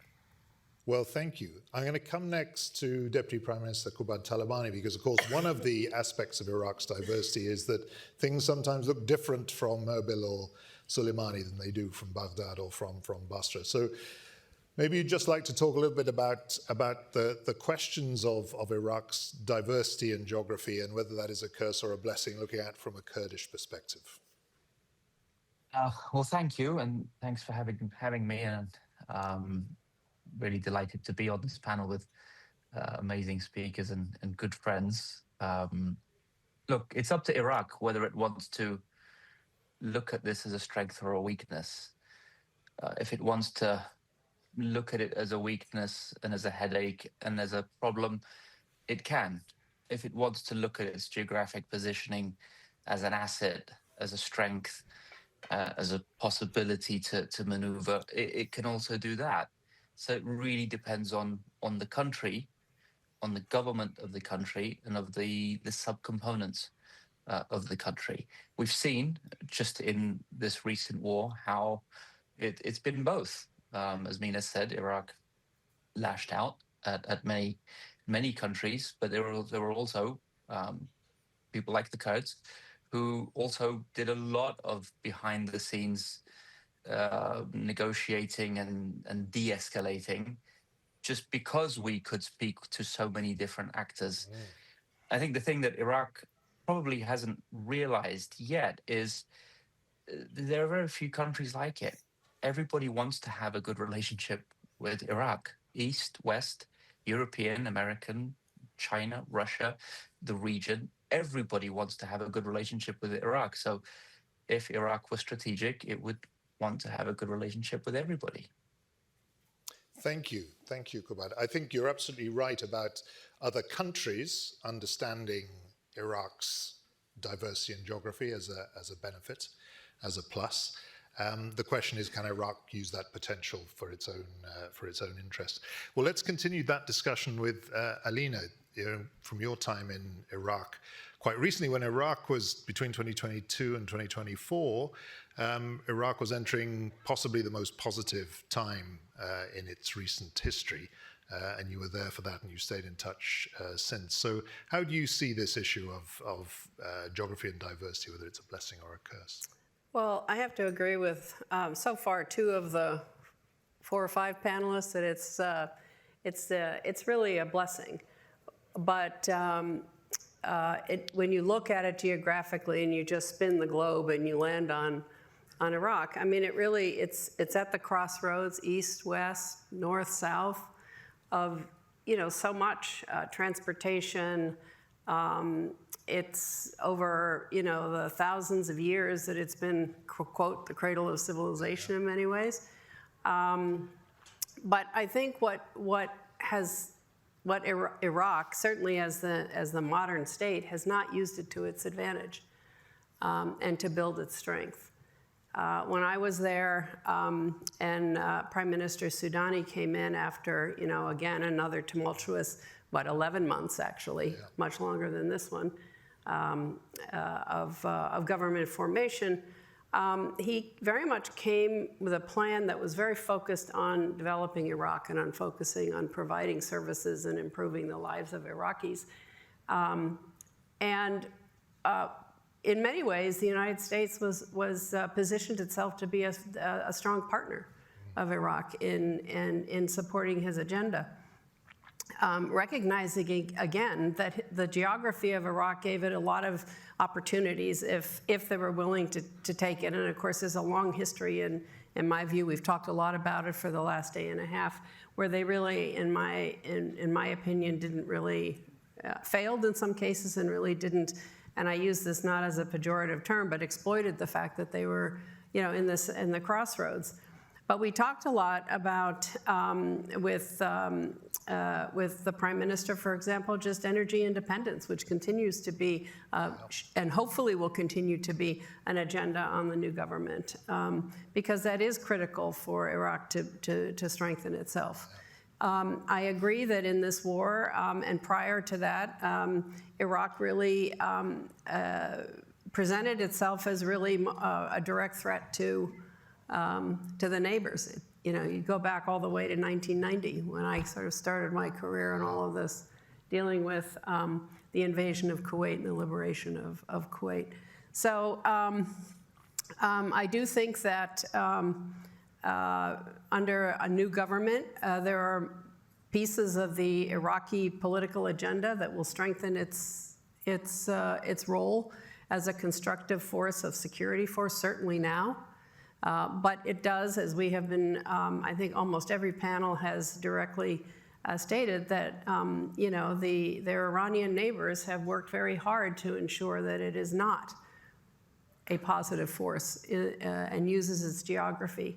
It has an opportunity with Syria to build ties with Syria, notwithstanding its long history. Again, under Prime Minister Soudani, he made a strong effort to try to build ties between the GCC, the Gulf, Jordan. That was a little bit of a challenge, but did work. And again, I'm assuming that the new Iraqi government is going to take a hard look, especially if there is a commercial aspect to their agenda. You have to have trade with everybody. And of course, I'll let others to speak on Turkey, but long relationship between Iraq and Turkey. So geographically, when you think about it, other than the fact that it has a very narrow access to the Gulf, it stands in a phenomenal position for the future in terms of supporting the alternative transportation and pipelines and access to Europe, from Europe to the rest of the world. And I think that's something that I hope the Iraqi government understands and appreciates and really focuses on how they can be a positive force on that. Well, thanks, Alina. You've started to talk about some of the specifics with countries in the neighborhood and the neighboring countries, which we will get into. But Renard, do you want to just sort of give us your views on the geography and diversity, blessing or curse for Iraq? I think I agree. It's a blessing, but it's also sometimes creates a veneer. It requires a lot of work, and I think that's what the panel is all saying. There have been initiatives where we can see the potential of the use of geography. Iraq, as has been said, is the only, Baghdad is the only city where you have NATO and Russia right next to each other. The Iranians and the Americans right next to each other. The Chinese, and I can go on and on. And now I think also there's Israelis not too far away from very problematic reasons. But nonetheless, there has been an initiative to try and take that geography and make something beneficial out of it. And I'll put two out there. One, while China was celebrated for bringing together the Saudis and the Iranians, those talks began in Baghdad. And those talks were convened by the Iraqi government. Number two, last year, there was an Arab summit in Baghdad where the Iraqi government, the Sudan administration, was pushing for ideas like diversification of the energy or infrastructure interconnectivity with neighbors. So there is positives there, but at the same time, what makes Iraq not get to that finish line? Why is it that that deal between the Iranians and the Saudis happened in China and not in Iraq? And to me, it comes back to this question of sovereignty. Domestic politics as fragmented as they are, means what does Iraq even mean when we talk about Iraq doing this or Iraq doing that? The fact that you could have a foreign policy that both wants enhanced ties with Kuwait, but also other elements of it have antagonistic relations with Kuwait, is to me a fundamental detriment to trying to build on these infrastructure interconnectivities with not just Kuwait, but the entire Gulf. Yeah. So to me, that's the priority. Domestic and foreign politics is always connected. There has always been a will on the foreign politics side to have interconnected activities, especially for the last decade with the Gulf. Yeah. But so long as that domestic puzzle is not solved, Iraq won't be able to get to the finish line on some of these initiatives. Yeah. Well, thank you. I mean, I think, concluding a lot of consensus here that there is, for anybody who takes on the leadership of the government of Iraq or the foreign policy of Iraq, you've got a lot to work with, although there are going to be some big difficulties, which we'll cover in the next section. But there are these incredible complexities of having different parts of Iraq, whether that's different geographical parts of Iraq, whether it's different political communities in Iraq, different armed groups in Iraq that are operating in a way that, what does Iraq mean? And Mina said Iraq was a threat to the Gulf region back in Saddam's days. But then you could say, with more justification, that Iraq, Saddam's decisions in foreign policy were Iraq's decisions. But to what extent can one say that about Kataib, Hezbollah, and some of these militias? So look, with that sort of idea that there is something to work with here that is to Iraq's benefit, but it's incredibly complex, maybe I could come back to Kakubad to just give us some idea of, having lived through the last couple of months, the way Baghdad has responded. How has that impacted on Kurdistan region's situation, and particularly your relationships with your specific neighbors, Turkey and Iran? The war impacted Kurdistan significantly and in a negative way. Not only were we attacked, where our security was threatened, but economically, I think we've suffered more because of the stopping of the trade, the lack of oil exports. It's had a massive economic impact on the Kurdistan region, as it has had on Iraq. But again, I think kind of tying it into your first question, I think Kurdistan, by and large, was able to utilize its strategic positioning to speak to the Iranians, to speak to the Turks, to be in touch with the government in Baghdad, to speak to the United States and other friendly powers like the UK and France and others during this process. And I think we were able to utilize our relations and our strategic positioning and maintained a very neutral policy. We were very, very open and transparent with everybody. We were against this war. This war was not good for Iraq, not good for Kurdistan. And we're hoping that this ceasefire will stick and that there will be a lasting deal. And I think this will also be very helpful to the new government that is being formed in Iraq as we speak. And it will give the new government an opportunity to maybe rectify some of the wrongs that Iraq did, whether it's a subgroup of Iraq or was it the government? That's it's a very obviously a very complex dynamic, but ultimately a government is to represent the country, and if there are subgroups or groups working against the state from within the state, it is still the state's responsibility to deal with them. We have now an opportunity with a new government, hopefully, fingers crossed, will form that it can address some of these issues. And again, look at its positioning and be strategic. Iraq has no need to have problems with any of its neighbors. It can do trade with them. It can be part of massive economic growth, massive deals, whether they're energy, whether they're the development roads. So we just all need to be strategic and move beyond any specific ideological baggage that we may have and we may have held over for the last few hundred years. Yes. There used to be a saying a couple of hundred years ago in Ireland, when Ireland and Great Britain were united, for a short period of time that England's difficulty was Ireland's opportunity. Now, do you think Baghdad's difficulty is Erbil's opportunity in any way? Is there any upside for the Kurdistan? No, absolutely not. I'm of the belief that a failed Iraq does not lead to a successful Kurdistan. I don't think everybody in Kurdistan sees it this way, but certainly my party, the PUK, myself, we look at this opportunity. A strong Iraq is good for Kurdistan. A strong Iraq is going to be good for Kurdistan's economy. And a strong Iraq does not exclude Kurdistan. A strong Iraq includes Kurdistan. And we think Iraq will be strong if we are there, if we're at the seat in Baghdad, if we are helping making the strategic decisions.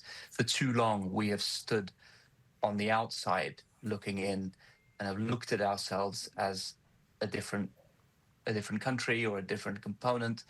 And we've looked at Baghdad more of as a transactional relationship. Well, I'll do this for you and you do this for me. And that hasn't worked, as we've seen over the last 10, 15 years.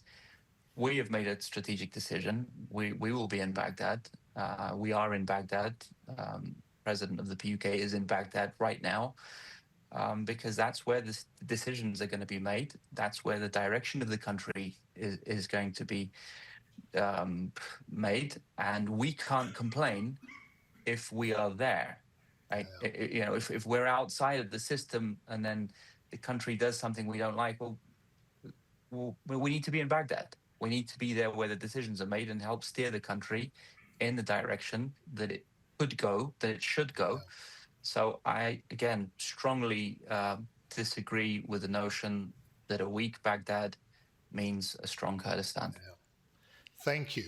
Well, now I think we need to start to look at some of the difficult challenges that Iraq has to overcome if it's going to make anything out of this difficult situation. And I'd like to start with the Gulf countries. Differentiating that they've been impacted in different ways by this conflict, and they themselves have responded in different ways. Maybe I could start with Alina, who was ambassador in Kuwait as well. We've had reports this week, which are leaking out, that some of the Gulf states actually, attacked Iraq back as well as attacking Iran. We know there's been diplomatic turbulence, that Iraqi ambassadors have been summoned in Gulf states. So give us some idea of how you see Iraq's relations with the Gulf going forward, accepting that the Iraqi government may have had a different view about, whether to launch attacks than some of the Iranian allies and proxies in Iraq. Well, I'm going to slightly flip the question to say, because I think it has, I think the answer lies in how do the rest of the Gulf states look at Iraq? In this war. It's a shared, deeply unpopular war across the region. It's a war that I think on February 28th, everyone was kind of woke up that morning or afternoon, wherever you were, and were shocked at what the United States had done, and also shocked in the sense that our closest partners, strongest partners in the Gulf, had not been really consulted. And in many ways, that put them in a situation, our GCC, I'll say for short, the Gulf friends, the GCC friends, put them in initially a real dilemma, because it was very shortly after they knew they were going to, in the escalation ladder, they knew they were going to start taking attacks from Iran. And I don't think when our Gulf states and our partners looked around for sort of common ground or what the approach would be, that they frankly even included Iraq. Again, Iraq geographically ended up in the position of being a hostile direct threat to them. Or if it wasn't that afternoon, it was going to be shortly thereafter, because again, and we've talked about this for most of this conference, are again the militias. And so I think it took a while for our Gulf partners to sort of figure out what they were going to do about this. And of course, each one of them saw this from a different perspective, had very different resources that they could bring to the problem, and politically had very different context for bringing in other partners to help with their security. And I start with the UAE that basically said, we're doing this to protect our people, our infrastructure, our interests, and they turned to us and they turned to the Israelis for protection and for help in their security. Others in the Gulf states were in the GCC were obviously we're not going to take that path that the Emiratis did, but they certainly had to think about how they were going to position themselves.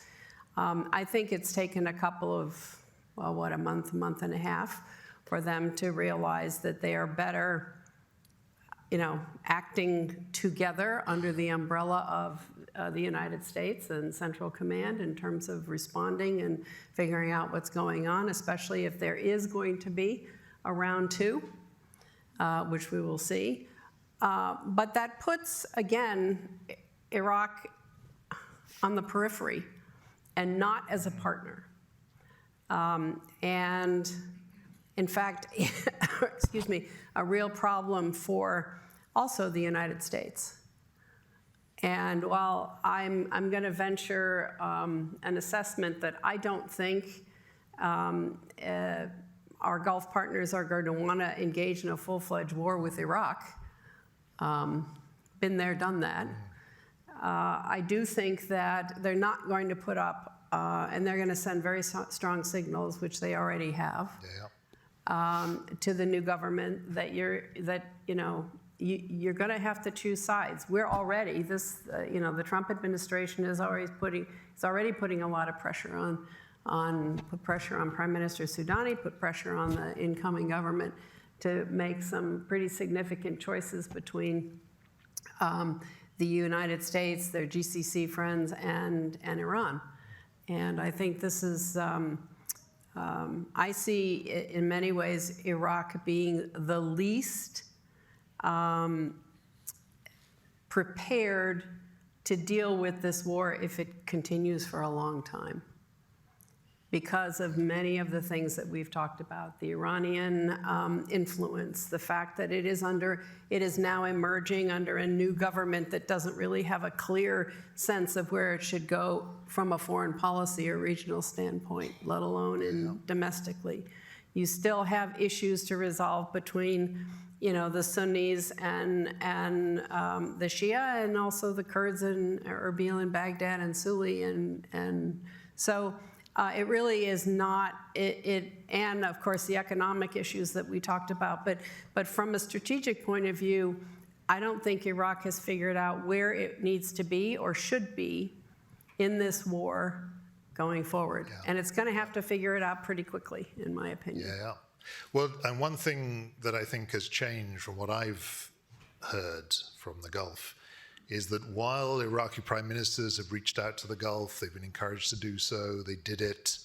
It was a difficult job to overcome the skepticism and suspicion, but they were able to say that we are determined to rebuild Iraq as part of the wider Middle East, part of the Arab world, whatever our relations with Iran and other neighboring countries.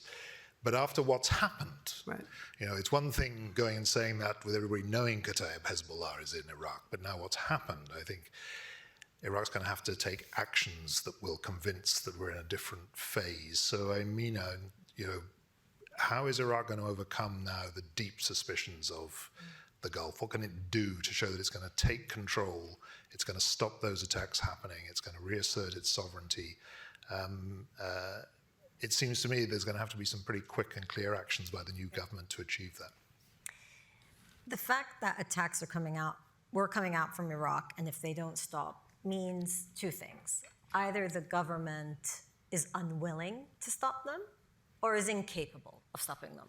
And in both scenarios, it becomes less important to engage with the government, because if you're not honest in sitting in meetings, being received, and prime minister after prime minister was being received in the Gulf, making promises that they couldn't uphold, either they're not being honest or they're incapable. And so I think that is something that the incoming government is going to have to tackle very directly.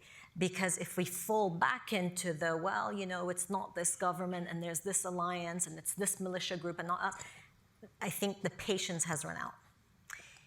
Militia attacks on the Gulf coming out from Iraq are not new, not at this level, but they happened before, and Gulf countries actually didn't even want to say it came from Iraq because they were avoiding having to say to Iraq, you have to make the choice. They were trying to give Iraq the space of not having to own the confrontation that is increasingly becoming inevitable with militia groups. So I think that period of grace is over, and there will have to be an acceptance of responsibility and accountability by the government. That is the state. And I think Abad referenced it in his answer when he said, you know, it doesn't matter like these differentiations. At the end, the government, the state takes responsibility. And I think we're at that moment now. There won't be this excuse. The other element I think is important to take into account when the Gulf is looking towards Iraq is knowing that Iran has lost Syria. Iran is fighting a battle to maintain its influence in Lebanon, and Hezbollah is going through a dramatic change of being seen as really run by IRGC, which wasn't the case previously.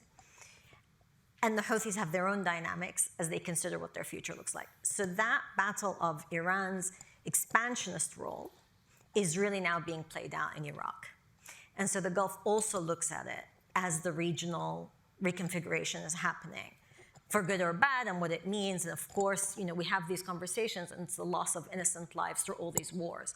And I think that sometimes we talk about all these groupings, but you know, it's yet more predominantly young men being killed for no good reason, frankly.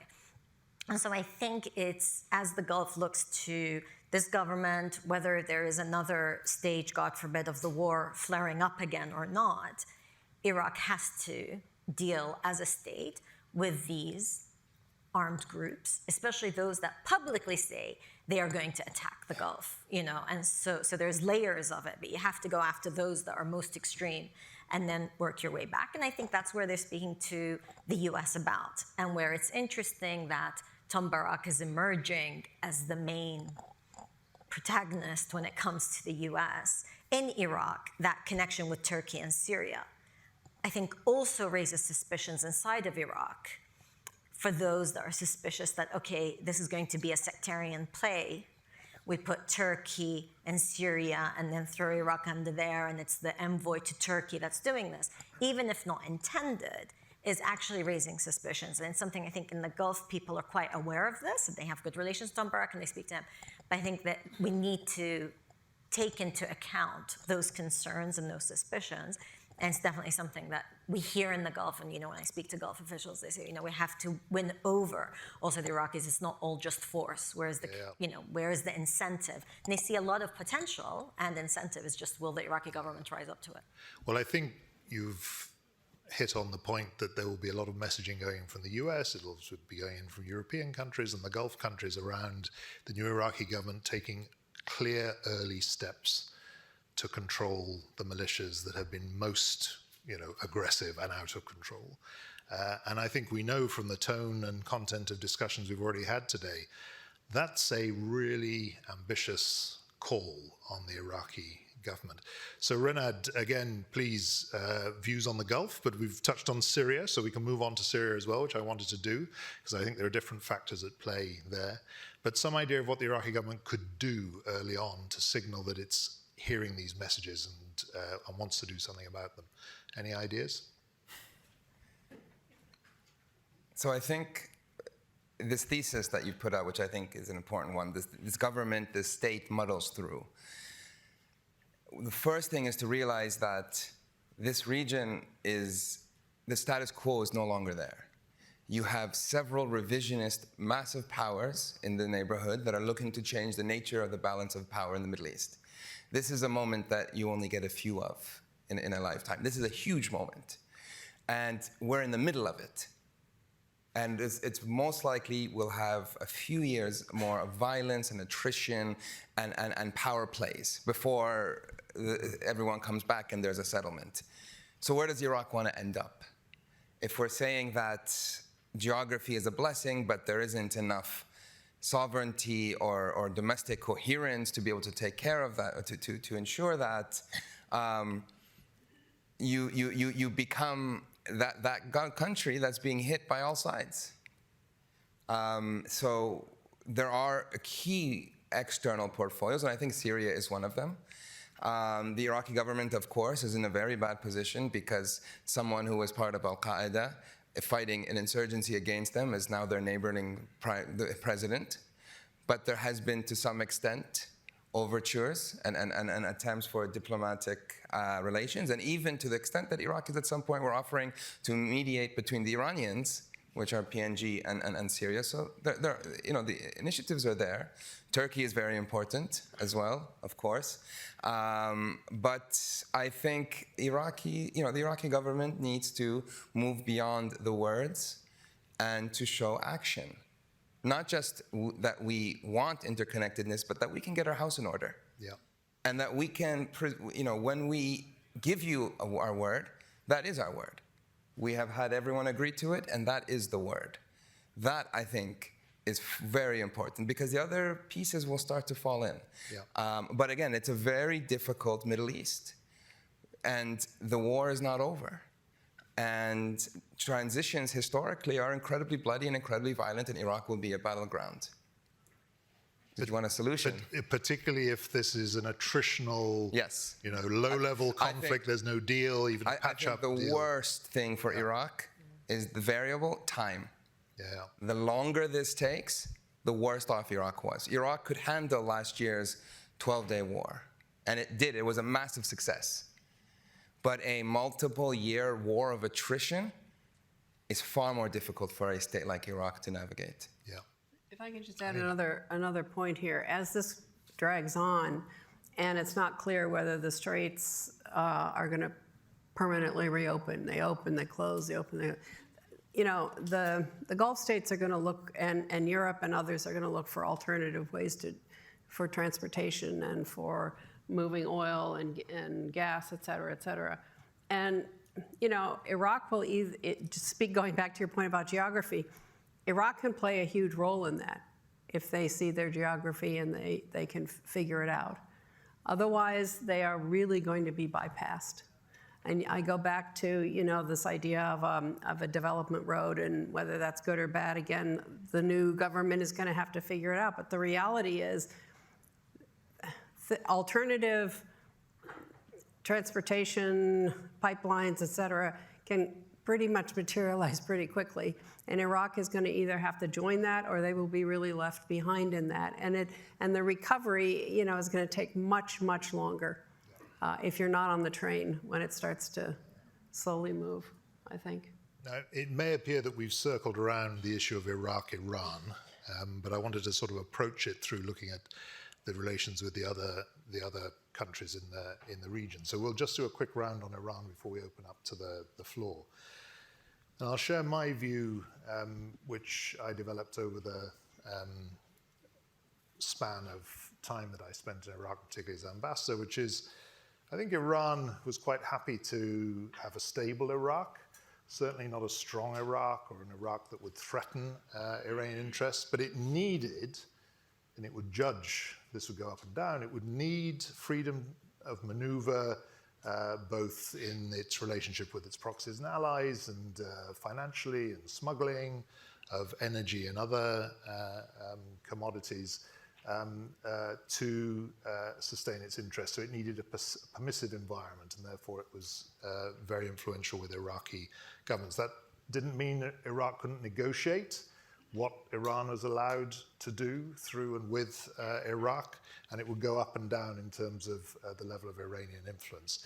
Now, after what's just happened, and particularly in this ongoing no peace, no war, attritional, possibly years-long low conflict, I think Iran is going to be very demanding of what it does in and through and with Iraq, and that is going to pose a great challenge for an Iraqi government that is trying to avoid just being a powerless battlefield for other regional powers. So I think we ought to address, again, what can an Iraqi government do? Because I think with the US messaging and the Gulf messaging and European messaging, what we would love to see is an Iraq that restores its sovereignty, says we have to have a good relationship with Iran, but that we will choose to develop relations with all countries in the region and beyond according to our interest.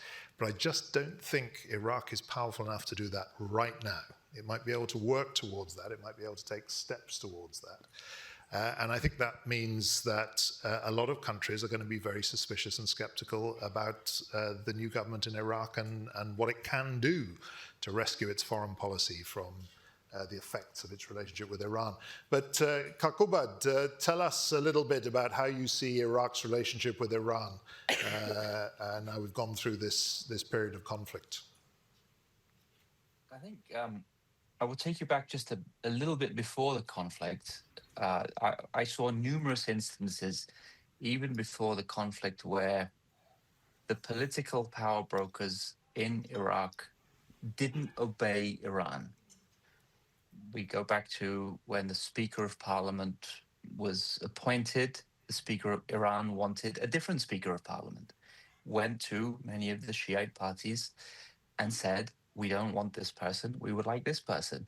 Iraq and the Iraqi political parties and the Shiite political parties picked the candidate that they had reached an agreement on to pick. When the framework nominated former Prime Minister Maliki to be the next Prime Minister, and President Trump put his tweet out, that put Iraq in a really difficult position to choose one or the other. Well, I think that Maliki wouldn't have been picked even if there had not been this war.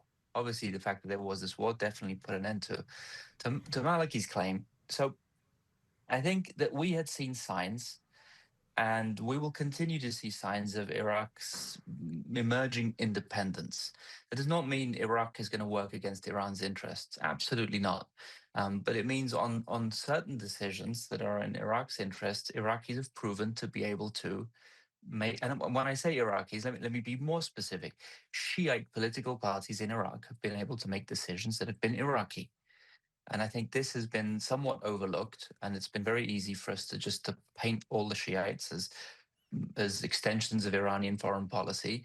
And I think that hasn't been fair. And what we're seeing now in Iraq is an emerging new leadership that is younger, that is more cross-ethnic and cross-sectarian, that have been having really strong, deep discussions about the future of the country, about Iraq's relationships with the West, with Iran, the issue of the militias. These kinds of discussions are very deep, are very advanced, and are very kind of, I would say, giving me a much more optimistic view about how Iraq is going to manage these relationships going forward. Does that mean they're going to turn their backs on Iran? No, absolutely not. I think that we'll expect to see more balance, and maybe balance isn't the right word, independence. I think we'll see more independence coming out of Iraq, and especially in this next government. Thank you. And you do make a very important point, which I concur with, having witnessed it myself, that Iraq was establishing more of its own agency in its foreign policy and its own interests, even in relations with Iran and with the other neighbors and other countries. And it's not impossible for it to do that, even though Iran will be more demanding, particularly in the sort of attritional war scenario, if we don't get a patch-up deal or a deal of any sort. I'm about to open it up to the floor. I should just say to everybody online, please send us your questions on askac.org. But I just want to offer the panel the chance to say anything else they'd like to say about Iraq, Iran, before we open up to the floor. So we'll go down in order. Alina. I think it's going to come down to something less about, what are Iran's relationship going to look like, because that's almost a given at some point. It's going to be, I think, going forward, much more about what is Iraq's posture going to be vis-a-vis the United States, as Kubat said, the West, the GCC, because that's where, for Iraq to sort of emerge as part of a solution, part of moving forward towards a deal or a remade Middle East as a result of this war, Iraq is going to have to demonstrate more quickly and more clearly some of the tough decisions that they've sort of skirted around.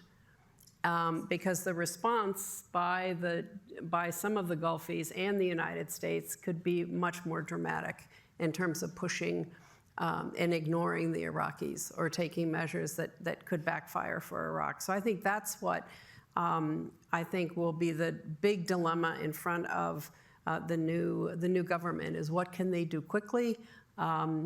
Yes, they may incur lots of pressure and many visitors. Connie may be coming more often to his favorite town, but the reality is they're going to have to demonstrate more clearly what they're prepared to do and sustain it for the trust and for the signals that they're going to be part of the change in the region, not just the economic issues, but also when they begin to look at a different security framework that will eventually emerge over time.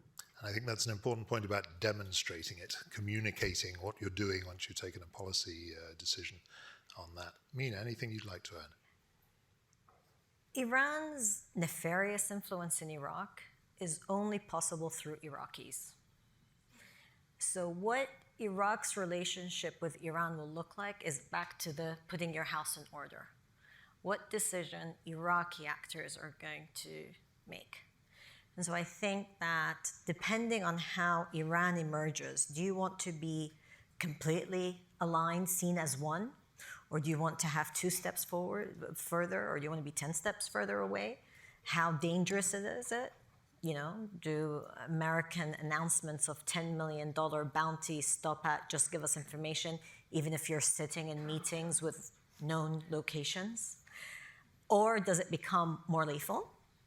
And on the other side, what's the incentive of actually thinking much more about an Iraqi national interest? And frankly, working within a system where money, patronage networks, and weapon flows are connected with armed groups that are often aligned with Iran. Does that system change and you have different patronage networks, which doesn't solve the solution?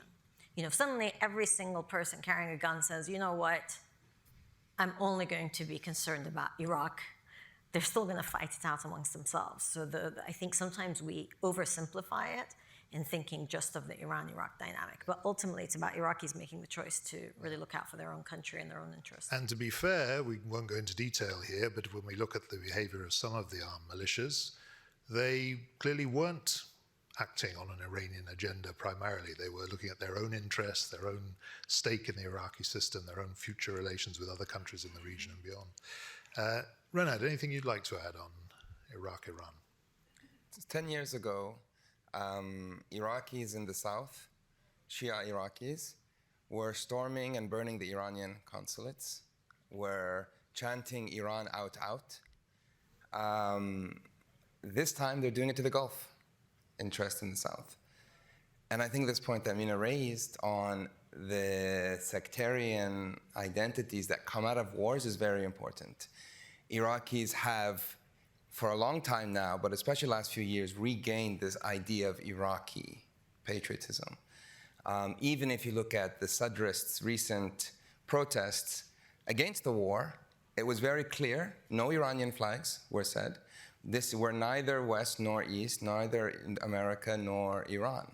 So there is a sentiment. No political leader campaigns saying, I'm a pro-Iranian political leader, because it's ideologically not seen as legitimate to be an Iranian proxy in the Iraqi government. So there is something that's Iraqi, and it's very important. And it has developed significantly. That needs to be harnessed. And I think Qubad's point is very important. There are numerous occasions when there's been pushback against Iranian interests. So hopefully it can be harnessed into something positive for Iraq. Yeah. Well, I think we can conclude that some tough decisions for the Iraqi government, but actually some room for maneuver as well. So I think that's the main message. Right, we're going to now take some questions.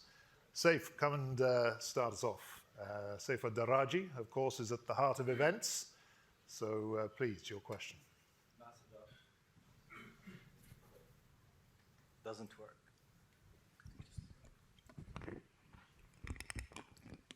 Yeah. Okay. Thank you. I'm Saifuddin Al-Daraji, International Affairs Advisor at the National Security Advisory and Chairman of the Security Sector Reform Support Committee. Alina, my question to you and to your esteemed guest.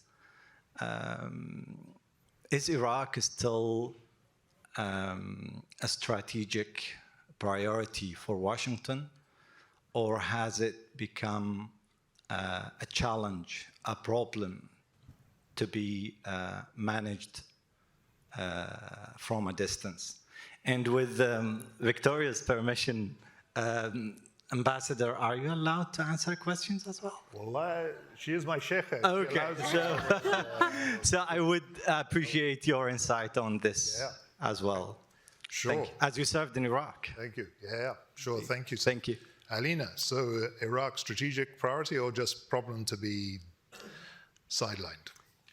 I don't know if I would say it's a strategic priority. It is a strategic priority in that it is a problem for the region, and it has to be dealt with for a variety of reasons because of the militias that are now firing not just on U.S. forces and U.S. presence in Iraq, but in the region. So that has been a problem and an issue for the United States since, I would say, even when I was there in October, starting in October 23 and even beyond. I do think this administration understands that Iraq is an important component of the security fabric in the peace and stability in the region and its own sovereignty.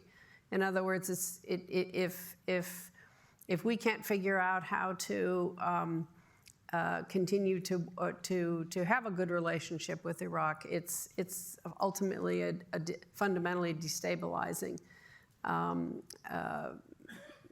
component of the region. Does that mean that that this administration is going to spend all of its time on there? No, because it has other issues but I think there will be an expectation that Iraq will, especially under this new government, will be part of the discussions and the dialogue and the expectation that they join whatever will emerge as the counterweight and the pressure points in support of opening the straits or continuing max pressure on Iran, because that doesn't seem to, that component of the Iranian leadership isn't going to be changing anytime soon. I do think maybe the terminology I wouldn't exact priority puts it at the top, but it's all part of the situation that we have to deal with in the region if we're going to be successful. Mina. I agree that strategic priority might be difficult, especially with the nature of this administration, really different from anything as a journalist that I've dealt with in 20 years.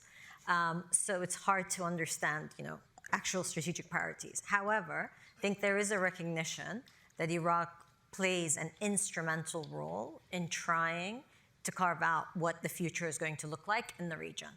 And I think there is that pressure on, we cannot continue to have non-state actors with the ability to declare almost war or the ability to launch missiles. I think that's now very much on the radar of the United States, and it wasn't 6 months ago. So I think it's risen in importance in terms of security, hard security, and how that gets resolved will be interesting.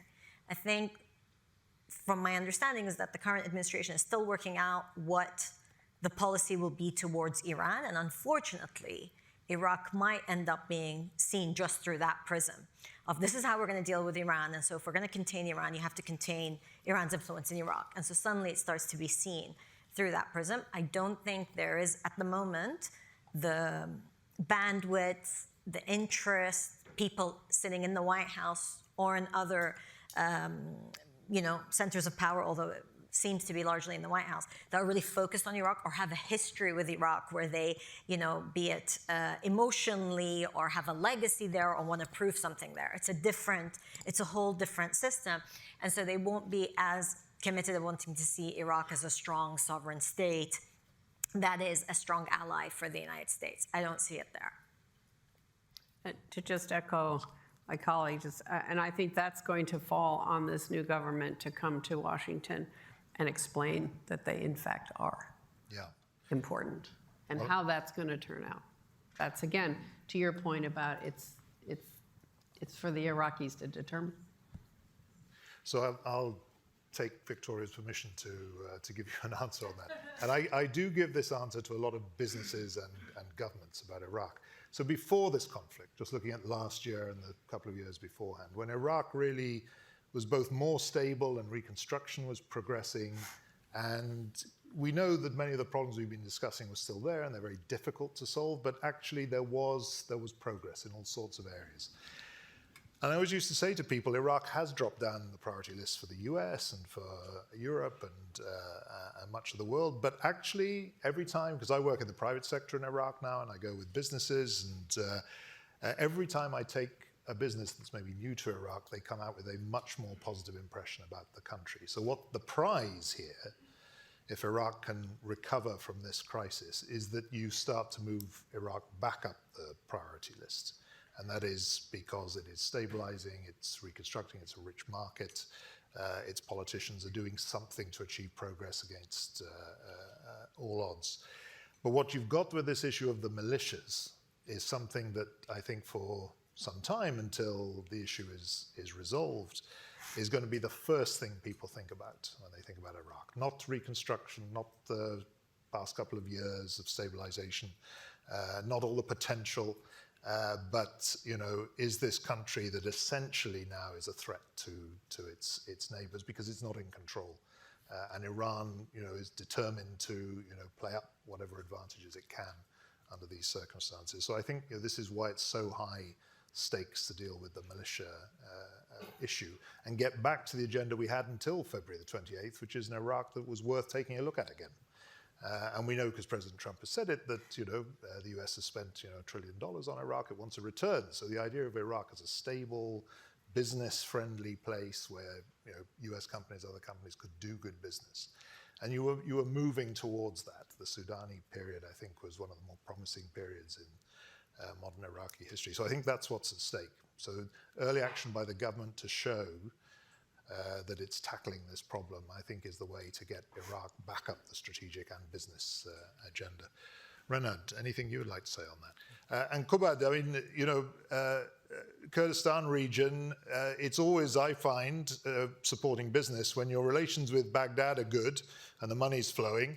I can bring businesses to Kurdistan and they see all the benefits and the advantages, and then when the politics goes crazy and there's no money, then what can we do? But I'd just be interested in your view on how do you feel about Kurdistan region's prospects now? You will be linked to the central government in Iraq, even if you have your own differentiated positions.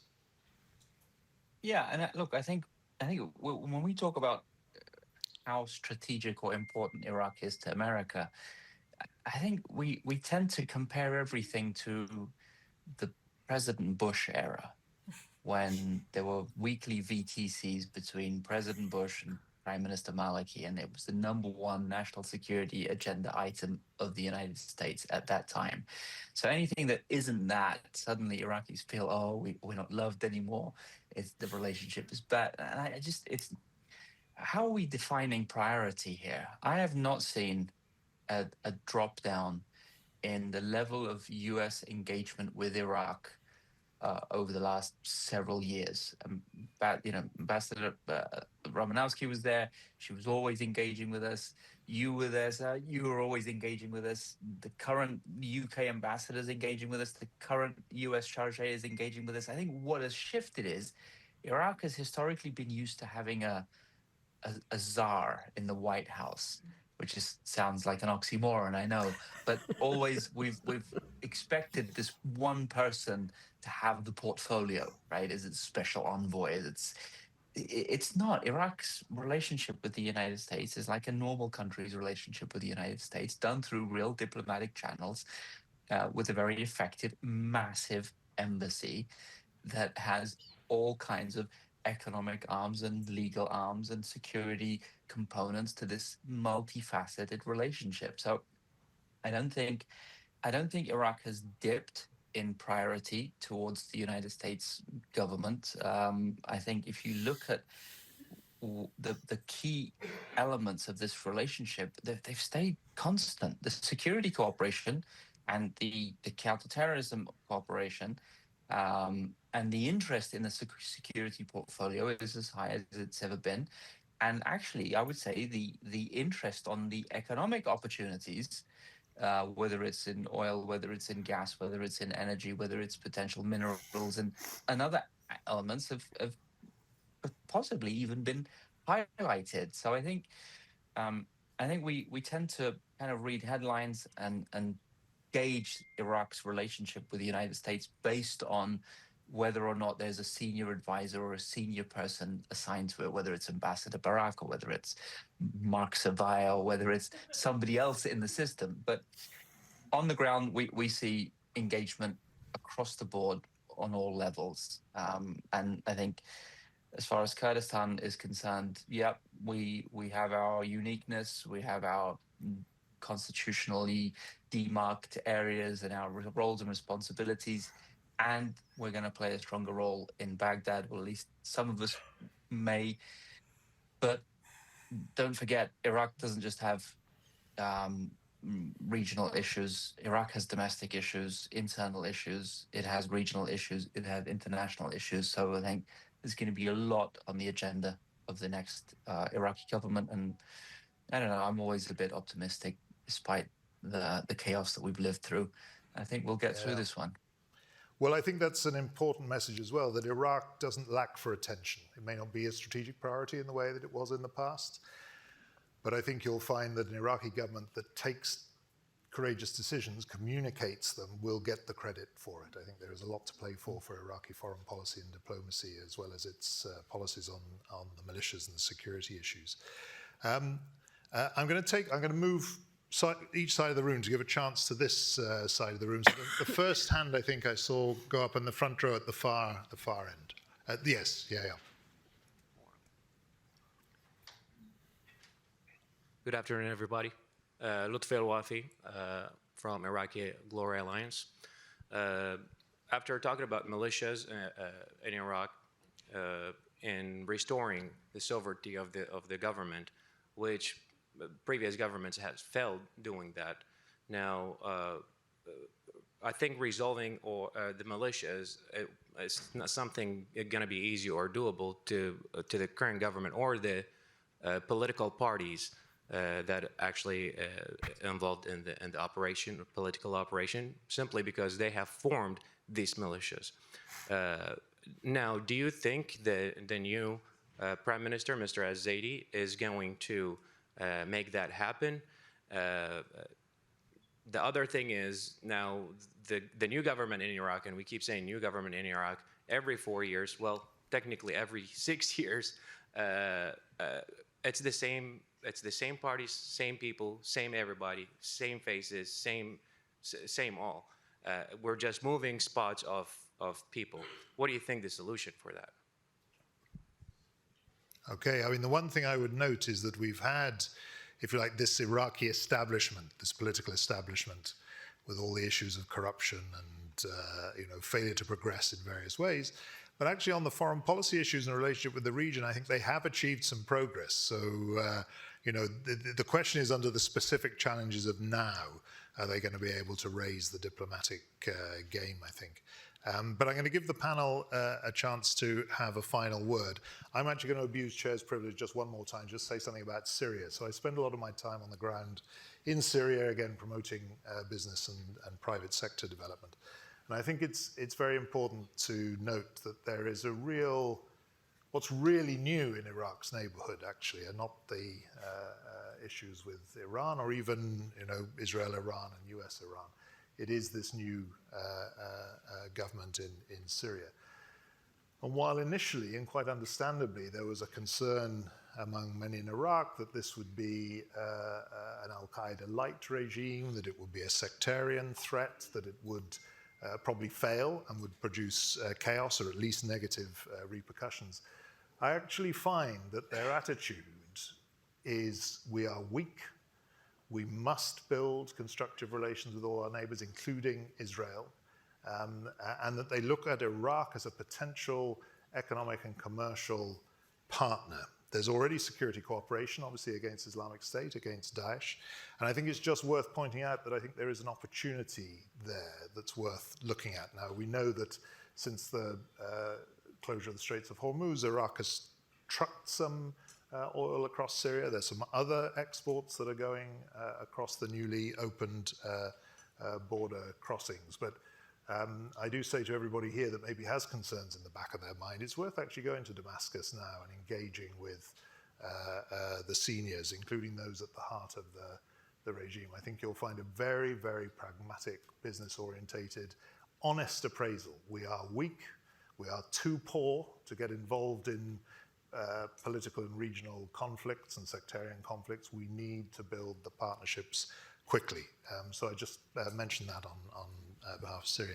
So I'm going to ask the panel to quickly sum up. We only have a couple of minutes left. Kubad, would you like to say anything finally to the topic of Iraq and the region? I think I would just like to address the last question. I think there is a change. I think there is a change there's a changing of the guard happening in Iraq as we speak. There is a new generation, a younger generation of leaders that are emerging, that are cross-sectarian, that are talking about things in a different way to the old guard. They're very respectful to the old guard, but there is a new cell that is emerging. Go back four years ago and have a massive issue such as the presidency of Iraq. Can you imagine Prime Minister Maliki and President Masoud Barzani opposing something and it going through? 4 years ago, absolutely impossible. Today, it goes through because of this new leadership, because of these new linkages and new coalitions that are building. And I think this is different. And a lot of these guys who are now very influential in Iraq are all roughly the same age. They're in their early 50s, some even younger. We've got an incredibly young prime minister, designate right now. So I'm seeing a changing of the guard, which I think will bring in a different way of thinking, a more governance-focused mentality, and a lot to be optimistic about. So I don't think it's fair just to say, well, it's just the same faces, same ministers, same policies. No, you're going to see Qais Khaz'ali today is not the Qais Khaz'ali of 4 years ago, and that. Let's just call it as it is. He may not yet be invited to next year's iteration of the Iraq, but so Alina. So I don't think I'm really in a position to second guess the new Iraqi prime minister, but what I can say is that if Zaidi doesn't try to get his arms around the militias, I think the consequences are pretty clear, both historically, and I think there's been very strong messages from Washington, both privately and publicly, about that. But if he does decide to try, and he will have to try if he wants to have a very different outcome.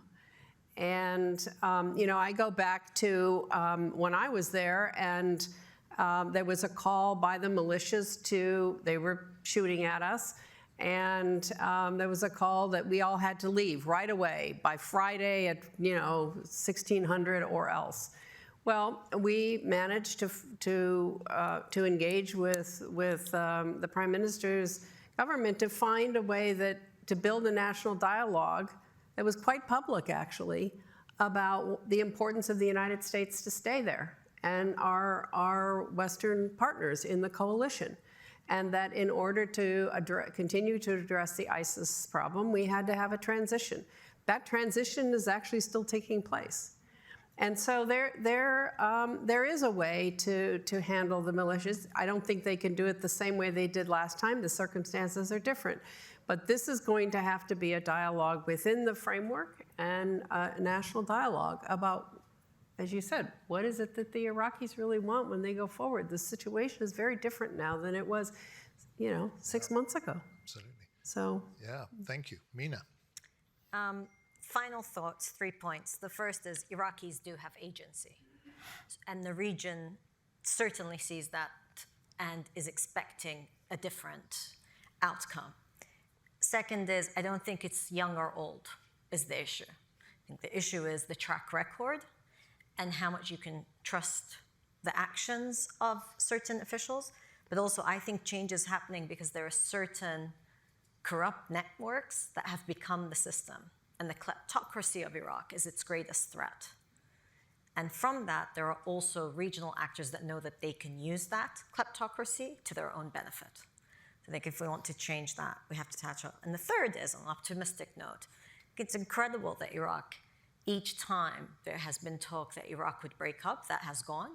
Each time there has been talk that Iraq would descend into violence against one another, it's gone. But the threat of sectarianism, given the tone in the region, is a very real one, and Iraq must absolutely make sure it doesn't fall into that trap, because it is where the tinderbox is in the region if we were to go down that route. Absolutely, very important warning. Renat. I think I've been accused of being pessimistic at times, so I'll end with an optimistic note, but let me go through this first. Very briefly, the Iraqi system is again at that brink moment. Iraqi politicians tend to start using the language of reform when they're facing a massive economic crisis, whether it was 2015, whether it was 2020, with the white paper most recently, and I think that will come back. They will have to think about reform, and I think Mina's point on corruption is essential. Dealing with militias doesn't work through whack-a-mole. It's been tried every time, and it doesn't work. It's a problem that's systemic. You can hate the player, but there's a game there that needs to be fixed. And that game is corruption that is political and that allows across the spectrum groups to generate revenues and take from the state. That needs to fix, and there is an opportunity coming up because they will not be able to pay salaries. Yeah, that's optimistic. I was going to say, if reform only happens under pressure, the pressure that's about to, or is hitting Iraq, I don't think we've seen anything like it. Well, look, thank you all for participating and listening. I'm sorry we've run out of time. I think what we've concluded is that Iraq has a real chance to get through this crisis in a way that both preserves the advantages it had before, but takes it actually probably to a more sustainable and resilient level. So thank you to our panel for taking us through that fantastic discussion. Thank you, Kakubat.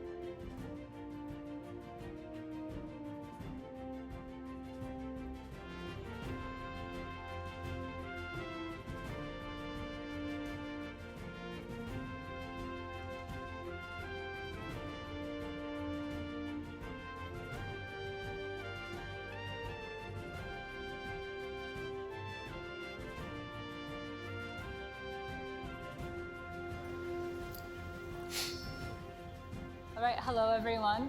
Welcome to our panel on building Iraq's future, civil society, entrepreneurship, and innovation. Thank you for being here. I know we're the last substantive panel, and I know I'm calling Ahmed al-Bashir unsubstantive.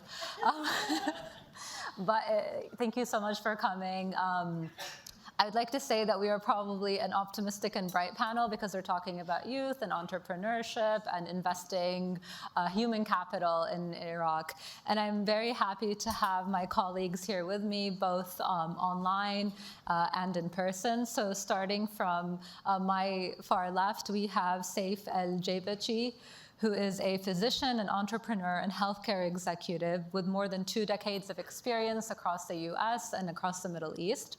He currently leads US and Middle East partnerships at Aetna, a CVS health company, and is a general partner of Earth Capital, a fund dedicating to supporting Iraqi entrepreneurs and the country's startup ecosystem, which is very exciting. I'm meeting Saif for the first time, but it was really wonderful to hear about your work and to know that it exists. Joining us also, Bilal Wahab, who I think everyone knows and is a Washington favorite, the president now of the American University of Iraq in Sulaymaniyah, former senior fellow at the Washington Institute for Near East Policy, which I think is where a lot of people know you from.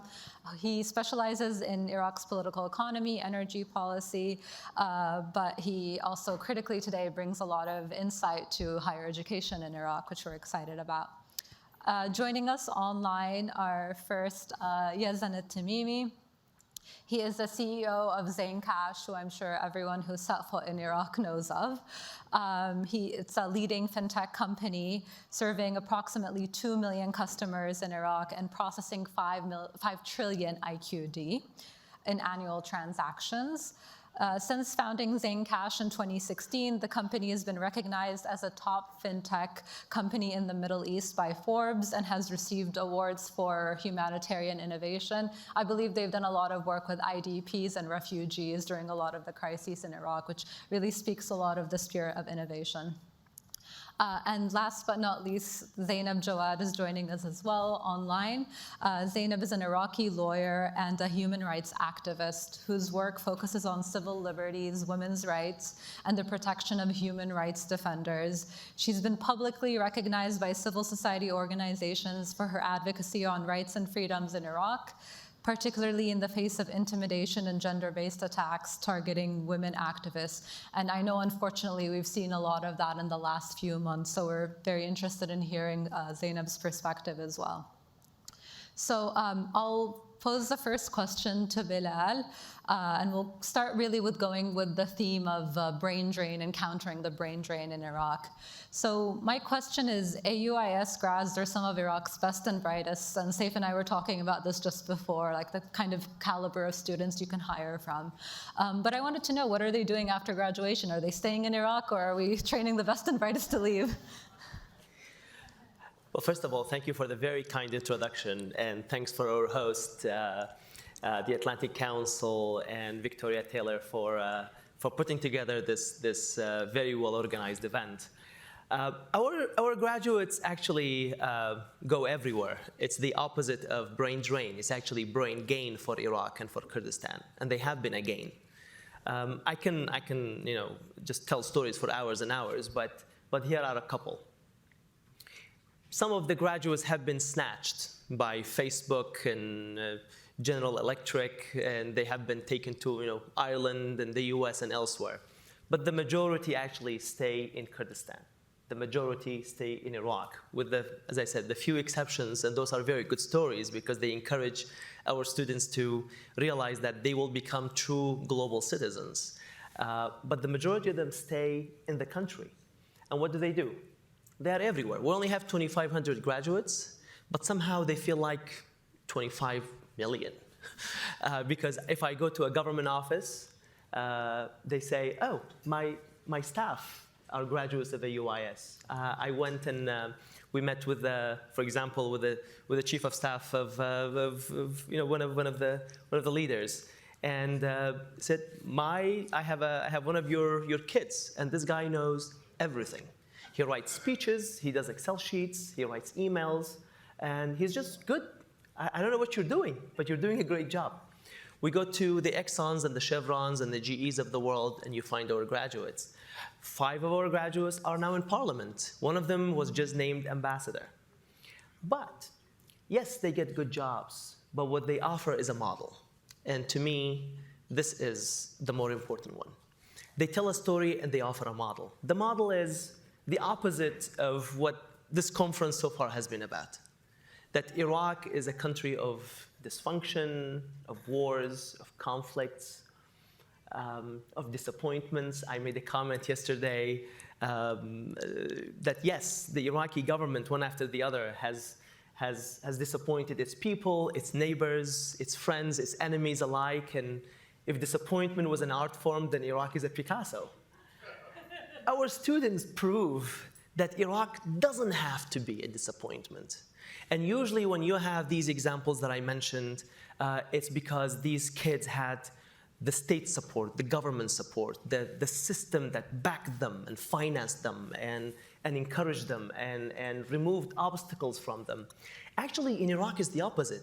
These examples exist and they thrive, not because of government, but despite government, despite the dysfunction and the lack of security that has been so far the highlight. And to me, that gives me great hope, because you mentioned I was a think tanker in this town for about 8 years, and the Iraq that I deal with, the kids that I deal with, what I see, was shielded from me as well.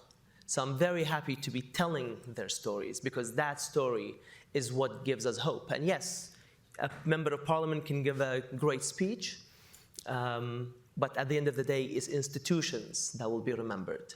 And AUIS is one of those institutions that is shaping a generation and giving hope to a generation of Iraqis, Kurds and Arabs and Sunnis and Shias and Sunnis who come together in the same campus. They have a proper college experience, and their biggest problem is usually the next calculus that they have to solve, and then they have to forget about what city they came from, or which direction of the to who they pray, let's say, or what language they speak. And they usually do that over an iced latte, which is also cool. Do they have a mascot? We do, it's an eagle. Oh, okay. Yeah. That brings you together. So my next question is to Yazan, who's joining us on Zoom. The last 2 Iraqi administrations, and I'm sure this incoming one as well, have been increasingly interested in digitization. There are several ministries in Iraq where you can't really get any transactions with cash. So that's been something that they've focused on. But anyone who spends time in Iraq hears the grumblings of Iraqis about losing the cash-based system, despite its many advantages from our perspective up here. So my question to you is, in your own experience, what was the biggest cultural or behavior obstacle you've had to overcome with Zain Cash to succeed? And focusing on youth in particular, is there a generational dynamic to how people view digitization? And this ties into a broader theme of, are youth interested in reforms that we aspire to, but that we can't really seem to get off the ground? Thank you for the question, and thank you everyone for having me here. That's a great opportunity to at least present Iraq from the ground. I've been hearing a lot of negative sentiment from the previous session, but me being on the ground, I can reflect a different story. It's a very vibrant city in Baghdad. It's very active. It's truly a city that doesn't sleep. You can go at this hour, at 10 p.m., you go on the street and you'll find busy with youth. And there's a big energy from the youth here that you can really feel it on the ground. So the country is eager and has a high demand to grow and to develop. But to your question on digitization, yes, the government has been pushing a lot. I've been in Iraq for the past 10 years working and founding and developing Zain Cash and the industry itself. And the government has been pushing, and we've seen big development and big transition. It's true that there are behaviors, especially in government employees, where they receive their payroll through digital channels through banks, and that's one of the main initiative from the government. So all government employees must get their payroll into the banks. The biggest negative behavior is that they cash out, they take the money into physical cash, and then they use it back to cash. But this is changing slowly. What people want to see, where they do not trust digital payment and they stick to cash, because they're used to that behavior. They're used to trusting cash, counting cash, giving cash. They still don't trust online balances and transfers. But slowly, once you pull them in with good services, good discounts, fast services, something they can trust, and that's what we've been delivering. So in the past 10 years, we've been delivering services across. Recently, a few months ago, we worked with the Kurdistan region in launching government electricity bill payment, which has been very successful. Obviously, to bring people in, we give them first cashbacks, but we're seeing so far in 4 months, there was about $2 million only from Zain Cash paid. So every day there's 500 households that pay their electricity bill through our wallet only. And that's a big achievement for Iraq. This is one small part, but let's say for transfers, for using cards, we're seeing a big switch. Now, obviously the youth is where we have the hopes in, because youth now, they live around apps. Everything they have is around their phone. So now, let's say in Iraq, ordering food is mainly done through food delivery companies like Talabat, like Totters. Ordering a taxi, it's through Belly or Kareem, which is like the equivalent of Uber. So now also paying, it's coming through cards, etc. So we are seeing that transition, and I'm seeing that firsthand. Being on the ground, we're seeing that big transition. And even if you go to Baghdad and you come to the malls, there's a new mall that opened up called Iraq Mall. You go in, you'll feel that you are in Dubai, and people are eager and thirsty for that modernization. So on a positive note, we're seeing a good change in the behavior, and I'm very optimistic in the 5 or 10 years coming ahead. That's great to hear. I mean, I know Iraqis roll through the punches, right? As the world is falling apart around them, life goes on, particularly for youth who this is their formative years and this is their life. So they're going to seek opportunities where they find them. On that note, Saif, basically the same question about the brain drain that I posed to Bilal. Are we seeing the reverse of that in the entrepreneurship space, or are we seeing that a lot of the entrepreneurial activity and the ideas is really happening among the very eager diaspora? It's a good question, and my answer is relative to my experience in the Iraqi market. It's been a year since I started Earth. Earth means legacy in Arabic, and the idea of Earth is to support and help build the ecosystem, and maybe with a focus on some success stories. I think we are desperate in the Iraqi market to find success stories, and I'm not in politics, this is the first political event and dialogues I've attended, and I'm liking it. But my thinking is more numbers. And in terms of numbers, that drain of some of the talents will continue. Many people, they want to go and leave the country. They have a plan, they don't have a plan. But what I've seen, at least from an investor standpoint, my life is easier when I deal with entrepreneurs who've worked in a market, including some of your students, who are exposed to what investment means, how startup works, beyond what they see on social media. So on a daily struggle, the socialist thinking is still demanded. Like we get applicants who say, I have an idea and I need someone to fund me. I was like, no. Or you should fund me because I have an idea. I was like, I don't care. Or they would want to put something to support the investment, almost like a bank loan. So we have to go multiple steps back and explain what venture funding is and how do we work. And we don't depend and wait until the government do changes and there is an infrastructure to help. We're trying to navigate through the existing system. And I see a lot of the startups that some you've mentioned have managed to attract talents who are Iraqis, but they lived in Dubai, they lived in Europe, they lived in the US, and for the time being, they're doing well. I think it will take some time for the Iraqi youth who learn more about how startup works to pick up. Especially, and I want to close with this, I think entrepreneurship, it's not a luxury. I think it's something the Iraqi youth would benefit more than any of their peers in the region. Okay, thank you. I don't think we have Zainab with us anymore, but we'll come back and discuss with her kind of the legislation for women's protections in the workplace as Iraq expands the private sector. But I'll go back to Bilal and ask you about the proliferation of private schools and private universities in Iraq since 2003. I think it escapes no one's notice that we've seen a huge rise with various levels of quality of private universities across the country. You know, some of them are money-making projects, some of them are prestige projects, et cetera, but there are some like AUIS that are quality institutions that might be paving a new path towards how we think about education. So I wanted to ask you, from your vantage point as a president of one such institution, where do you see education headed in Iraq? Where do you see privatization of education headed? Are we going to see more of that? And what does that mean for exacerbating social divides or income inequality divides because only some people can access high quality education? First of all, you're absolutely right that there is a mushrooming of private institutions of higher education.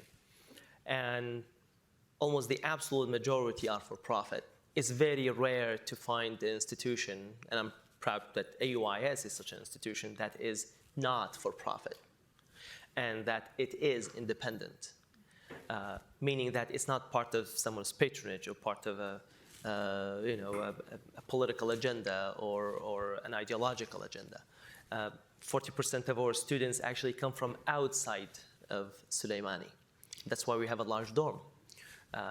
And it's also the only university in Kurdistan that has the word Iraq in it. And yes, we are the first American university, but we're not the only. And to me, that's an important point, because now you have other American universities, in Baghdad, in Duhok, Baghdad Business School, that are Catholic school, that teaching the American method, the critical thinking, the ecosystem, as I mentioned, where these teenagers, we get them as teenagers and we graduate them as adults. And in the process, they get to learn how to think differently. We don't teach them what to think, we just teach them how to think. And they also get an experience of, you and I can disagree on a variety of political and identity issues. But as I mentioned, at the end of the day, there is that coding marathon that we have to do, or that test, that group project that we have to do together. And the ice latte, exactly. And I mean, I say it humorously, but it's very important for that college experience, which is quintessentially an American college experience.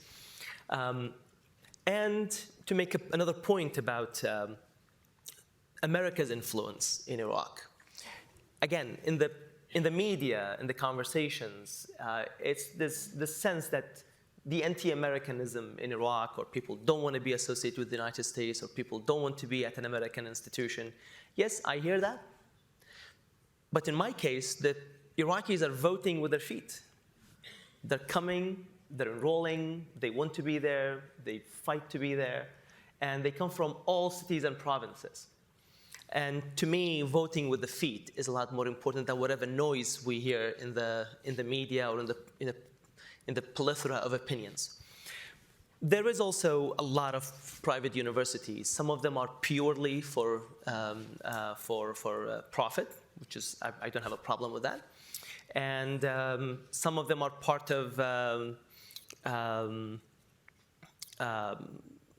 it's not just an American model. There are also Iranian model universities. So it is a sphere of influence that's there.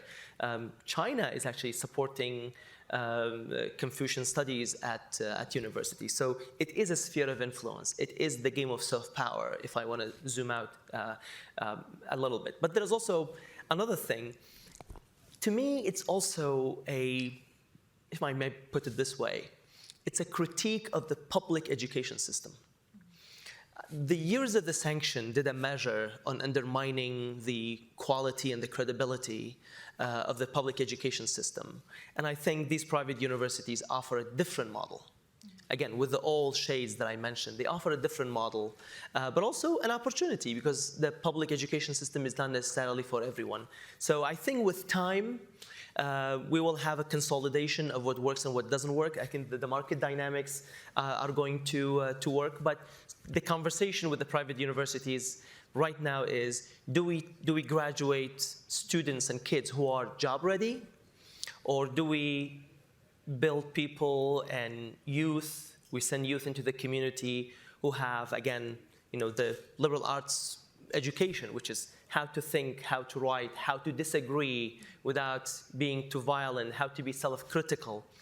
And we're going with the latter model at AUIS because we believe that we need to have very good dentists, and we need to have very good AI coders and computer scientists, but we want them to be thinking dentists and thinking pharmacists and thinking computer scientists. That would be my take on the mushrooming of private education. I'm a big fan of liberal arts education. I always support it anywhere, and including in the US. So I'm very happy to hear essentially a liberal arts education. We do have a challenge, though, with the American model in particular. I'm yet to find a proper translation that gets across to parents as to what liberal arts means. I'll think about it. Or School of Business, for that matter. But to the point of model, like I was faculty there about over a decade ago, and we had School of Business. And in the Iraqi public education system, we don't have business education. There was like Idara wa Iqtisad, for those of you who know the Iraqi system. And this is like the lowest high school grade gets you to Idara wa Iqtisad. So business school wasn't doing very well. It wasn't attractive to students. I go back some 8 years later, it is the second largest school at the American university. What happened is that the graduates were unleashed into the society, and they're doing so well. We had the econ chief at the U.S. consulate come to Soleimani and said, "I want to get a sense of the economy of Soleimani to see what's going on." We filled our boardroom with CEOs of companies, all of whom were graduates of AUIS, all alumni of AUIS. Victoria was there. She came and gave a talk. We did not plant any questions. We did not censor any questions. Kubat was there. He gave a talk. And I don't think our students threw any softball at you, or at Kubat for that matter. And that is the point. Well, thank you so much. I'm really excited to hear about this development. And even though this vocabulary is strange to me, I hope you can scale it up. So. Turning to Zainab, who's joining us on Zoom. Thank you so much for joining us today. Speaking about the private sector expanding and more youth being able to access it, one thing that a lot of young Iraqi women have told me over the years is that the preference for the public sector comes because of certain laws and regulations and workplace protections that aren't legislated into the private sector. So I wanted to ask you about laws, regulations, things that are in place, but things that also can be implemented through Parliament that can make the workspace safe and productive for young women.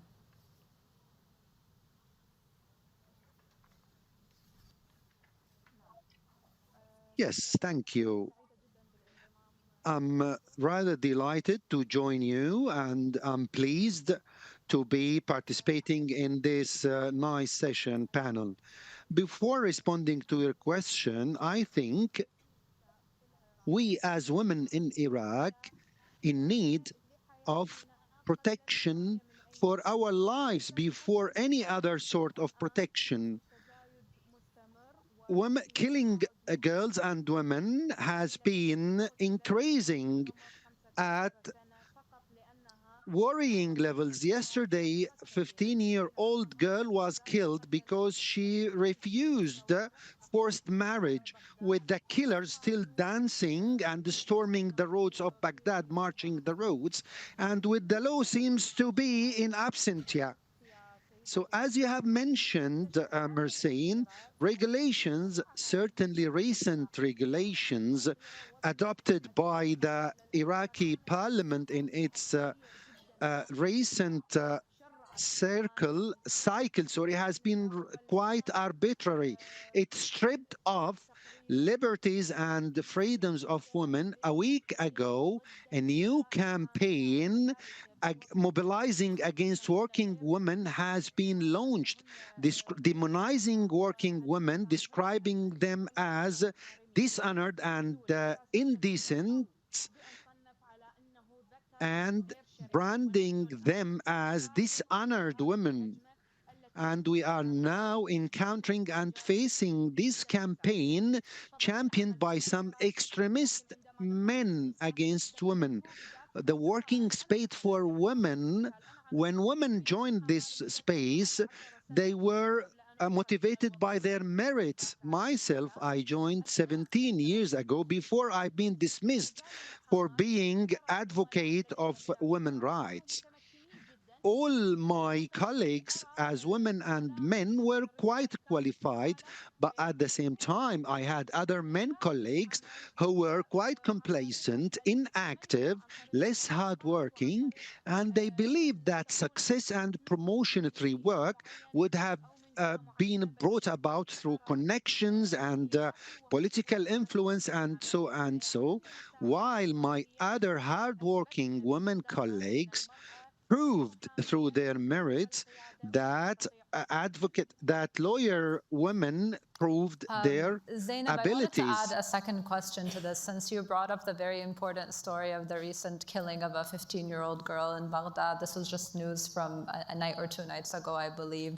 There is, in the current ministerial program that's proposed by the Prime Minister designate, a throwaway line about the anti-domestic violence bill, which Iraqi women's rights activists have been working on for many years now. So I wanted your perspective about, is this a superficial gesture? Should we not expect much?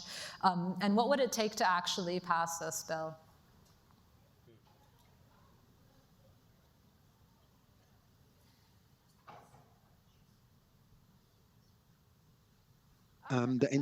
Yes.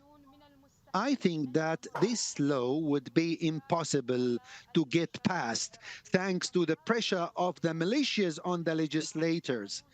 So Iraq will have a domestic law only, domestic violence law only when we put an end to these militias, which is taking control of the government and the legislators. More than 6 years ago, we have been demanding legislating this legislation, domestic violence legislation. And what we got in return, I've been dismissed and fired from my job only for asking and demanding for legislations that protect the rights and the lives of women and children. And I prevented from entering Baghdad.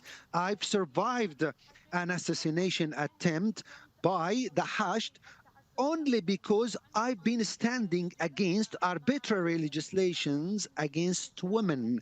When we sat with some legislators through some parliamentary women, we failed to achieve anything because women in the parliament did not manage or have the say to accept and approve these legislations without the consent of the patronage networks of men. So in the recent cycle, perhaps the civil society did not propose or suggest more thanks to the fear of prosecution and assassinations, but now we have no more fears despite all the rampant attacks, abuse of children from their relatives, from their family members, in addition to violence and killing children by their parents, by their stepmothers, by different family members. We have seen increasing records of these crimes because of the lack of deterrence and deterring legislations. That's why we demand the legislation and enacting of robust and efficient and active laws. Everyone we meet, I won't put names, everyone we would meet, they will put promises that we will put through these legislations, but eventually we don't find any enough protective frameworks, not for children, neither for women, and we still see the perpetrators dancing in the streets, and this is Thank quite you so much, demonizing. Zainab, for bringing this up. And I think what we've experienced collectively as a group is we were talking about something very positive when it comes to education. And then we're also reminded that there's these huge challenges facing women, facing young women in Iraq as well. And this really raises the question about reform very broadly in Iraq, both in the civil society arena and in the even in the business space or education space. And it's this idea that you have to build and you have to work through crises, through shocks, through really terrible circumstances, through a low appetite for reform, through unserious politicians, etc. And so I wanted to raise a question to Yazan, who actually built Zain Cash during extreme instability, through ISIS, economic shocks, COVID, currency crises, etc., through extremely difficult circumstances. What advice do you have for Iraqis, whether entrepreneurs or civil society activists, who are intimidated by the instability and the seemingly inapproachability of the country? Sure, but before I jump into this question, I just want to also give my view on how I see things, because the way I'm hearing how women is being treated in Baghdad or Iraq is totally different from how I see it through my 10 years lens here. And I do explore Iraq. Last weekend, I was in Diyala. I'm always around. I played tennis with women here. I go to the gym. I see women. They're out at 11 p.m. Even the other day, I was saying women are taking a taxi alone at 11 p.m. on a Monday, and they're young, and they feel safe. And I'm seeing this, and women don't feel that safe in sometimes in Europe now. So I don't see that reflection that I've just heard now. In our company, we have women in leadership, the head of our compliance, customer care, HR, all women. They obviously are, I think Iraqi women are one of the strongest. They have very strong opinion. Obviously, if we don't listen to Iraqi women, you're in trouble. And even how I see men and the relationship with their wives, they have a very equal lives. So I really don't see what I just heard. So I just want to give that reflection, because there's a view being put on Iraq that I don't see, and I have honestly my eyes are open, and I always compare it, given that I've lived globally, and I really don't see what I just heard. Now, going to your question in terms of me being through going through the hardship in 2016. In 2016, it was difficult, but obviously it was not as difficult as it was in 2006. And today, 2026, it's much easier than how it was in 10 years ago. Obviously, 10 years ago, the biggest challenge was finding the talent, especially for our industry. So it's very hard to attract the talent, and then we had to train them. It was very hard to get expats as well. People were seeing Iraq as very risky, so it was very expensive to get experts from abroad. And I came from abroad, so I took that chance, and I really wanted to come back to the country and build it. But today, I think the challenges are minimal. I see a lot of entrepreneurs. Since we're a payment company and one of the leading companies, most entrepreneurs will come to us to get a payment method first. They use us, for example, Talabat as one of the largest food delivery company. They use us for disbursement, for collection, for collection from drivers and restaurants and disbursement.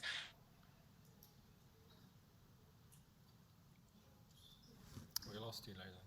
Oh.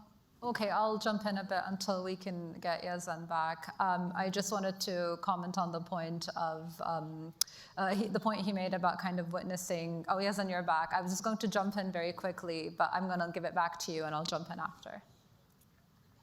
Yeah, sorry, I don't know where I was speaking. I don't know where it got disconnected. Sorry? So Okay, I'm sorry. Okay, so I'll go back into you. I was speaking about the challenges in entrepreneurship. You I were was on saying Talabat, according to our audience. yeah. So, Okay. Okay. yeah. Great. So what we're seeing is today challenges are not as it was before, and we're seeing a lot of entrepreneurs starting new businesses. I think getting funding, and that's something that maybe my colleague can maybe speak to it. The panelists speak to it. Getting funding is quite difficult in Iraq. Iraq is being seen as a high risk country, so it's very hard for entrepreneurs to get funding. That's the biggest challenge with us. Obviously, we were associated to a big telecom operator, so funding is not an issue. So it helped us in building the company. But entrepreneurs, the biggest challenge is how to get funding and how to scale. That's why you see today the biggest companies that are successful in Iraq are usually coming from abroad. So Talabat, Belly, all these companies that are successful, they brought funding through special channels. So we're hoping that hopefully more VCs, more private equities do help in investing more capital with entrepreneurs.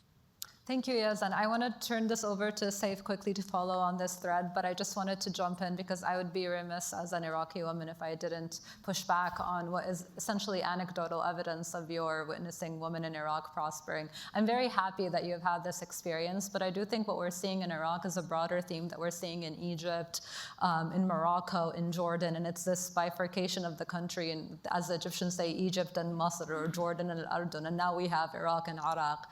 And in the Iraq I've seen outside of these upper middle class elite circles where, women are having a wonderful experience, and I lived in Baghdad for 3 years, and it was a wonderful experience for me.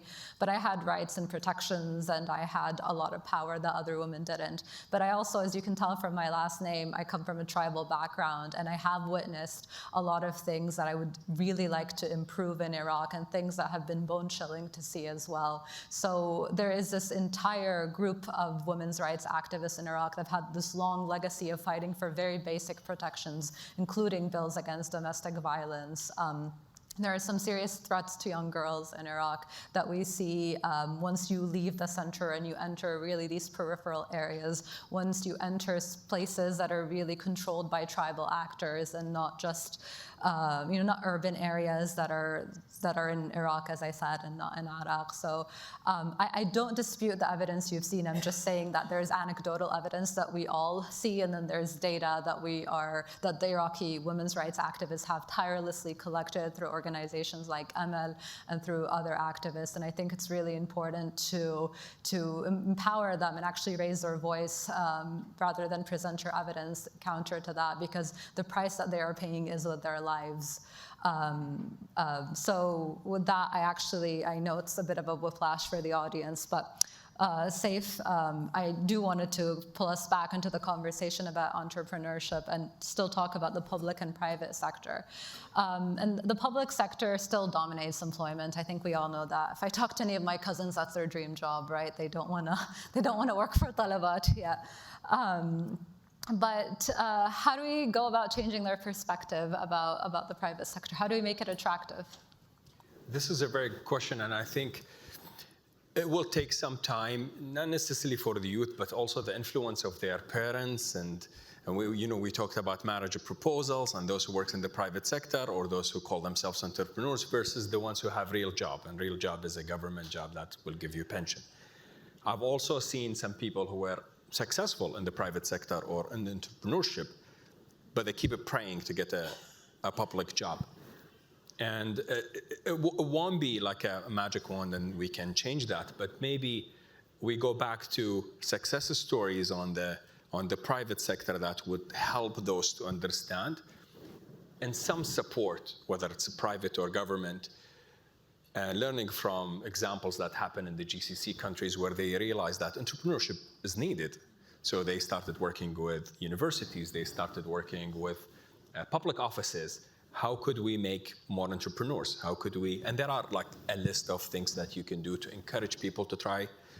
I remember I launched a course because one of the problems we had is nobody knew how to talk to an investor. I said, okay, well, that would save us some time if we teach people how to talk to investors. So, I mean, it's a one-time exercise. And we had in a few days 8,000 people who signed up for the course, which tells you those 8,000 are potential, right? I mean, you can work with them. They want to be entrepreneurs. They want to think about creating a business that will ultimately support them, and maybe they hire their cousins, they hire their friends, and this would, in the near future, change this perspective of I need to get a government job. I think the government is also not very honest about there are no jobs. There's still people think, even I'm active on social media, people say, what are you doing about public jobs? It's like, well, why would I do anything about public jobs? It's not my business. And they want to protest and they want public jobs. They still think about public jobs. It will take a long time. The only thing we can do in the private sector collectively is if we create enough success stories in the private sector, just like in many markets, where people stop thinking about a public job, maybe think about starting, I don't know, a laundry business. And that's the other issue. It's this, the whole culture around it. Like, is it okay to work for a ministry, public, and make 400,000, or have a laundry or a cake shop? But I think the only real difference we will see when we have a few of those success stories, maybe even, made. Like, and I'm proud to be a product of the UAE support to entrepreneurship, where we got so much support that encouraged so many other entrepreneurs to think about entrepreneurship because they've seen success stories in their market within the same environment. And I feel part of the resistance to think about private sector is there is no much success. One of the things Zain said, so they are a startup but within a corporate. You have the others, which are companies that came from the region. And it created even a friction where people say, why you fund a company that is Lebanese or Jordanian and you don't fund Iraqi companies? And it's not about that. It's they just have the structure to talk to an investor. It's not who owns the company. And I started with this and led my conversations like it's easier for us to deal with Iraqis who lived abroad and start businesses in Iraq because they know how the system works. But I'm hopeful.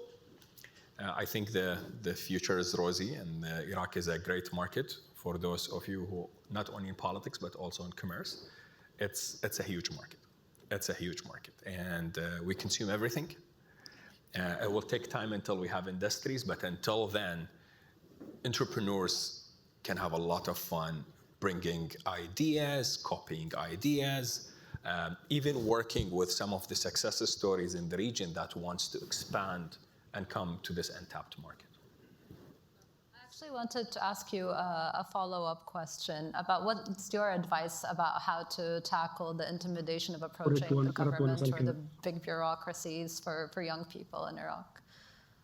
You mean approaching them to change policies, or not to change it, but like to build a business, you need to engage a lot with the state. So that, or we talked about instability before as well, like the intimidation of Iraq for people. What's your advice when people ask you about that? Well, I'm very pragmatic. There is a system with Victoria and with the Atlantic Council. We can try and influence some of the policy changes, but I think if the private sector lead the way and show some success navigating through this complex system, maybe have some companies create SPVs in Dubai and we invest in them until the system auto-corrects itself. But if we keep waiting or having dialogues with government about entrepreneurship or company formation, I think it's not even looked seriously. It's not you don't know who to talk to.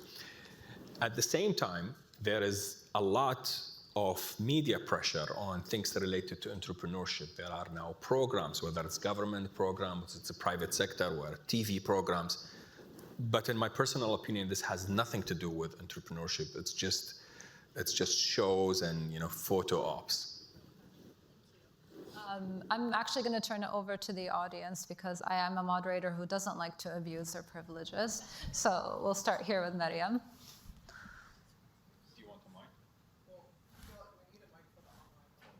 Oh, yes. Well, while we search a mic, I will remind the online audience that they can send their questions to askac.org. And also kindly reminding anyone who wants to ask a question to please start by introducing themselves. So I know I identified Maryam, but I'll let her introduce herself. Hi, everyone. My name is Mariam Al-Hassani. I work for the Brookings Institution at the Governance Studies program. My question is, and this is the hot button topic that everyone is talking about right now, which is AI, and how it is being integrated in the US into both private public sector jobs as well as into the academic sphere.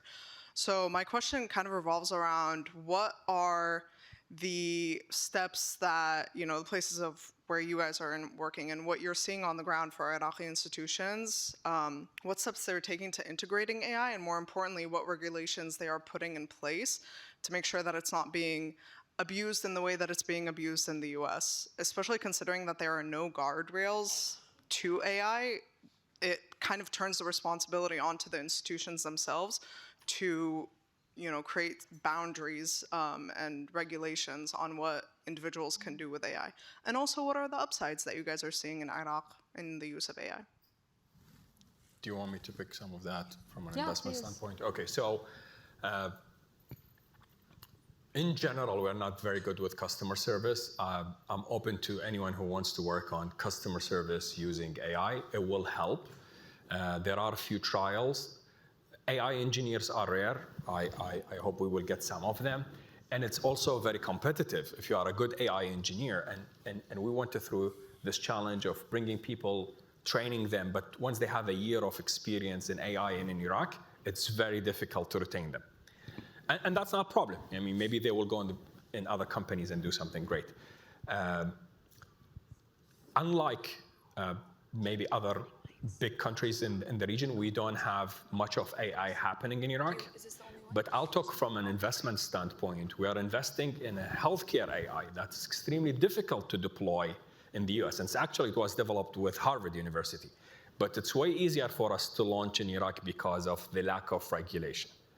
So it is an opportunity for companies who have a product in AI, and especially in areas like maybe fintech or healthcare, I don't know, or in other areas that they want to test their models, and Iraq is a good market. People would use it. No one will sue you if you give them the wrong advice. However, if you want AI to speak our dialect, if you want AI to understand how Iraqis think, and the closest we tried Kuwait, we tried Egypt, but it's different. It doesn't work when you bring in a model that is trained in Egypt to Iraq. It actually becomes a problem because people don't like it if the AI turns and speak to them in Egyptian. And Kuwait is also, the accent is similar, but the customer behavior is different. But I think we're making slow progress. It's still, from an investment standpoint, I think AI is a good market if you have an AI product you want to test in Iraq.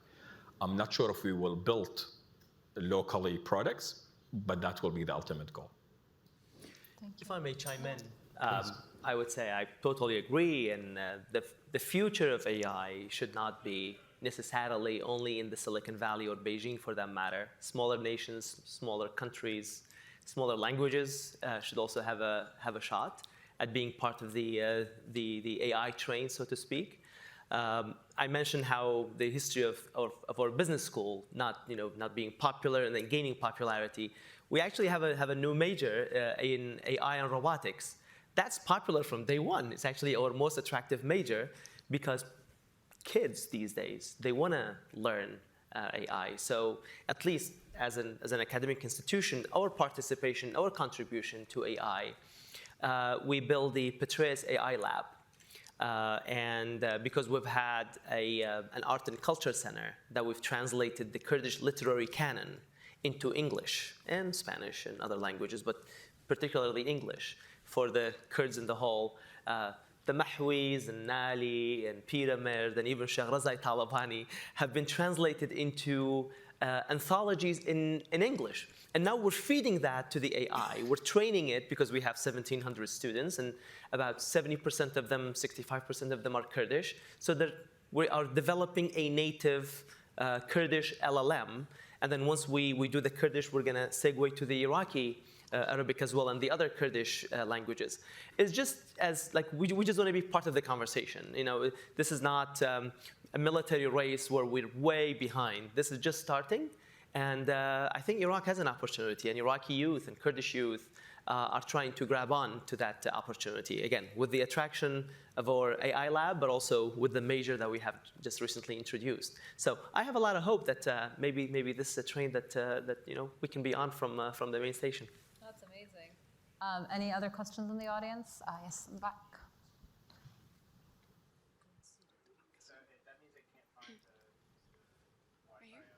Oh, yes, right here, yeah. Jabbar Jafar, Director of Voices for Iraq non-profit organization. In fact, through this session and the session before, there is key issue no one touched on it. We talk about, like you talk about positive and negative issues, but there is something which is the dysfunctional democracy of Iraq. And this is the key issue. We need to take care of that. And the other things, the constitution too. You know that it has like been for more than 5 months when the election happened, but till now, the Iraqi government, it has not like formed yet. So we need to focus on this issue. Why the dysfunctional democracy? There is the only thing that it's the only election. And you know, there are more key principles of the democracy, which is how to engage the people in the politics, in the civil engagement. So these issues, I hope, and anyone who is keen to have Iraq make a progress should focus on this and how to help Iraqis, how to tackle this issue. Thank you. Thank you. I mean, I think both Bilal and I have written a lot about this, so you are very welcome to find one of us later and we'll talk you through it. But I wanted to get to a question over here as well. So thank you so much. Hi, everyone. My name is Wahab Hasso. I'm a policy advisor from the Netherlands. I have roots Kurdish, Yazidis, Iraqi, call me whatever you want. One of the panelists from the Zainkash, he said that he's pushed back against the image of Iraq as unsafe, especially for women. But how do you reconcile that with the many reports over the years with journalists, activists, YouTubers, human rights advocates, minorities like the Yazidis, and even ordinary Iraqi men facing violence, intimidation, kidnapping, or killing? And beyond defending Iraqi's image, what are people with influence and economic power like yourself actually doing to make the country as safe as you describe it? Thank you. Yes, and if you want to take that, I think there's an additional component to it that's really a question about how business also usually has an obligation to support civil society, support philanthropy, things like that. So if you wanted to comment on this question. Yeah, of course. So I have not looked at reports. I was giving my opinion as someone who sees the city on the ground, and I've seen cases where I was surprised by seeing young women taking, for example, taxis at 11 p.m. or me asking around and saying, is that what I see in the report true? Sometimes seeing things firsthand is different than what we see in the reports. So I'm sure there are cases, but all I'm giving you is a reflection of what I see from me living here for 10 years. 10 years ago, for example, or more, I've heard about kidnapping. It's been a long time that I haven't seen or heard of, sorry, I obviously haven't seen kidnapping, but I haven't heard of kidnapping. In terms of women, I interact with a lot of women at work. There's a lot of leadership in our company of women. Again, I also exercise. We go exercise, and I see women that play tennis, and I do ask them, "How do you feel?" So this is out of first-hand surveys, and I'm talking about across Baghdad. I'm not in a certain area, and I've mentioned that I've also went to Diyala, which is also a bit of a rural area, and I've also asked about it. Of course, Kurdistan is much safer, so I would exclude Kurdistan, but. This is out of my reflection of what I see. Now, in terms of the question of what we are doing, especially for women, we know that financial independence, financial planning is also very important for women. And that's something that is a mandate from the central bank that pushes us. And we have a special unit that's called financial inclusion. Yes, and I'm very sorry. we're really out of time. I think we've taken more than we have, so I'm sorry to cut you off, but I will have a talk one-on-one with the person who asked the question, and we'll look into the philanthropy angle. I just wanted to thank all the speakers and all our audience for being here today, and sorry to cut you off again. Thank you, Lexi. Thank you. Thank you.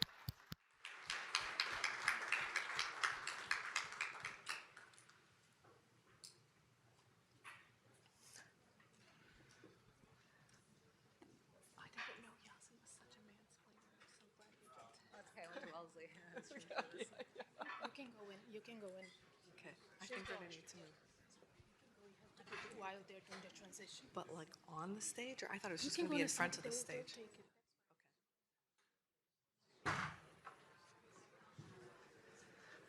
Okay, good afternoon. I think we're waiting for people to filter in. We're doing a transition now.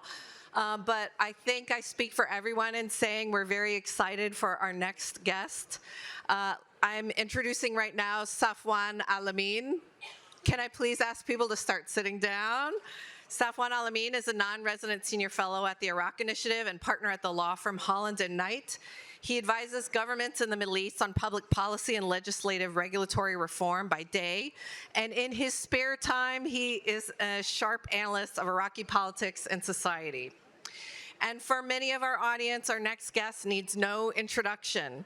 Ahmed al-Bashir is an internationally known comedian, journalist, director, and host of The Al-Bashir Show. Through his show, Ahmed reaches an audience of more than 7 million people every week. But one source suggested, I'm just gonna talk louder and louder until our crowd calms down and sits down.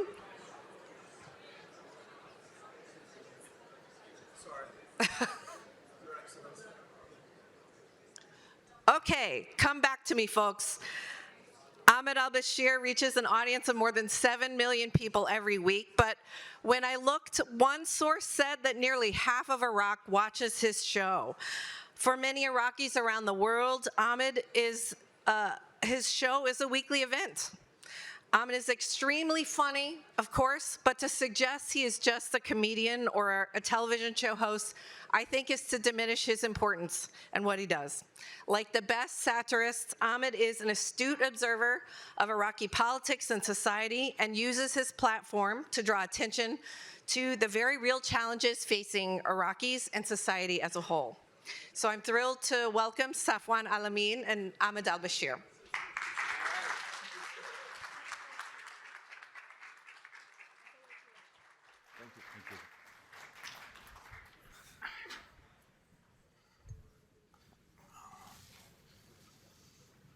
Is this guy still with us? Or?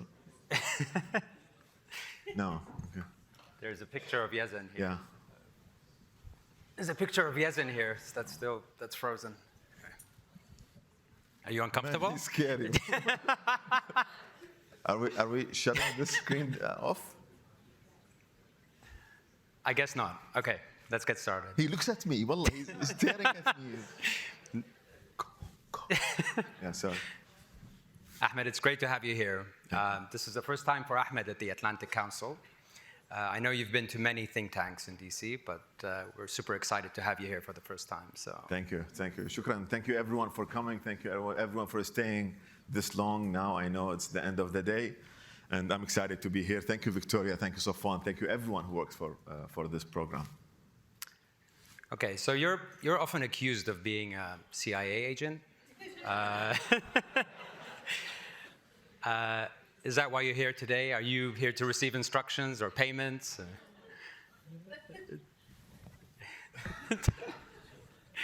Jack, what should I say? Jack! No, this is not accurate. They're laughing. They're all CIA agents, and they're like, yeah, we know it. No, it's not accurate. These accusations are not correct. And the weather in Langley was very good yesterday. I usually come to Langley actually to have breakfast with my friend, Jack Preacher, I guess. Or Jack, just Jack. He never gave me his last name. When he introduced himself, he said, I'm a PR, so we know what PR means. So yeah, no. No. Okay. Well, let's get right into it.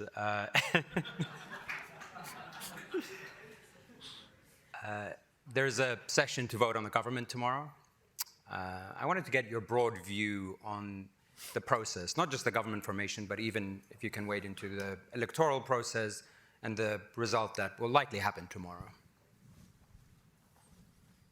So you're asking, or you're waiting for this guy to go because he's still here? Could someone change the screen? Ahmed is very uncomfortable.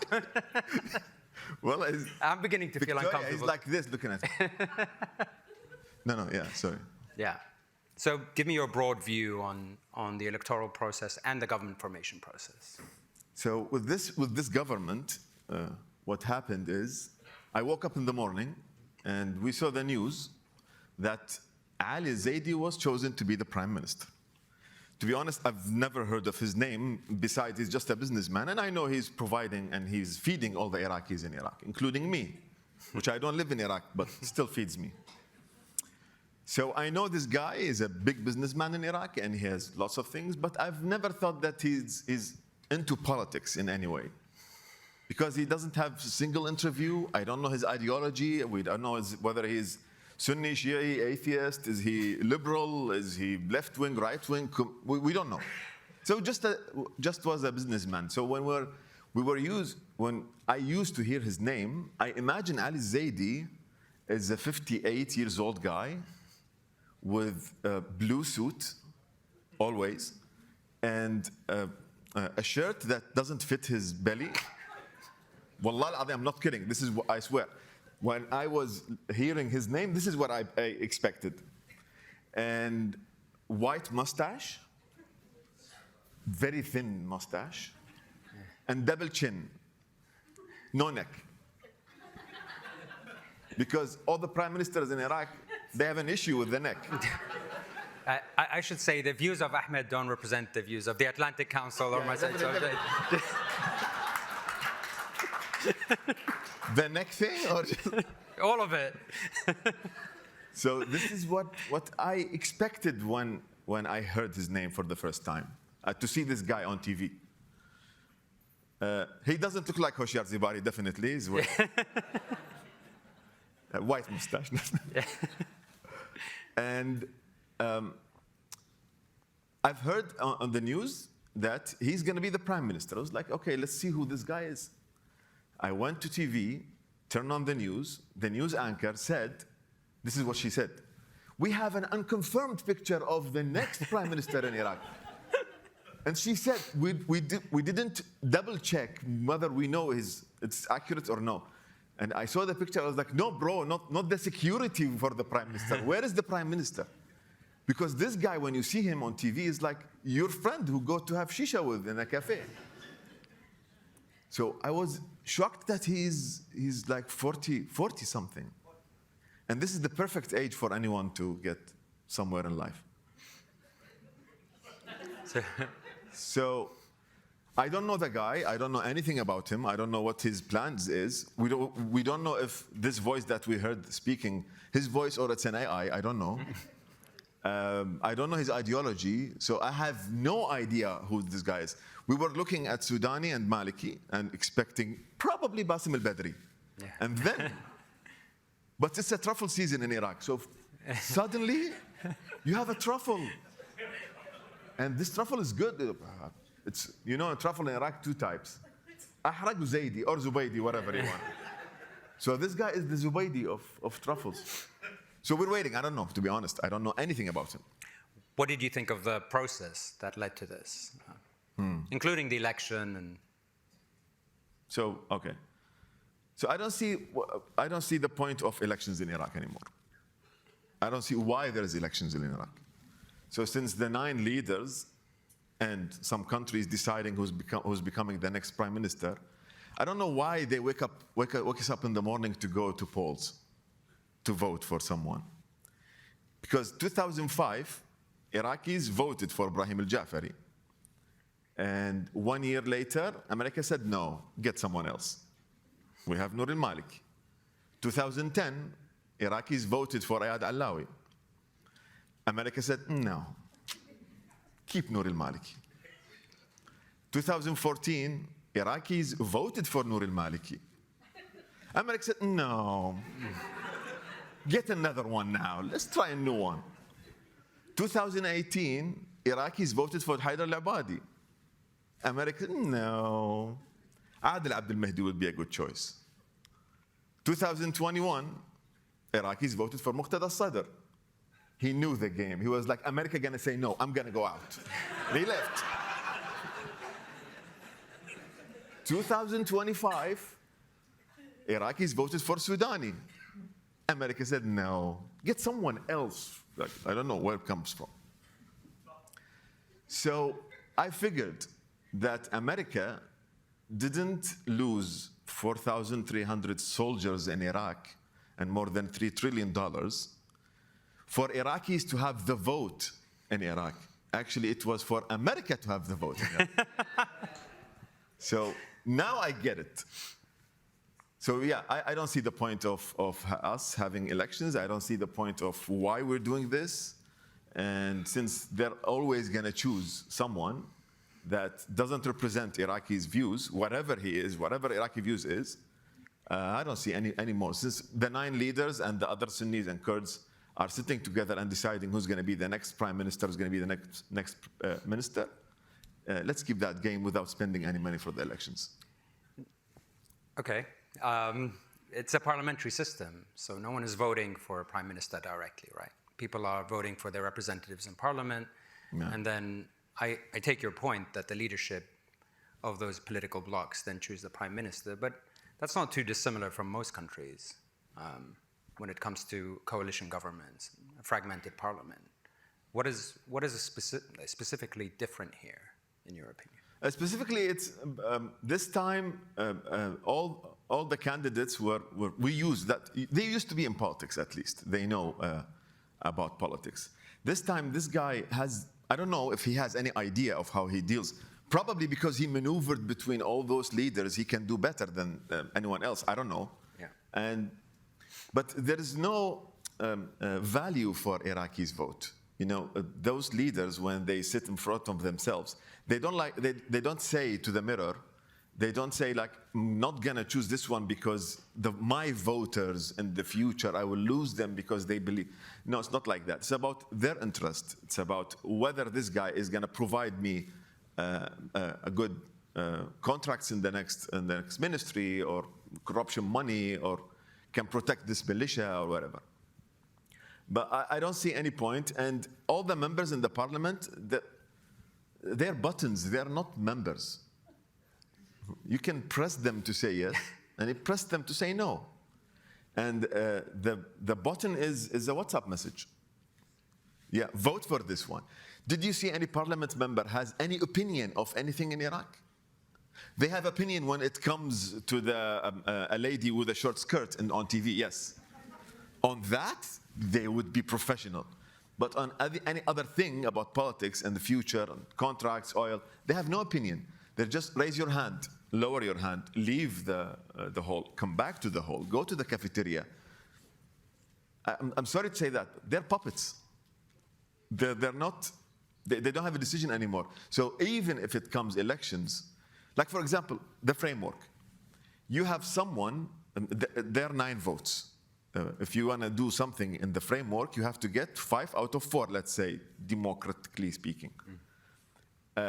You get 1 vote with no seats in the parliament. He's just a leader with no seats, 0 seats. And you get 1 vote with 51 seats in the same parliament. How this vote counts and this vote counts at the same time. That means they don't care about seats and they don't care about the people and the votes of the people.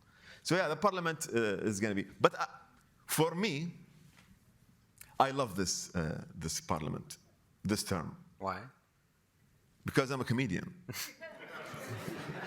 I walked right into that one. So. Yeah. So the members now, they're so good. But for Iraq, for the future of Iraq, I'm worried. For my future, I'm satisfied. Is there anything specific about this parliament that gives you material, or? Yeah, all of them. Yeah, most of them, they don't know what to speak, they don't know what to say. and I have lots of material. They're not boring like Sudani was. Sudani one was prime minister is so boring. There's nothing to make fun of. He's always saying the same words again, repeating them again, same suit, same haircut, same everything. With those people, they're crazy. They jump on tables. They do stuff. They do Kalla Kalla America, and then go to the embassy. Can we please come to America? So you get those kind of people, and I love them. I love to see Ahmed Shahid in the parliament, and I love to see Haybat al-Halbousi, Speaker of the Parliament as well. This guy is so smart. He woke up one morning in the middle of the war in April. Iran and America and Israel, our future is almost gonna. We don't have money. We don't know what's gonna do in the next 2 days, in the next 2 months. We can't export oil because the oil that we have, it's not ours. When we sell it, we can't ship it because we don't have the ships, and we don't. The only way is to do it through Hormuz, and Hormuz is closed. When we sell it, money is in America, and America has to release my money. You know, it's complicated. He woke up one morning, he looked at the Iraqi people and he said, you know what? Men in Iraq are not manly enough. Let's do constipation. You know how this is? Conscription. Conscription. It's constipation, actually. Now every man should go to military because this is how we raise men. And people are like, yeah, that's a great idea. So yeah, that's why it's a good material for my show. It's bad for the future of the country. But trust me, I'm doing well. Oh, we're very happy for you, Ahmed. I'm very sad for you. You tried to run for president this time around. Why? It wasn't a joke. Well, it was. Was it a joke or wasn't it? No. When I was 31, I decided that I would run for president one day. And when I read the Constitution, and thanks for the people who wrote that Constitution. تحية خاصة they said I have to be 40 to become president of Iraq. Yeah. I don't know what's the difference between 31 and 40, but okay. So I waited till I became 40. And when I did, I submitted. I just did it because I want to do it, to feel like I'm older now. But when I did it, I was surprised and shocked of the reaction of the people. People were so happy and excited. The Iraqis in general, they were like, yes, finally someone can understand us now. And finally someone is similar to us. He knows what he wants, what we want. And I remember this movie, it's called Zaza. It's an Egyptian movie. It's about a guy like me, a poor guy. He went he ran for a president, and people voted for him and became the president. And he died. They killed him, of course. Not the Americans, no, not the Americans. So I was shocked how people were happy that I was in that position. I wanted to do this. I wanted to have my name on the board in the parliament the day that they vote for the president. At least if I get one vote, for me that would be a victory. And for my audience as well. And we would be celebrating that. The parliament made sure that my name doesn't go to that board. They didn't allow me to cross the legal department of the parliament. They said, actually, you have to be physically checked by the parliament and mentally checked by the parliament. I was like, am I a psychopath? What do you mean that I have to? Bro, did you check the last president? What do you do? What did he do? Did he run around the parliament? How did you check the physical? And they said, and you have to come to the parliament in person to deliver those papers. They're like, yeah, that's a plan. I know what's going to happen next. اختفاء أحمد البشير من برلمان العراق. We know. So I was like, no, I'm not going to do that. So they didn't allow my name to pass through the other candidates. And I'm sure if my name was on the board, I would get at least 5 votes. Kurds, most of them would be. Because they want to prove a point when they say now it's time to break the muhasasa and break someone doesn't belong to anything. So yeah, that was a test. Probably next time is going to be more professional. Oh, so you're going to keep trying? Yeah, I'm going to keep trying. Okay. I want to move on to kind of another topic, which is the landscape of media in Iraq and freedom of expression. I think when we talk about post-2003, one of the few gains that people point to is the number of media agencies, TV channels that have kind of exploded in the country. Also, people generally point to the right of the freedom of expression. People kind of speak freely, criticize the government. Your show has a lot of followers. You have fans in Iraq that openly say that they're your fans. What is your view of that? Do you see that as a positive, as a gain, or not? Yeah, actually, one important thing that achieved in Iraq after 2003 is the freedom of speech. For example, my show has been there since 11 years now, and I'm criticizing most of the politicians in Iraq and most of the prime ministers, ministers, even clerics, and I'm doing fine. Like nothing happened to me because I'm outside Iraq. If I were inside Iraq, that would be a different story. So. Yeah, the freedom of speech in Iraq is like a big lie, similar to the democracy, similar to the elections. Isn't it the case though that you find people on TV criticizing the government all the time? They either backed by some political party, or they're funded by someone who wants them to criticize someone because you need the two big people to sit around on the table to negotiate about something. It's not the freedom of speech. There's always people that belongs to someone. Every media outlet in Iraq is either belong to a political party or belong to some agenda. There is no real freedom of speech in Iraq. And I get that because in most of the world there is no freedom of speech, especially in America here. There is no freedom of speech anymore. No comment. No, no comment as well. Yeah, I don't care. Yeah, freedom of speech is not. Just so you know, some of the Iraqi TV channels are here with us today. Which one? So really? Tagir was here. I think Al-Iraqiyya was here. Al-Iraqiyya is here? or was. Really? Well, hi. Where are you? أنا العراقية. Maybe not actually, but. محمد سيد محمد كريم حموادي. السلام عليكم. So yeah, there is no freedom of speech in Iraq, and you can see how many journalists are being تلاحقوا شنو يعني. Yeah. Well. عندك هنا ترجموا لك كنت خلصوا. How many journalists have been persecuted? Thrown in jail. Persecuted. Yes. Yeah. Thank you. This guy's gone. Yeah. So yeah, how many journalists are being pursued by the government? Like for example, in Anbar, 5 days ago, I got this message from a friend says, "Can you help us? There's this journalist. He just tweeted something about the new governor. It wasn't a tweet. It was a comment, and he was thrown in jail for one night just because he commented something about the governor." So but he left the following day. Huh? He left the following day? Yeah, he left. Yeah. So that's progress, no? So keeping him alive is a progress now. So and that happens in most of the provinces too, and in Iraq as well.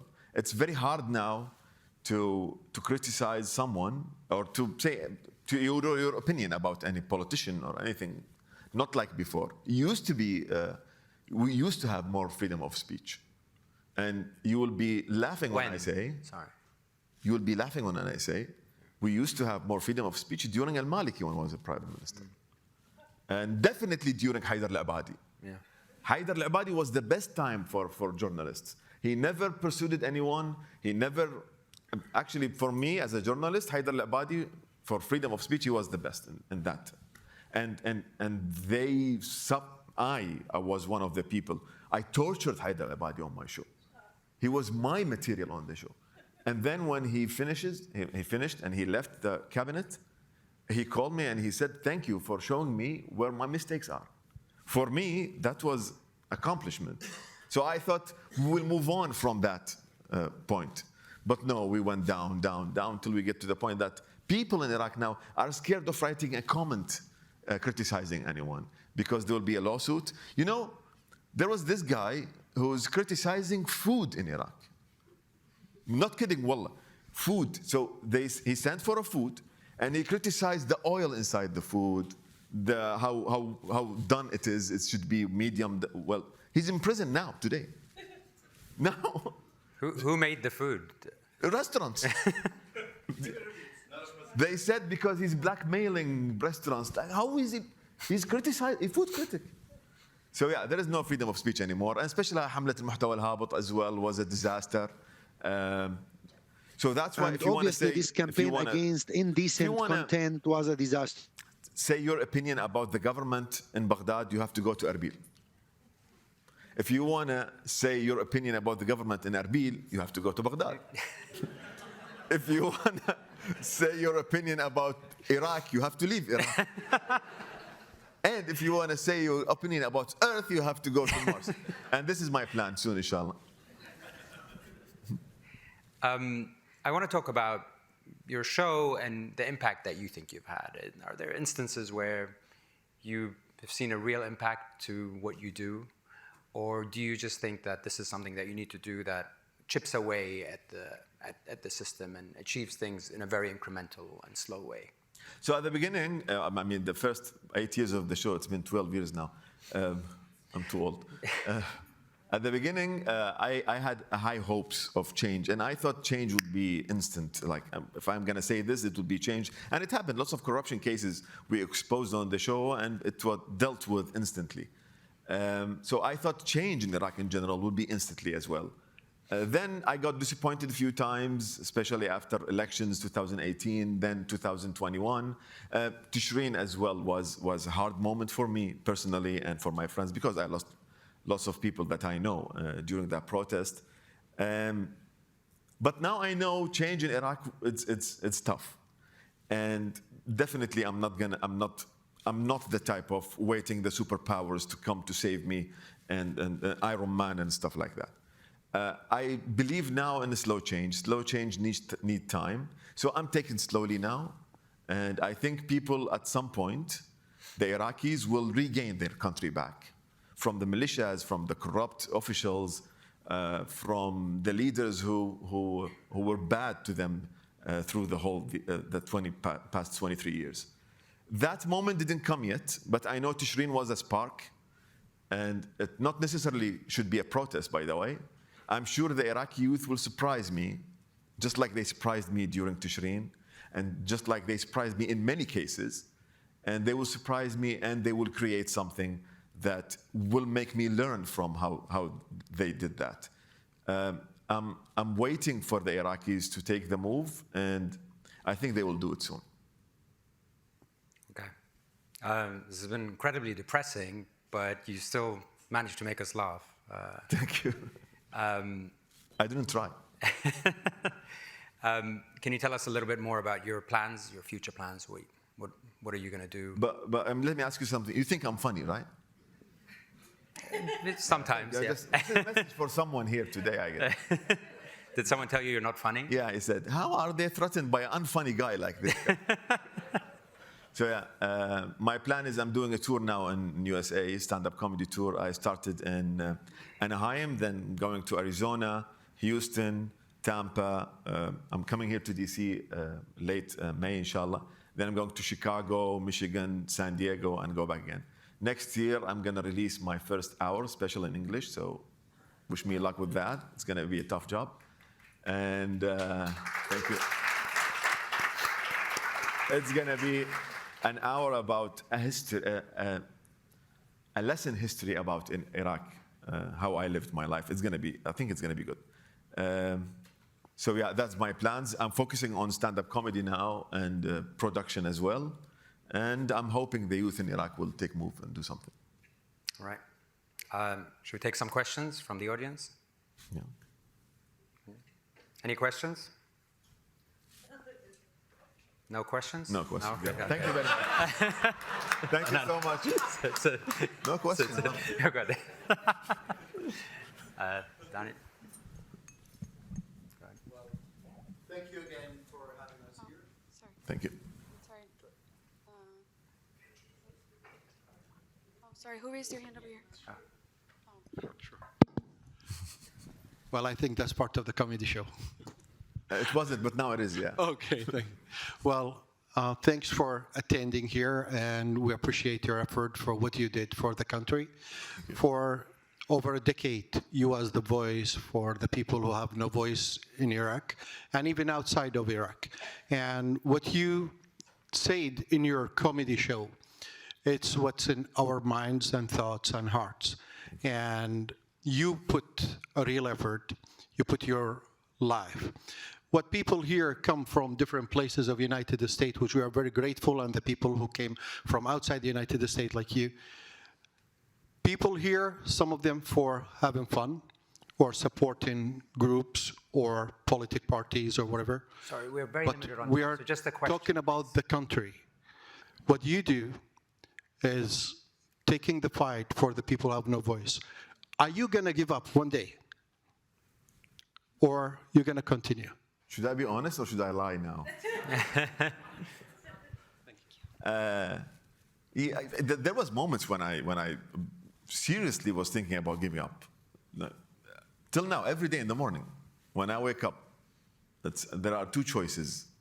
Should I continue living or should I kill myself? But I'm not giving up. I'm not dead, so yeah. So yeah, I'm not going to give up now.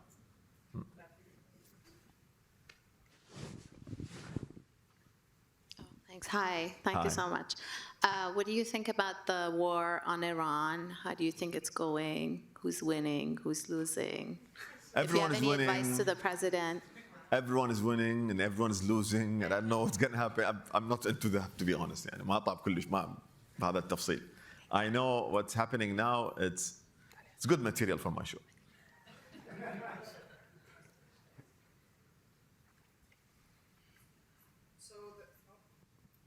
No. Censorship. Okay, we're good. So for we're good? Okay. Yeah. So for the community that's a community of Iraqi youth that are living in the diaspora, what is your advice for them to kind of not say follow your footsteps, but the idea of what is the kind of impact that we can do from the diaspora right now? What are the needs that Iraqi youth, and what are the steps that Iraqi youth can take right now to help create change in Iraq? They need to know their responsibility. They need to understand how heavy the responsibility they have on their backs. To be like, for example, during Tishreen, when they shut down the internet in Iraq, the only voice that we could, the only people who helped the Iraqis inside Iraq and stopped the killing machine was the Iraqis outside Iraq. When they raised their voice loud, when they were telling everyone to stop the killing, when they were letting everyone know what's happening in Iraq this moment right now. And I think they saved lots of lives doing that. They need to understand how important this country is for themselves and for their future and for family. And they need to keep this line and this connection between them and the Iraqis inside. And we in Iraq, when I was inside Iraq, I was looking to the Iraqis outside that somehow one day I will need them and they will support me. So they need to do that and keep that going. Just one last question here. No, Thank you very much. You said you look to the youth of Iraq, you've spoken about what they can do, but also the youth, it's a big responsibility to try to get them to work against the system that has shut them down time and again. So what you say really does influence people. What would you say to them if there's this sense of fear, but also hopelessness? How can people find hope and think they can actually affect change when the system is quite strong now? I think most of the iconic history personalities came up in an environment where they lost hope and were also lack of lost hope and what? Sorry. شنو قلتي? Lost hope and the system is strong. Yeah, imagine if if lots of Americans here were thinking the way that most of the people thinking, like, this is not the good moment because we're scared and the Brits are still here and we shouldn't move forward. This is how they liberated America, man. This is how they got the Brits out. Am I right? Okay. Imagine Ibrahim al-Ja'fari didn't. So I think those moments that create the difference. I think people will emerge. I don't know how, but they will emerge and we will have solutions and we will see people do something incredible, just like they did in several occasions. Ahmed, we wish we had more time with you, but we hope that you'll come back to the Atlantic Council, future events. If you allow me, yes. If we allow you, yeah. I'm going to have to review the tape and see. But thank you so much. We really, really appreciate you being here. Thank you, everyone. Thank you.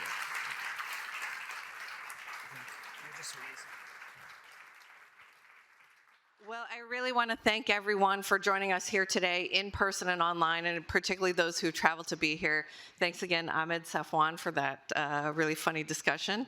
And we're delighted to host you for a reception, which has been sponsored by the South Kurdistan Group and the lobby.